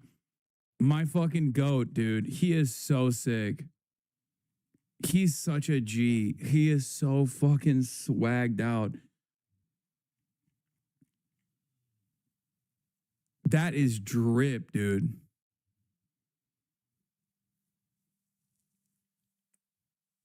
I feel like you could wear this to on other occasions as well.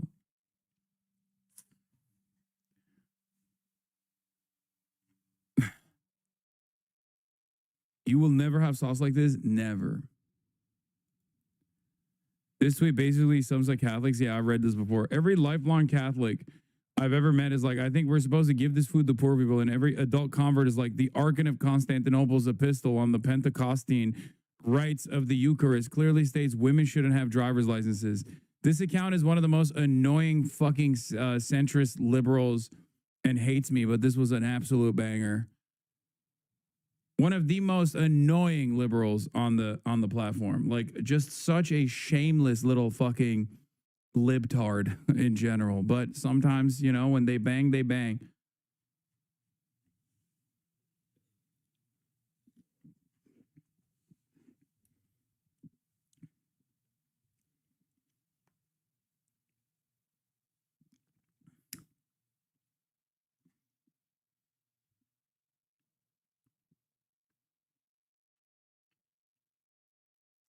Anyway, that is, I can't believe we took these many different side steps from one singular Megyn Kelly video about witchcraft. Remember, we were talking about witchcraft and how witches were responsible for Charlie Kirk's assassination, which is now the third conspiracy that has hit the towers.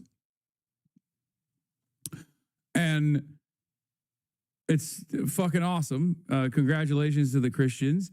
But in this process, while she was describing this, Megyn Kelly accidentally revealed that Charlie Kirk and Erica Kirk called in a Catholic priest, which led me to go down this rabbit hole about Charlie Kirk being on the verge of converting to Catholicism. And a lot of people were like, no, you don't understand. Charlie's Catholic. He's not. I was right. He was an evangelical Protestant Christian. Okay. How dare you? This is heresy. I believe his wife was Catholic, however, and I thought that his wife had actually also converted to evangelical Protestant Christianity, but it may have been that she just kept a lot of the Catholic elements in her belief. Come over and pray with them over Charlie the night before he was murdered. She eventually worked it through, and so did Charlie. That, as she later told me, weapons will form but not prosper. That Satan and those witches have no power. Of course, God's will is the one that matters, and his blessing over Charlie was real and palpable. All you had to do was spend time with Charlie to know that. But why torture a family like this? A Christian, believing family. Why do this vile thing to a young couple? Parents to two babies living in accordance with the gospel, deeply in love. Yes, political, but doing nothing other than speaking publicly about their views and their desires to make other people's lives better. Who would do such a vile thing? Jezebel, that's who.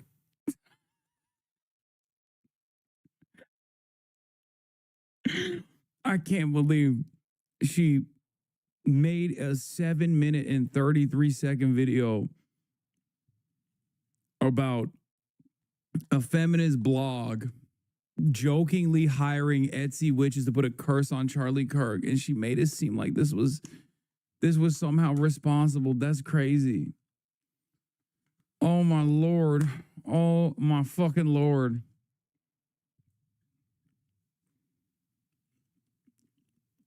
We done did it now. Wait, they're trying to get the witches off Etsy now? Let's cancel evil. Thanks for the reporting, Megyn Kelly. Etsy, please check your inbox. Jezebel, your publication is trash. Press at Etsy.com. Jezebel's cursing of Charlie Kirk Megyn Kelly reported today that Jezebel writers use Etsy to have witchcast curses upon Charlie Kirk's family. Whether you believe in curses in the spirit of the world, in the spirit world or not, you as a company must agree that malicious activity like that is a gross misuse of your services. I don't blame Etsy, but I do expect Etsy to review and admonish accounts that offer such witchcraft services. Etsy should be a marketplace for what is good, beautiful, and true. Don't let your services be used by those who wish anybody from any political side harm.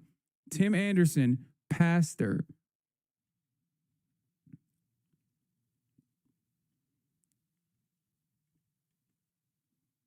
Boycott Etsy until they fire all involved. At Etsy, this is unacceptable. At Etsy, what your company is doing with witches, curses is absurd. You deserve a boycott with the bullshit with Jezebel spells, rhetoric over Charlie, and faith. You are mocking Christians. I hope the liberals can keep you going. What you choose to do to Erica Kirk and family is wrong.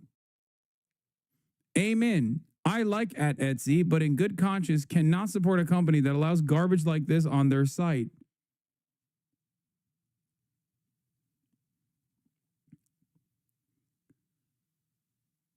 This is too stupid to parody.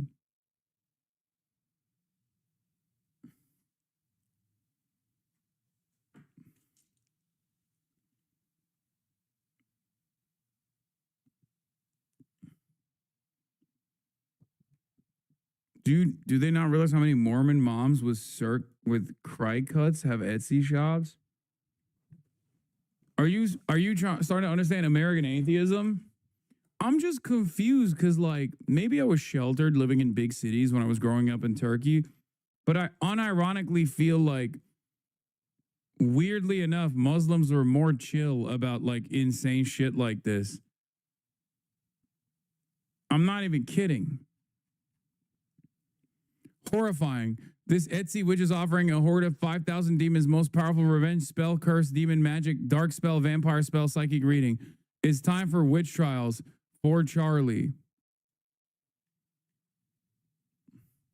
Only hard for me spell. My God, these people are sick.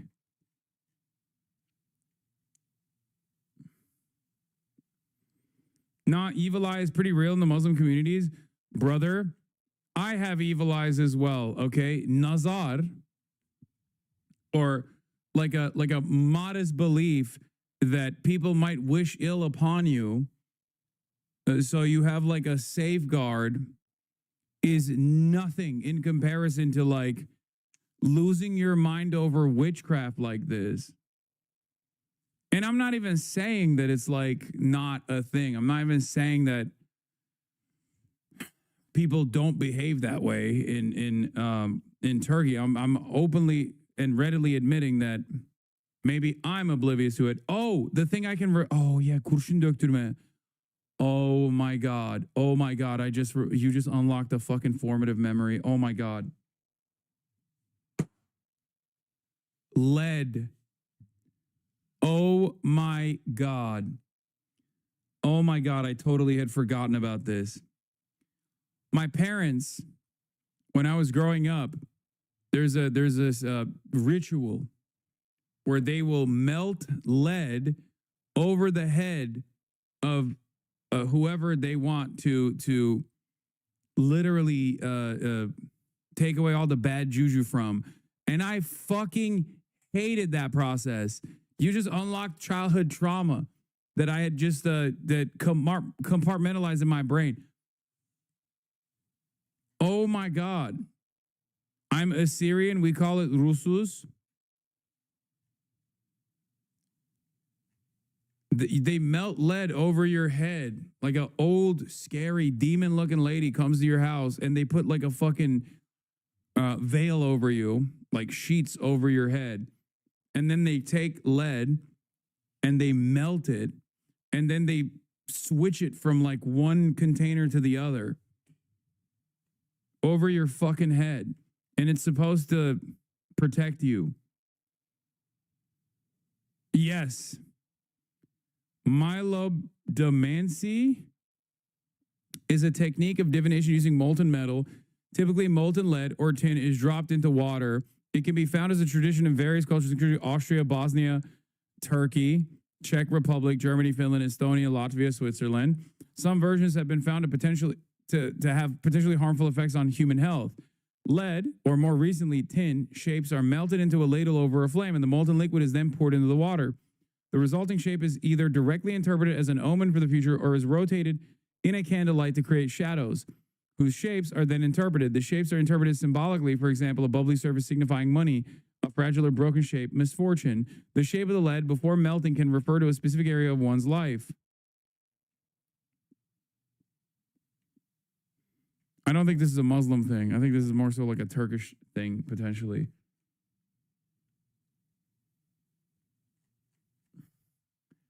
I fucking hated that shit.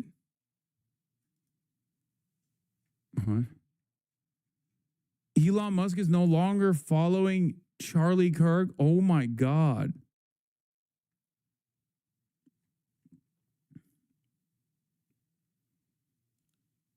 Mystical Turkish lead melting ritual. This Yes. woman was invited to my aunt's house to perform the Turkish version of lead pouring. This is a pagan ritual where molten lead or tin is dropped into cold water over a person's head. The ritual often begins with a prayer from the Quran and several maneuvers to open our energy for biohealing.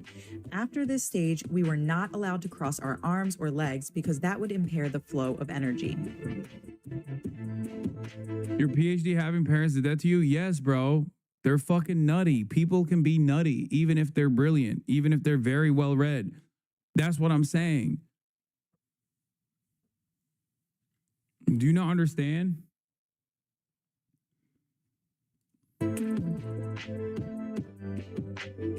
Are you telling us you're a full metal political commentator? What part of you is metal? After this, she burned sage and put a coin in the bowl full of cold water. A piece of garlic was also involved, but I don't really remember what that symbolized. Now time to melt the lead while Lorenzo panics about lead poisoning.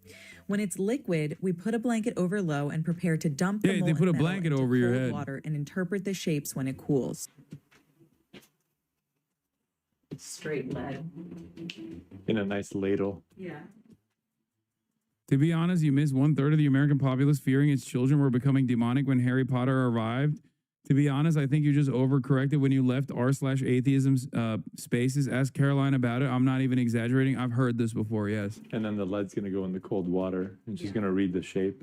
Yeah, sure did. This is done to provide insights into the future and absorb the dark energies of that person. Yeah, no, that scared the fuck out of me when I was a kid, bro. Straight up. Don't be scared. That was very close. It felt very close. Vantep sana da yaptılar mı lan? Amerika'da bile yaptılar ha? Vantep, did you do this? Did your parents do this shit to you too?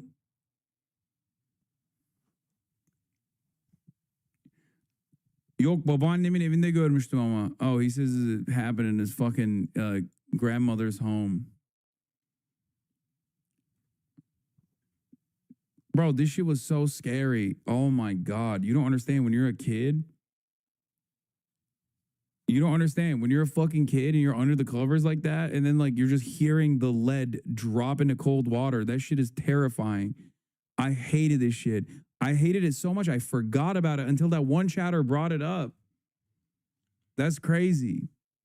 You just unlocked memories, ancient memories in my brain.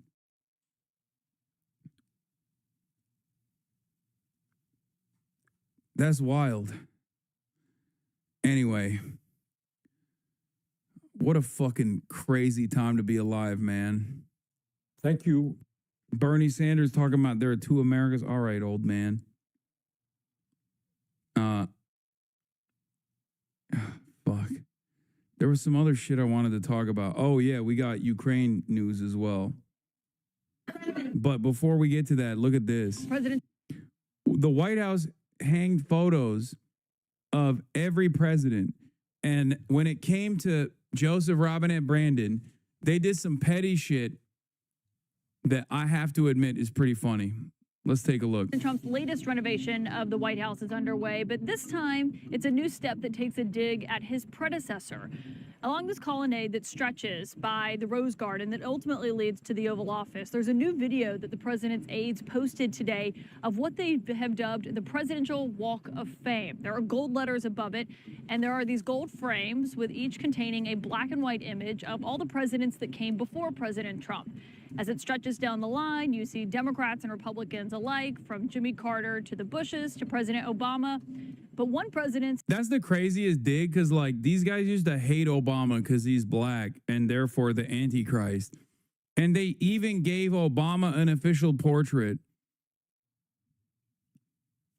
But the smoke they have for Joseph Robinette Brandon, photo dude. stands out in particular. That is President Biden's, because instead of seeing an image of President Biden, they have instead replaced it with the image of an auto pen. Of course, President Trump has been fixated on President Biden's use of the auto pen. He actually even ordered an investigation into it, implying that the things that his name and his signature were attached to were not actually decisions that Biden made himself. Of course, we've heard from President Biden on these accusations from his successor, and President Biden has said anything that has his name on it, decisions on executive orders, pardons, and the like, that was a decision that President Biden says he made himself. That's pretty funny. I can't lie, dude. I mean, he's so fucking evil. And in many respects, he's so goddamn evil. But he's so funny sometimes. Like, this is one of those moments, man. I can't believe it. Unbelievable. This is so stupid. The replies, oh shit, okay. Jeffrey Epstein, Benjamin Netanyahu.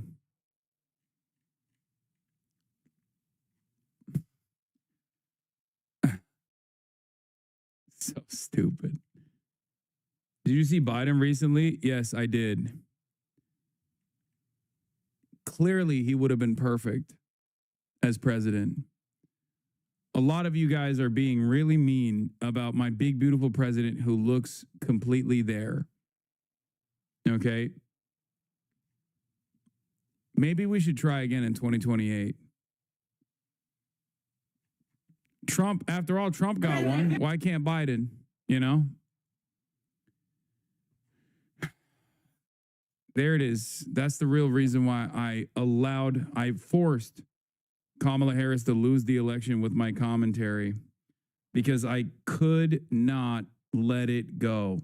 I could not have my president, Joseph Robinette Brandon, get disrespected this severely, this openly. A real betrayal that I could not allow. And here we are. That's it. He is once again the focus of attention. All eyes on President Zelensky at the UN after Donald Trump's U-turn, saying Ukraine has a chance of victory in its war with Russia. Do you believe you can win the war with Russia? Can you beat Russia now with American support?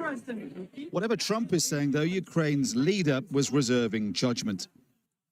Earlier in the hall above, President Zelensky urged the world to halt Russia's aggression and the spiraling drone arms race it's unleashed. We must use everything we have together to force the aggressor to stop. And only then do we have a real chance that this arms race will not end in catastrophe for all of us. If it takes weapons to do it, if it takes pressure on Russia, then it must be done. And it must be done now. Otherwise, Putin will keep driving the war forward wider. And he made this claim about divine intervention and the US president that won't lose him any favor in the White House. Weapons decide who survives. Excellencies, yesterday President Trump stood right here in this hall, and God saved him from a murder attempt during the campaign. After his speech at the UN yesterday, Donald Trump surprised the world by saying for the first time that Russia might lose the war, calling its military a paper tiger and saying Ukraine could take back all its borders. Everyone's a Maoist now, bro. That's Mao that originally called the United States a paper tiger. And now everyone, the paper tiger itself is now calling every other enemy of the United States a paper tiger.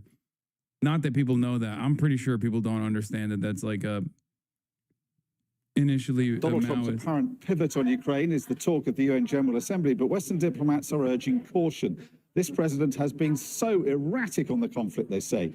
He must be judged on his deeds and not his words. As US Secretary of State Marco Rubio was meeting his Russian counterpart Sergei Lavrov. In Moscow, the Kremlin was shrugging off the US president's withering description of Russia's military as a paper tiger. Russia is certainly not a tiger. After all, Russia is more associated with the bear. There are no paper bears. Russia is a real bear.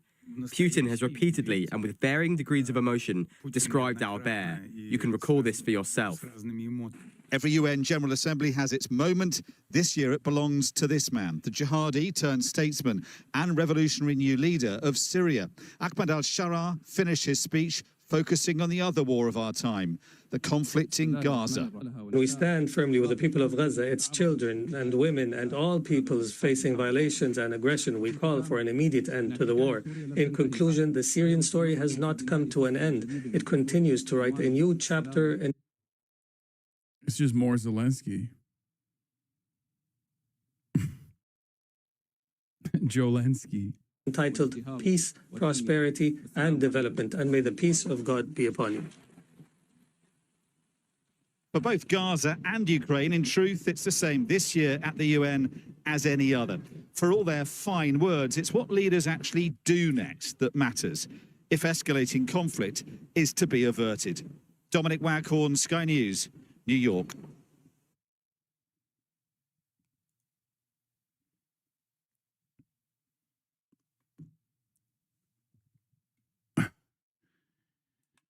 Oh. One of the wildest things that Donald Trump said was that not only is he going back to the Brandonian response to Russia, but he is also quite literally taking the maximalist position, saying that Ukraine has the capacity to take all of the land. I'm not so certain how that will happen. I'm sorry. Zelensky saying to avoid violence is literally just the same as Donald Trump calling on people to stop being best friends with pedophiles, sex traffickers. I can't take it seriously. You mean Jolensky? Can you explain why people don't like the Syrian president? I don't quite understand, to be honest. I'm missing something. Yes, the thing you're missing is that he was the former leader of Al-Qaeda and straight up beheaded motherfuckers and had a $10 million bounty on his head. You can literally go back. Like, they didn't even delete those tweets.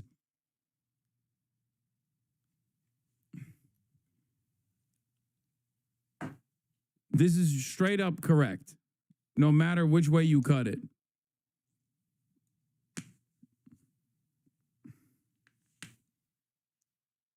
The bounty was on his head a year ago. I mean, he no longer has, I don't think he has the bounty on his head still, but. Oh, but why leftists don't like him now? Is he selling out to the U.S.? Wait, what? Don't like him now? Motherfucker, you think the leftists like Al-Qaeda? What are you, stupid? He's a 46-month subscriber. Now, I've never encountered a person who is a self-described leftist that's been like, fucking love Al-Qaeda, man. They're really taking it. They're really sticking it to the man.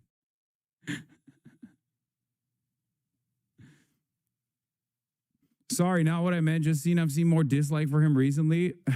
Sorry, didn't mean to say that leftists like Al-Qaeda.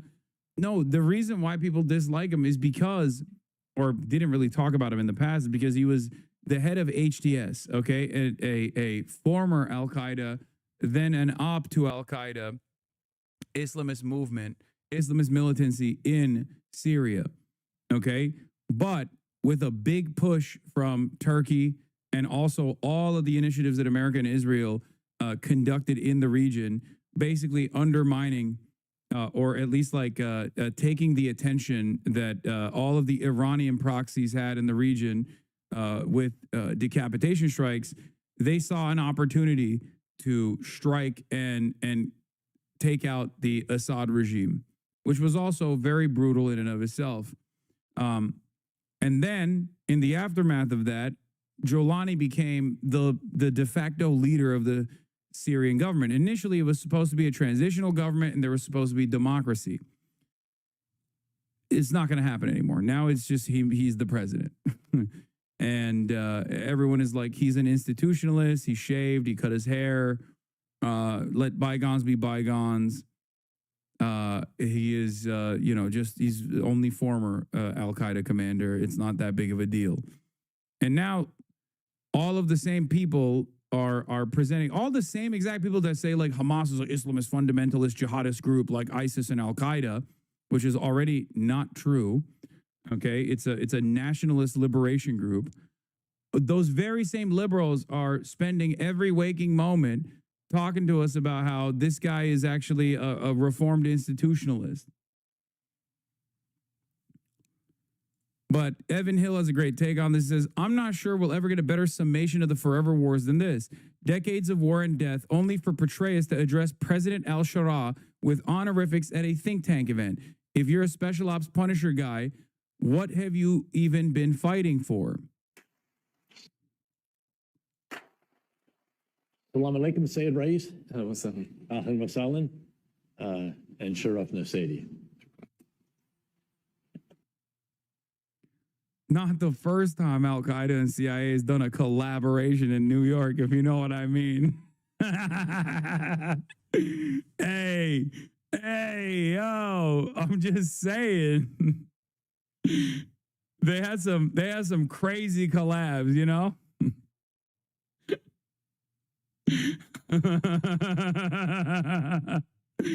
Oh, Jesus Christ. Oh, okay.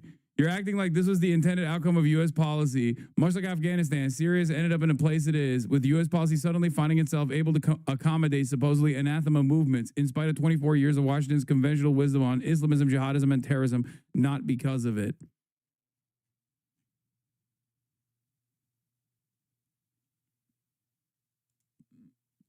It's just funny because it's like this is a lot of stuff that has taken place. A lot of stuff that has taken place in the last year, this Trump administration, whether it be the conversation that Sunstein had defending liberalism and talking about big tent liberalism, whether it be Donald Trump openly demanding tithing from the vassal states in Europe, or Israel clearly dog-walking America when it comes to foreign policy. All of this stuff that we used to say, and liberals would look at us like we're fucking Alex Jones, but on the left. They're doing it in broad daylight. They're doing it in broad daylight. They're just openly doing it. And now those very same liberals who were like, you are such a conspiratorial asshole for saying these things, are just looking at this stuff and going, no, it's actually good. How dare you? It's just mind-boggling to me. Like they're openly like, this is us. This is what we do. Rule-based international order means nothing. It's just about a way for America to project power and to create casus belli, to go and rip apart entire nations and displace tens of millions when we see fit. That's what it was all about. Okay? And here it is, a perfect demonstration of this. And motherfuckers still talk about, dumbasses online still talk about Hassan is talking to terrorists. Hassan is defending terrorists. Like, what do you mean, bro? This is motherfucking David Petraeus. The fuck do you mean? David Petraeus doing a collab with Al-Qaeda, and you're over here being like, the Houthis are terrorists. The Houthis are terrorists. Are you fucking insane? In New York.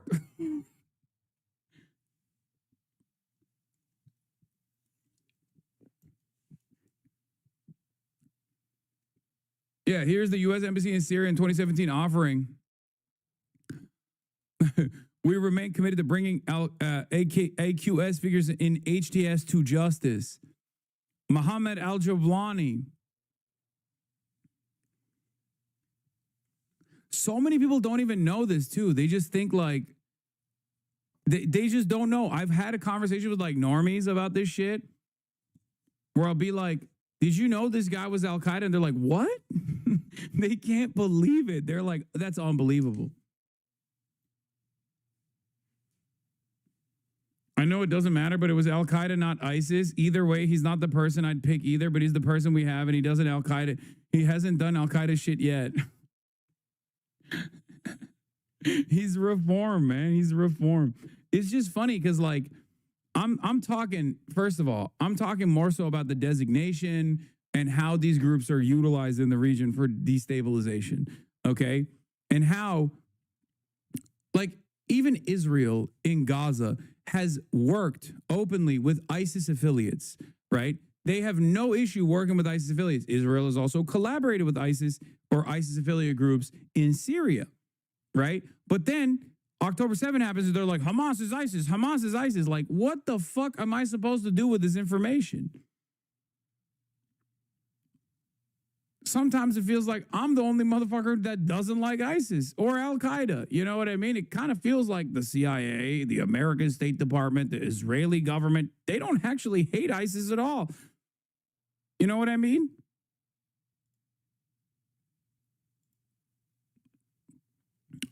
New top congressional GOP and White House allies are working behind the scenes to prevent a politically charged floor vote to release the government's Jeffrey Epstein case files next month. Multiple sources tell me. Oh my Lord. Al-Qaeda is on our side in Syria. Jake Sullivan to Hillary Clinton, 2012. State Department memo obtained and published by WikiLeaks. Imagine being one of the thousands of Americans who were told you had to risk your life to destroy Al-Qaeda, only to die doing so, and then watch your own government welcome a longtime Al-Qaeda leader to your own country and have General Petraeus gently ask how he's holding up.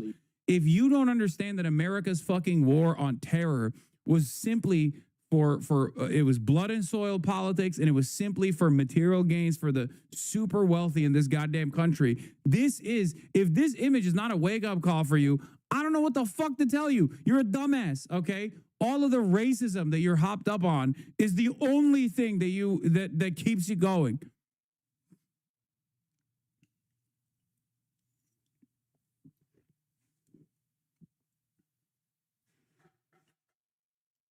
This is why we say wars are not fought to be won, okay?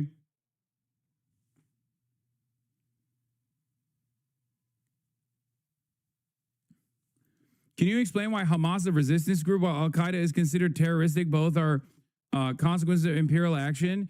Easy, asked and answered. 1, affiliations with not only the CIA, but also State Department allies that have no business in the fucking regions that it operates.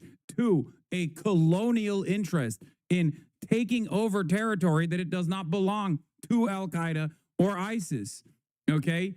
Hamas has never operated outside of the boundaries of historic Palestine. They've never done that at all. It is a nationalist, emancipatory movement against Israel, which is a settler colonial operation.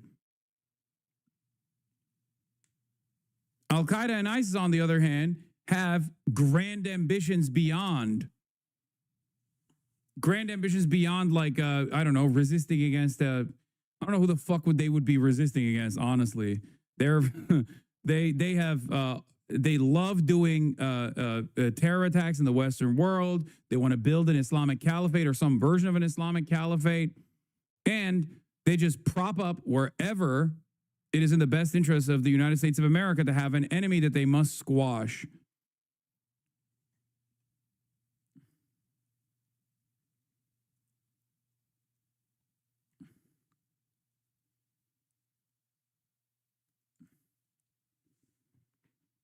In the month marking 9/11's anniversary, former CIA Director David Petraeus tells the former Syrian al-Qaeda leader and now Syrian President Ahmed al-Sharaa, a.k.a. Mohammed al-Jalani, that your success is our success. Petraeus also gushes that Jalani's record since taking power has validated Petraeus' policy of supporting the al-Qaeda-dominated insurgency's regime change war. Does Petraeus feel validated that Jalani's forces have killed hundreds of people in sectarian massacres, as they also did throughout the CIA-sponsored Dirty War? Presumably. What's more a mystery is why former CIA chief is praising former al-Qaeda leader who recently had a $10 million bounty on his head isn't attracting any controversy or self-reflection for those cheered on this CIA success.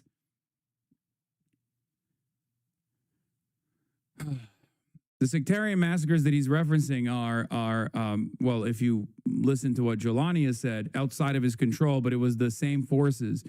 Syria is a hotbed of radicalization due to the civil war that took place and due to all of the outside trained elements that exist still in fucking Syria. Okay? Turkey plays a big role in this. Obviously, the Free Syrian Army is comprised of Salafists, jihadists of all different backgrounds, for the record, literally from all the way from the region down to fucking Uyghurs, okay? They have motherfucking Chinese Salafists in the Free Syrian Army. That shit is crazy.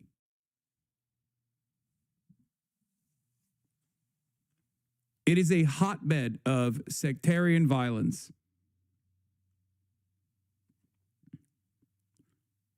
Anyway, did you see Al-Jilani's speech today? First person he thanked was Turkey, of course, because Turkey is the reason why HTS is now in power in Syria. I've been saying this. That is also part of the reason why Western powers did not even remotely criticize Recep Tayyip Erdogan for prosecuting and arresting the main opposition leader, who was the governor of Istanbul, okay, which is a supremely important position in Turkish politics. He just straight up locked his ass up. The most popular opposition figure in Turkey, Recep Tayyip Erdogan, straight up threw in jail, okay, over ridiculous claims. And not a single Western leader turned around after so many protests took place in Turkey. Not a single Western leader turned around and said, "Oh, what the fuck? What are you doing? That you can't do that. That's crazy." Do you want to know why? That's because that was a gift to Recep Tayyip Erdogan. He can currently do whatever the fuck he wants. The reason why he can currently do whatever the fuck he wants is because of Syria, because that was a major gift to both Israel and America. Okay? Ordu'da filan değilse ortalama bir Amerikalı'nın Suriye dönenlerini anlaması mümkün değil.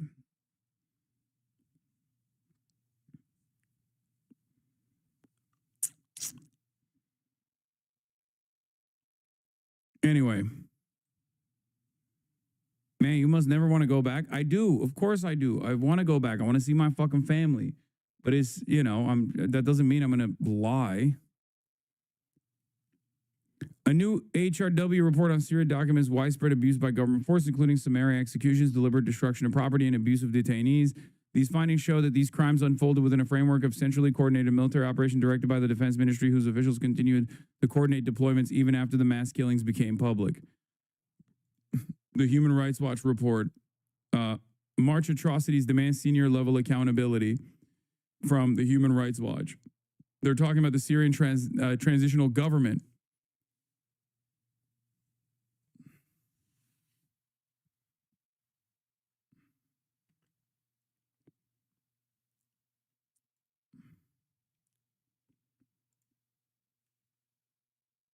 Someone said, Kai opened the fridge again. You liars.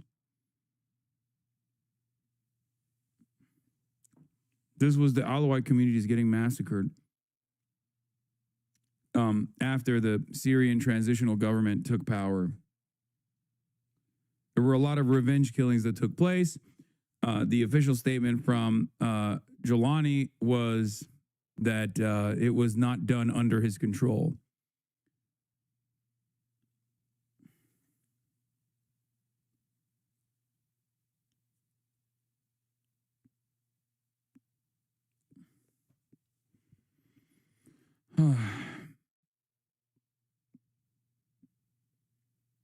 There's also the Druze.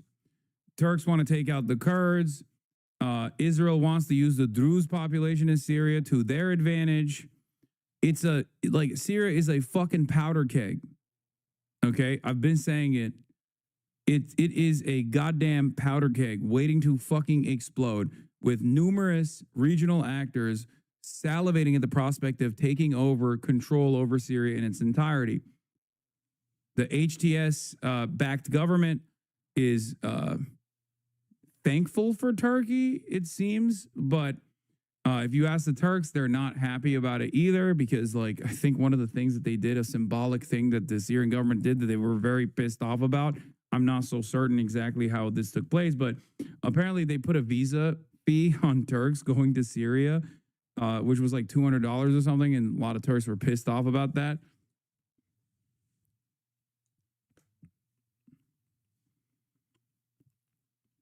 I want Syria to have democratic elections. Okay? I want Syria to have democratic elections. I want Syria to be a sovereign nation. And these sorts of initiatives don't give me a lot of confidence that Syria will ever have a moment of peace. Yeah, meanwhile, Israel is also doing Israel shit. Israeli defense minister officially declares Syrian territory of Mount Hermon a part of Greater Israel.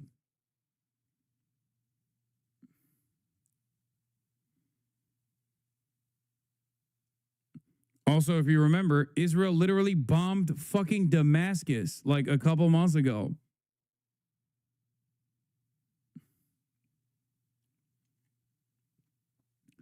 So even when you have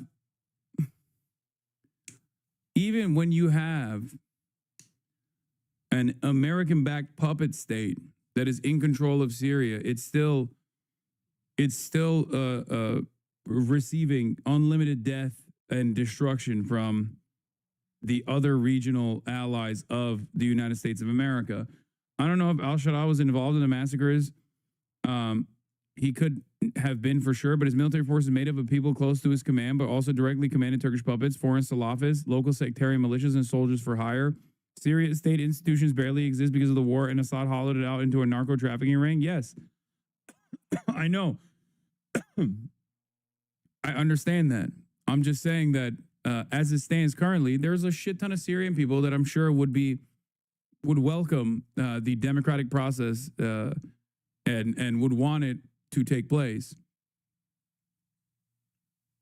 The problem is, it is also a multicultural and multi-ethnic society with many warring factions within it because of the way that British and French colonialists designed the entire region. This is the same reason why Lebanon is the way it is. It's the same reason why all of these countries are the way that they are. Oftentimes, they would take this like multi-ethnic society and they would place a reliable minority group in charge of everybody else. But ultimately, I think the biggest hurdle for success in Syria, for democracy to thrive in Syria, is Israel.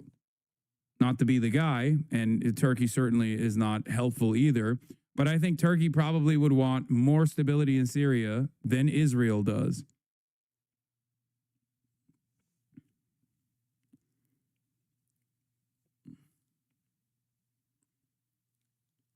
Anyway.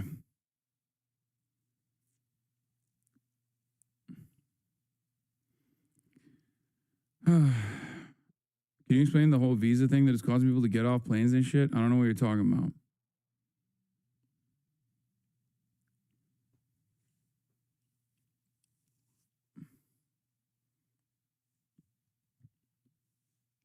Oh, the H-1B thing?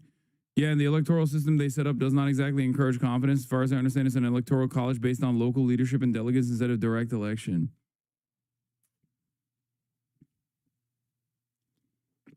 Turkey's only concern is the Kurds. They don't give a fuck about the Syrians. Yes and no.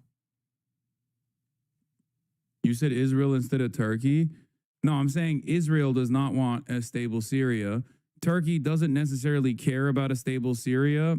It doesn't mind a stable Syria as long as they have control over Kurdish held territory.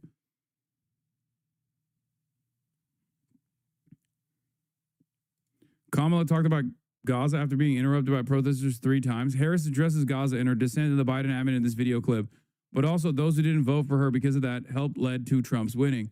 We are here right now. Didn't have to be this way in terms of the blank check this president is given.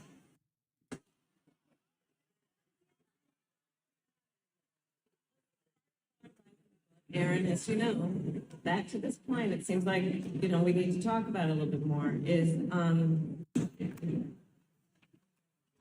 5 months after October 7th. Yeah, if the blank check had a D next to it, it's good.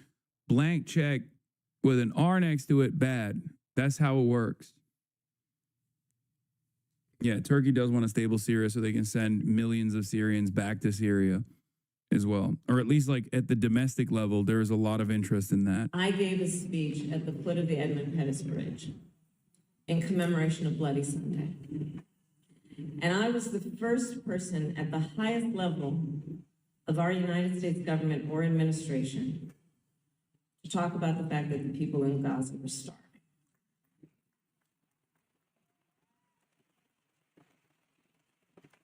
That was a year and a half ago. Yeah. Good thing she didn't say shit after. And also sent Richie Torres to fucking Michigan and Bill Clinton to Michigan. And also said she wouldn't change a damn thing outside of getting a Republican in her cabinet. And also paraded around with Liz Cheney. And also tried to adopt the positions of the opposition party from 4 years prior when it came to the most consequential broad standing policy, immigration. Good thing she also said, we need to have the most lethal military under my command. All of those things combined on top of, I'm going to be a small business. My mother was a small business. Here's $50,000 in tax credits for small businesses was her major fucking policy provision for all of the economic hardships that every American was experiencing. And it turns out people were too stupid, I guess. It's so crazy that people, like, what are we doing? Why do liberals have this tendency to only demonstrate party loyalty against their left flank when they don't deserve it? I promise you, if Republicans were this aggro about not offering anything to their base of support, they probably would revolt. They almost did with the Jeffrey Epstein shit, and that's like marginal.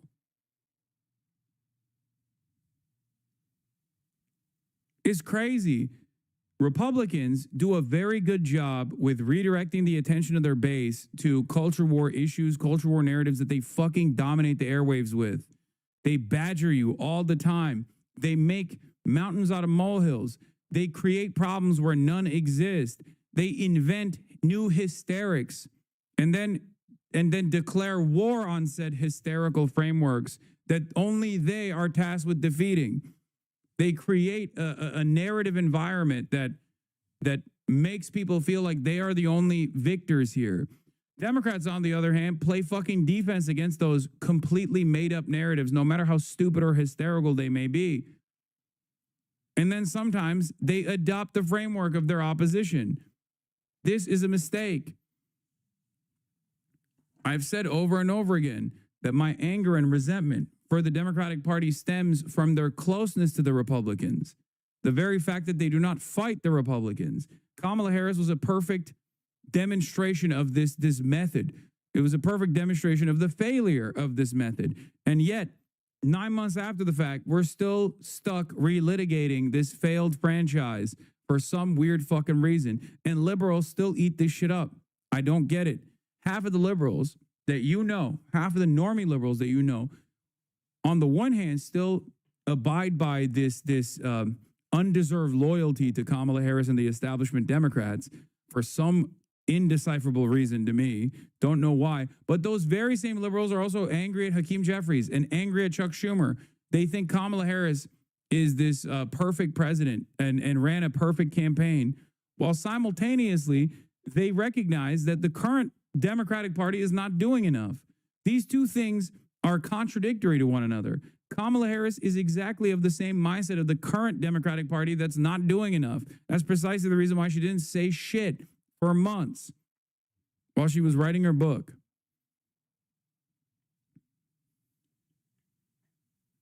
is this dog doing? Hello? Excuse me? Is it playtime? What's happening? She recognizes the wrongs, but willingly went against it because she has no conviction. All I hear when she talks post-election is just excuses, makes her look worse. Yeah. What the dog doing? I don't know what the dog doing. She just thought it's free roam time. She's on the I told you so tour, basically just speaking down on people about how they would have been marginally better and continue not to address the needs of the people. Oh. And to talk, and people in our administration can tell you what my voice was in those rooms, in those closed rooms, in the Oval Office. I was not president. I couldn't make the decision. It don't matter. You were running for president. You should have forcibly separated yourself from the admin. This is what I kept saying over and over again. I kept saying over and over again, Biden is a fucking anchor around Kamala Harris's neck. Cut it. Cut the dead weight, literally and figuratively. And she didn't do it. And she still defends that position, even though the Biden admin literally shit on her after the fact. It doesn't make no sense. Kamala Harris explaining in her book why not a single Palestinian or Arab American was allowed to speak at the DNC. Harris continues to write and speak lots of words and say nothing. None of this means anything. The issue was never abstract humanity affirmation of Palestinians. It was not a yoga retreat. It was supporting policies that ended their mass killing, which she refused to do. There have been speculation that Chicago might erupt in violence as it did in 1968 during the Vietnam War. That hadn't happened. Minion's team had worked closely with Chicago police, everyone on the same page regarding the importance of respecting free speech and practicing de-escalation if things got heated. The Gaza protests outside the convention remained mostly peaceful. Inside, also, Minion had made sure that every delegation had a veteran whip, someone with long experience of conventions, taking the temperature of their delegates and working for solidarity. But there was tension and some bitterness that we had not given a speaking slot to a Palestinian spokesperson. I knew that the section of my speech dealing with Gaza war had a lot riding on it. As David Wandrell wrote in the Washington Post, it was the rockiest, most perilous passage. Her 5 degrees of difficulty straddle on the war in Gaza. She charged right in and defended Israel. And just as it felt as though the room might split, she affirmed the humanity and suffering of the Palestinians. She then moved into a peroration on the subject that everyone was able to cheer for. And behold, she had her boat through the impossible strait. She lost. So clearly, it didn't work.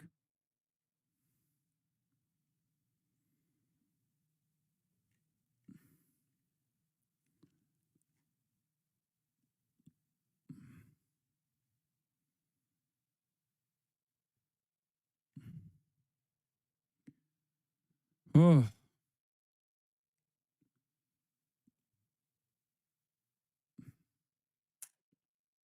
Yeah, I know. She said, I'm not president right now. There's nothing I can do at the end of the clip. Yeah, neither am I. But that doesn't stop us from trying, does it? Neither are the thousands of people in this community. The centrist backing Dover's left bashing. The reason they smear protests is because they can't articulate a defense of by the Biden-Harris policy on Gaza. Harris couldn't in her book. Biden aides are now running away from it.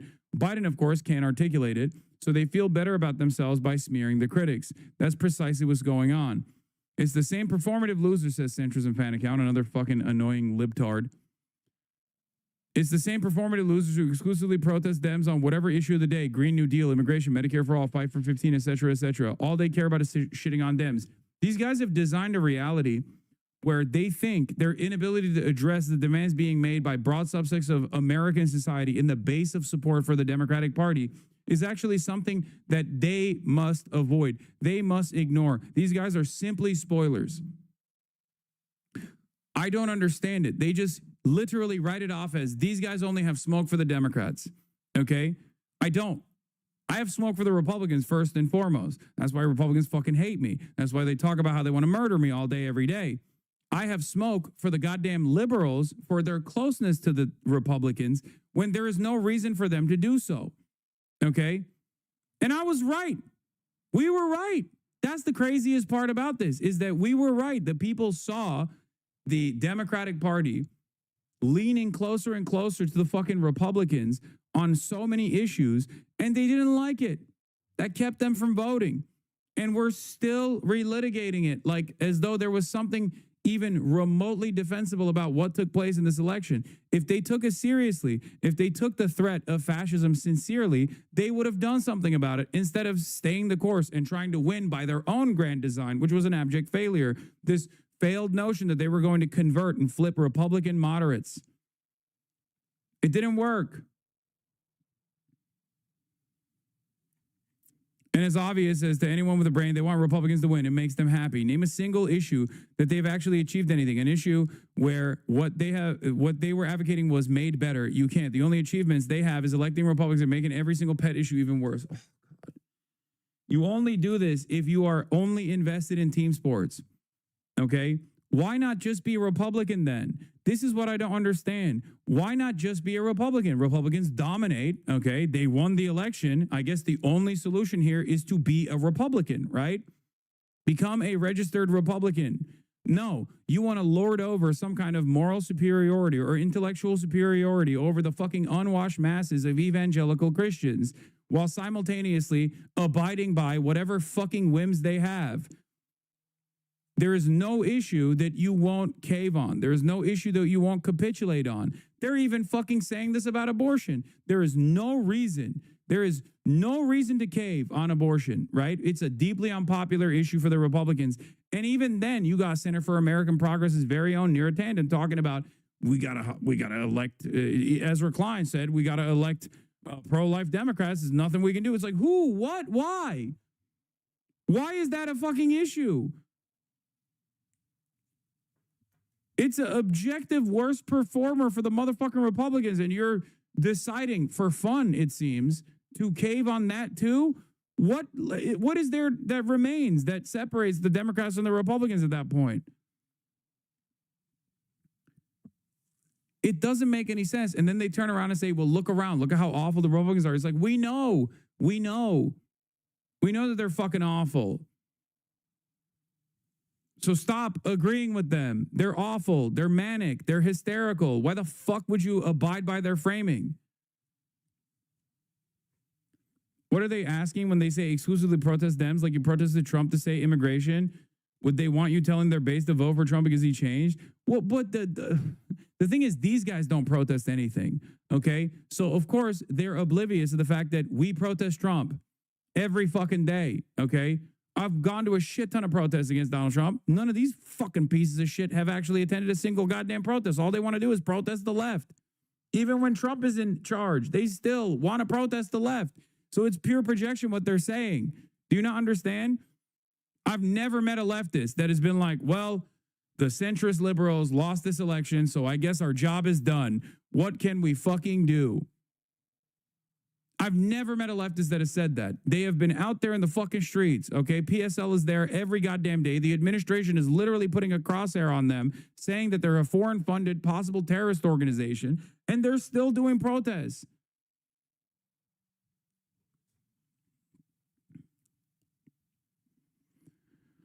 Oh.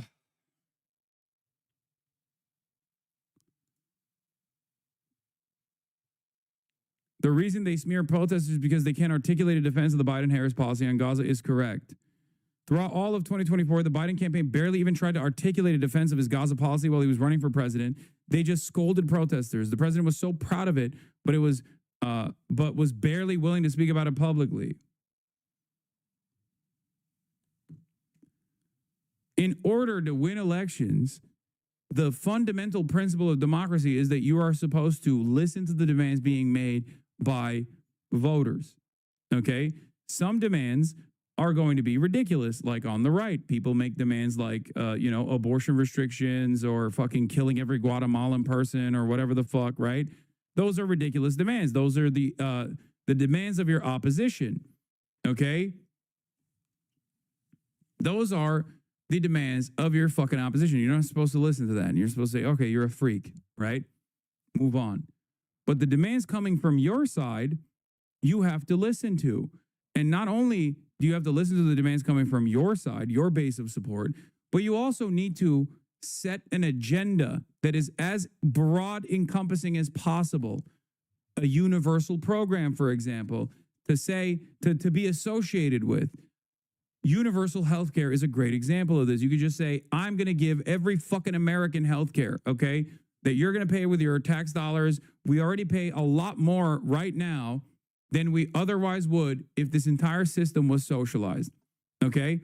Universal child care, universal health care, universal schooling, all the way up to fucking college. These are things that you could put your name next to, and you would win a lot of favors with a lot of people, especially if they start beginning to trust you, that you will actually earnestly advocate for this and fight for this, okay? But Democrats don't want to do that. And in the absence of that being a way to run and win favors with the crowd in a popularity contest, you have to keep finding new ways of saying, well, we got to cave on this thing because the right has won on this issue. We got to cave on this other thing that the right has won on. You don't even present them an argument to be reactionary against. You allow the reactionaries to lead the conversation. You end up fighting in their territory. This is super simple shit. I don't know how the fuck the Democrats refuse to hear this out. It almost feels like they've bludgeoned their heads with like extreme centrism for so long that they just have an inability to hear this out. This basic fundamental concept of the democratic process. Votes are not taken for granted, okay? You are not entitled to the votes of the population. If you think you are, you're going to keep fucking losing. And that's precisely why we've lost twice to an incompetent charlatan who is a thin-skinned, egomaniacal, narcissistic, fascist piece of shit. A monster in every right. You can keep yelling at the left for trying to get you, kicking and screaming to advocate for things that would be good for you, would be beneficial in the long run, and it's good policy and it's good politics. But ultimately, you just have to do it. And if you don't do it, we're just going to keep losing. And things are going to deteriorate even further. Oh.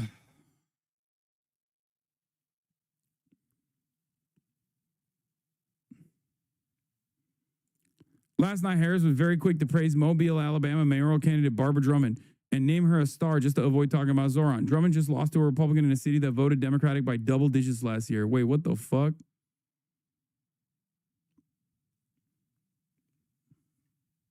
She got hit with the curse. I'm not even saying this reflects poorly on Drummond. It just shows that Harris has no idea what she's talking about when she anoints someone a star.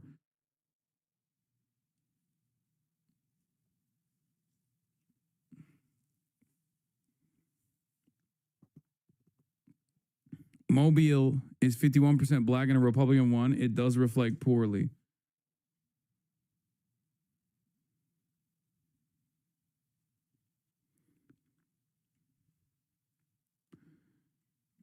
Oh.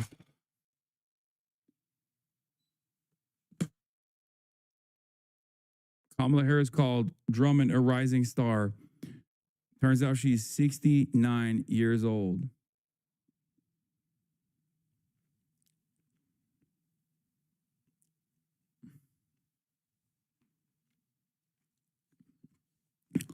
The Democrats are relying on the Republicans creating so much discontent that people have no other option but to vote for them come 2028, if there's even an election then at all. And the same principle applies to the midterms. I'm not so certain that they will have a banger midterm election, especially because their inability to address any of the anger that is growing organically without them steering us in that direction at all is going to actually yield the positive results that they're predicting. We have unprecedented unpopularity for the Democrats at a time when they're supposed to be automatically popular because the administration is incredibly unpopular. This is an alarm. This is a warning sign. This is a warning sign. The very fact that the Democrats are not automatically popular here, when there are certain Democrats who are, like the Zohran Mamdanis of the world, right, implies that there is a major issue with the way that the National Democratic Party is perceived by everyone. It doesn't really matter, however, because no matter how many times I fucking talk about this shit, everyone's still going to go, la, la, la, la, la, I can't hear you. You just hate the Dems. You just want the Republicans to fucking win. I don't.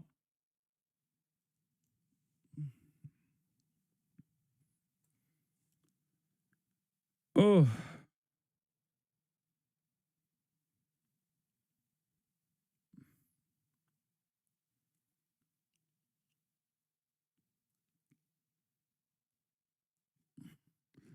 Where's that Chuck Schumer quote? I saw that. It was crazy.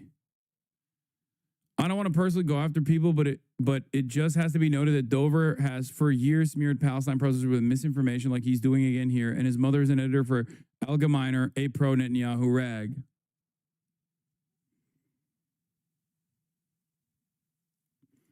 Yeah, he is one of the most cynical grifters in mainstream news, by the way. Edward Isaac Dover, who literally fucking highlighted a Hasbara smear op against me for participating, for headlining the fucking New York Magazine event or the New Yorker event. I forget. I always mistake the two. He absolutely despises the left flank of the party, and he despises anti-Zionists, and he despises all the fucking socialists. It's ridiculous. And he's a hatchet man for extreme centrist liberalism for some weird reason. Okay? As happened at an Obama event last week, Harris tonight in New York was interrupted by protesters screaming about Gaza. As Obama did, she responded in part that she doesn't have any foreign policy power right now. Protesters like these have not been at any Trump or Vance events. This is untrue. This is a categorical falsehood that he is presenting. The notion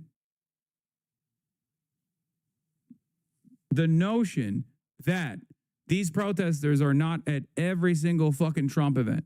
These protesters are not literally taking it directly to Trump, like Code Pink did just a couple weeks ago when Donald Trump said he's going to fucking have them arrested, is ridiculous. Pro-Palestinian protesters interrupt Trump dinner in D.C. That was Code Pink. Watch, J.D. Vance heckled as he meets National Guard in Washington, D.C. Stop Gaza genocide. Protesters interrupt Marco Rubio. I believe this was also, again, Code Pink and also Ben and Jerry's. Pro-Palestinian protesters take over Trump Tower in New York. Pro-Palestinian demonstrators, Jewish Voice for Peace, took over the President Donald Trump's hotel in New York on Thursday in protest of activist Mahmoud Khalil's arrest. These are the guys who just refuse to fucking recognize that these people are protesting. Lol, who do you think you're fooling? It's so funny because they have no constituency. That's what is the reason why I don't usually talk about these fucking dipshits on Twitter is because they have no audience. Liberalism has been an abject fucking failure, even though it is still very much monoculture here. Okay. So they have no real human beings that go, that's my fucking politics. Okay. They don't have anything. They don't have any audience, but they're, really fucking annoying. He says, it's true that Code Pink protesters yelled at Trump when he went out to his dinner in DC photo op. But what tends to happen at dem events is more extensive and often more coordinated. Multiple people who wait for hours, sometimes pay for tickets. That's bullshit. They do that too. Once again, they do that all the fucking time. They do that all the fucking time. You just don't see it because you don't want to see it.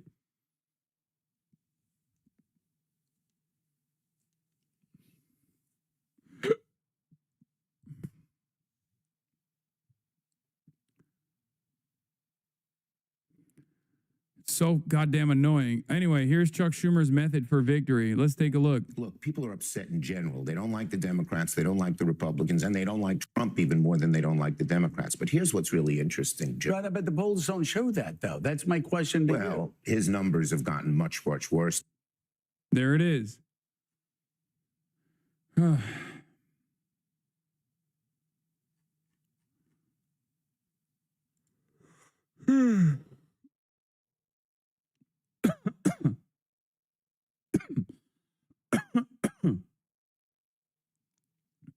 During Biden's presidency, Biden and Harris spokespeople denied that the two had any disagreements over Gaza, by the way. Remember that. So remember whatever fucking bullshit that you're hearing now. It's all pure fantasy.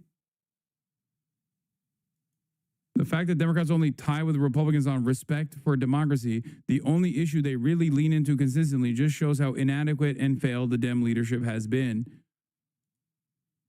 Which party has a better plan from Politics and Poll Tracker? Crime, 40% Republicans. Immigration, 40% Republicans. Foreign conflicts, 35% Republicans. U.S. economy, 34% Republicans. Gun control, 32% Republicans. This is not because this country is busted in the brain and they're all reactionary. It's because the Republicans actually have a base. The Democrats have lost it. Understand. People look at these polls and misunderstand something fundamental here. They think, oh my God, people just really like the Republicans. We must become more like the Republicans. And in the act of becoming more like the Republicans, they lose even more favor within their base. This is why I always say we need bold and radical change in this fucking country. The reason why, even though Donald Trump is very unpopular, the Democrats are even less popular is because of this reality. They've like shied away from addressing any of the needs of their fucking base or anyone that's in the margins, by the way, which is a much larger percentage anyway. It's a plurality. Oh. We're all going to go to fucking concentration camps, and the Democrats are going to be like, well, it wouldn't have happened if you voted for us harder.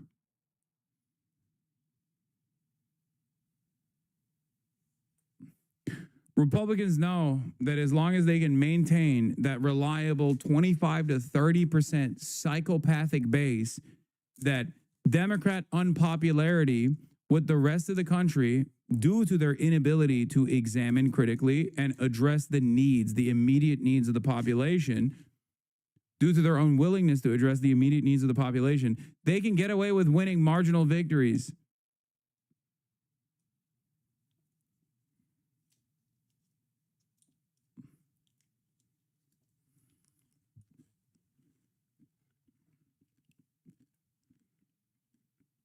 I can't believe it.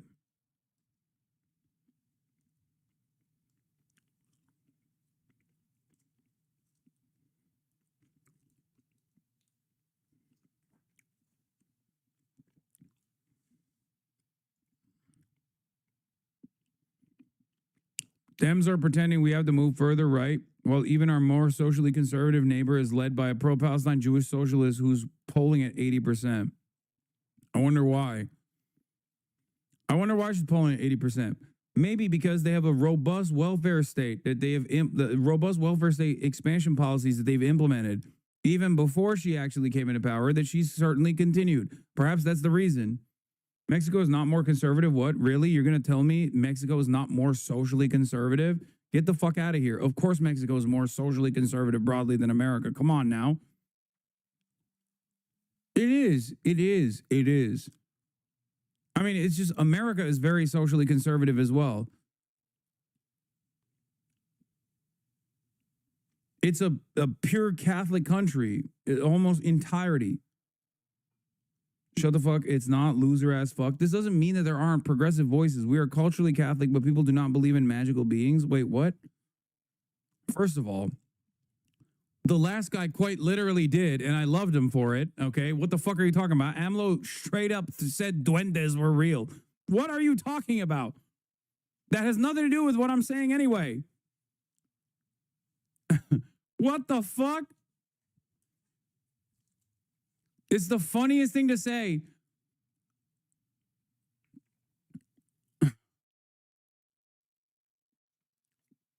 Mexico has a unique problem with femicide, for example. Not to say that America does not, but not to say that. But the people are not anti-abortion, for example. Okay, neither is America. What are you talking about? The problem is Mexico has, in spite of social conservatism or any sort of hangups that they might have, Mexico and Mexicans broadly have voted for a bold candidate that is continuing, that is the successor of a former candidate that expanded the welfare state.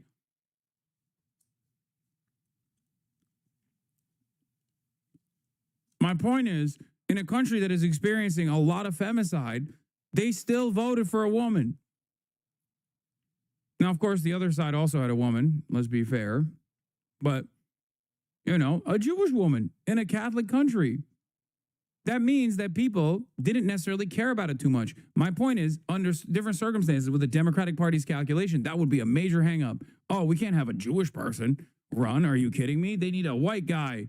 They need a white guy who's Catholic to fucking run the country. Why didn't they do that? Because she was the best vehicle, the best messenger, the best continuation of AMLO's policies. It was the policies that made Morena popular.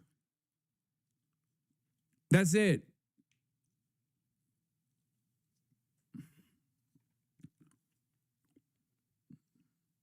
That's it.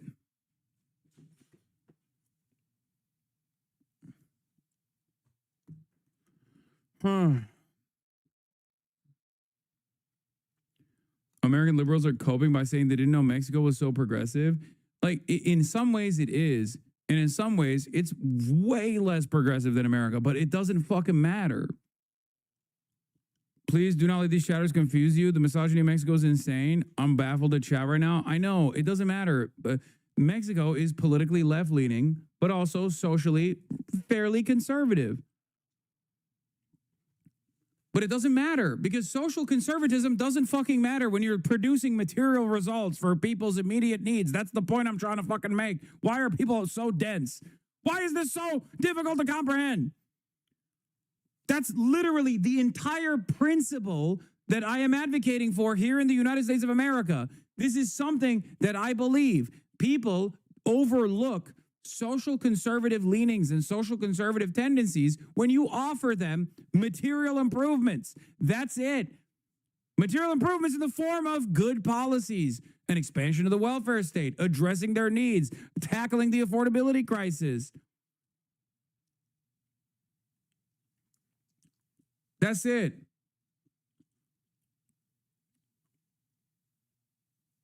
I'm Mexican, and I'm telling chat that Hasanabi is wrong on this. Dude, Ayotzinapa is having its anniversary in a couple days. The revolutionary spirit, even in today, is everywhere because Morena, listen to the people. One of the Morena pundits is on the flotilla. She showed interest in talking with you. I can translate. See your white-sican ass out of Flexican business. Stay out of the Flexican business. Shut the fuck up. It's not. You know nothing. Okay, first of all, I think people are misunderstanding something that I'm saying. Like fundamentally misunderstanding something I'm saying. People's personal social conservatism is not reflected in their politics if you have a party that cares about the economy, okay? That is proof in the pudding. The argument that I'm making is that they don't make it someone else's business. They don't give a shit when they're voting. That's just how human beings are. Like, no matter how transphobic someone might be, if you go up to them and say, hey, you are saddled with medical debt. I'm going to fix that. You're not going to go, oh, well, are you going to punish trans people as well? Because if not, I'm out. No human being thinks like that, okay? They vote with their pockets. There's a reason why Zoran is doing better than any other candidate with the conservatives, with the exception of fucking Curtis Sliwa, who is the literal Republican in the New York race. He's a fucking brown Muslim socialist. His name is Zoran Kwame Mamdani. Why the fuck's he outperforming Andrew Cuomo, who's basically a Republican, and Eric Adams? How? How is he way more woke, way more progressive than those guys, and he's outperforming those guys? One must think there's probably a reason for it, because conservatives want fast and free buses too. It's that simple.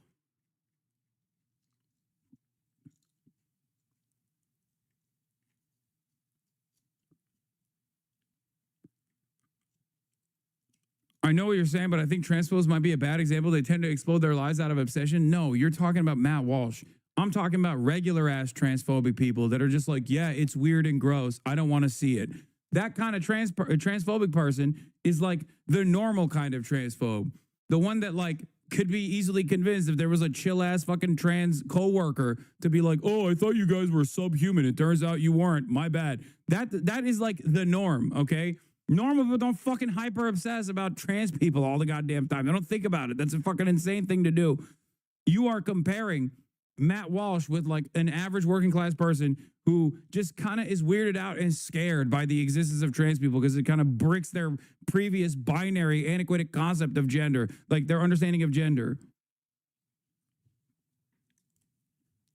Ultimately, those people can very easily be convinced if you are a party that can be humiliated by the opposition to only care about giving Guatemalan transgender migrants bottom surgery in prison, and that can only happen if you have no discernible policies that people can associate you with, then yeah, people are gonna be like, what the fuck is this shit? Why do they care about this? Why don't they care about me?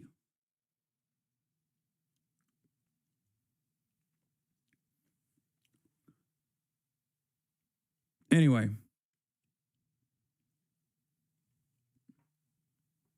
There's a reason why Bernie Sanders is so goddamn popular. Okay? He is an 874-year-old Jewish man. And yet, in a country like the United States of America, he's so fucking popular. How is that possible? Is it because he's sexy? Is it because he's charismatic? No, none of those reasons. It's because he is an earnest communicator that seeks to address the material harms that American working class people are experiencing. And he's been punished by the establishment for it for years and years and years. That's why he's seen as like an outsider, even though he's been in politics for 700 years. Oh.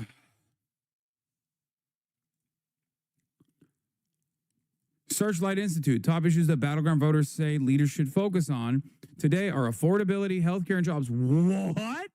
But when asked which top 3 issues they think the Democratic Party is focused on, they say climate change, LGBTQ plus issues, and healthcare. It's not bad that they at least say healthcare.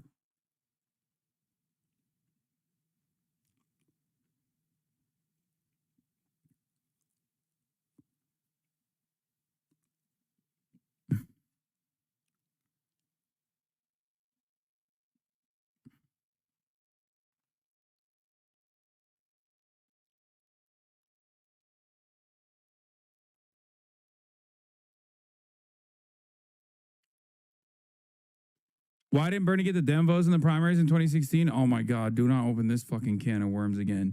Because the instruments of the party and the base of support that votes in the, number one, the base of support for the Democratic Party that votes in the primary elections is the most loyal, blue no matter who, establishment Democrat aligned, more conservative voters as opposed to the general election. Okay? That's number one. And this is a reality that many people do not understand.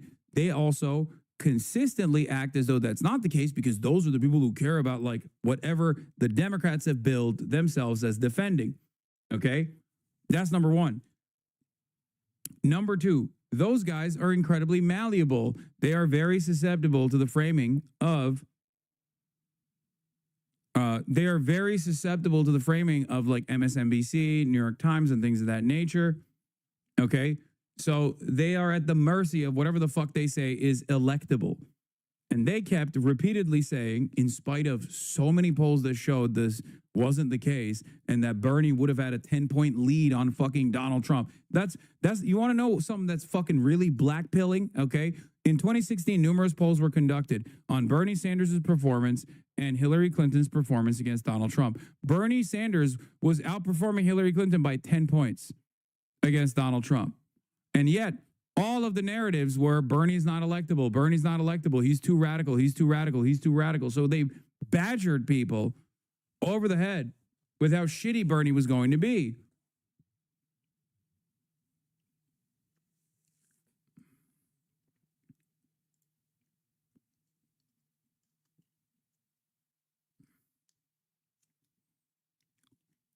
Anyway.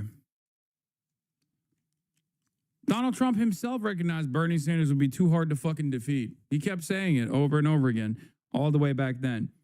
But ultimately, there was also a lot of shit.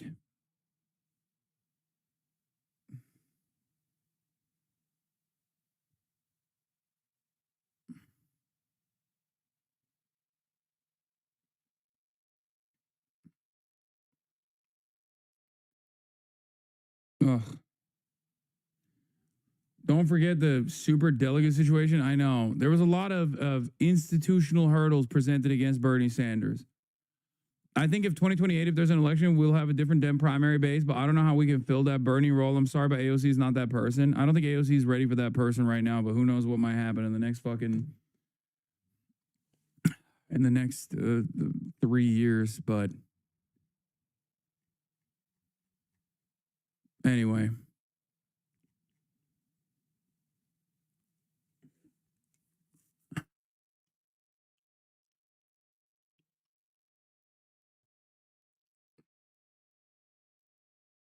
Do you see Ryan Walters pledging a Turning Point USA chapter for every high school in Oklahoma? I fucking don't know what to say to that. Are you okay? No, I'm relitigating age-old wounds at this point that I have spent my entire political career having to address over and over again. So no, I am not okay.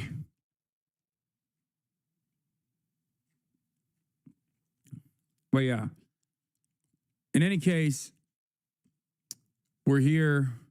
Don't believe anybody who says America's so much more conservative than you think it is. Oh my God. Because those people, whether they're oblivious to this reality or not, are unwittingly defending this notion that you have to tack to the right over and over again. And that is precisely the reason why they keep fucking losing. Okay? I'll leave you on some good news. More countries are pledging military vessel support to the Gaza flotilla. Spain announced today that it will send an official military ship to protect the global Samud flotilla, which is carrying humanitarian aid to Gaza following the attacks on the civilian vessels early this morning. There is I'll just leave you on that good note. Are you sweating? No, I have Austin coming over. We're gonna go and fucking get my big zits taken care of. And we're going to film it for Patreon, patreon.com/fearan. Were you ever Hamilton pilled? No, of course not. Don't be crazy. Hey. Anyway, everybody, love you all, and I'll see you tomorrow, okay? But I'm chillaxing.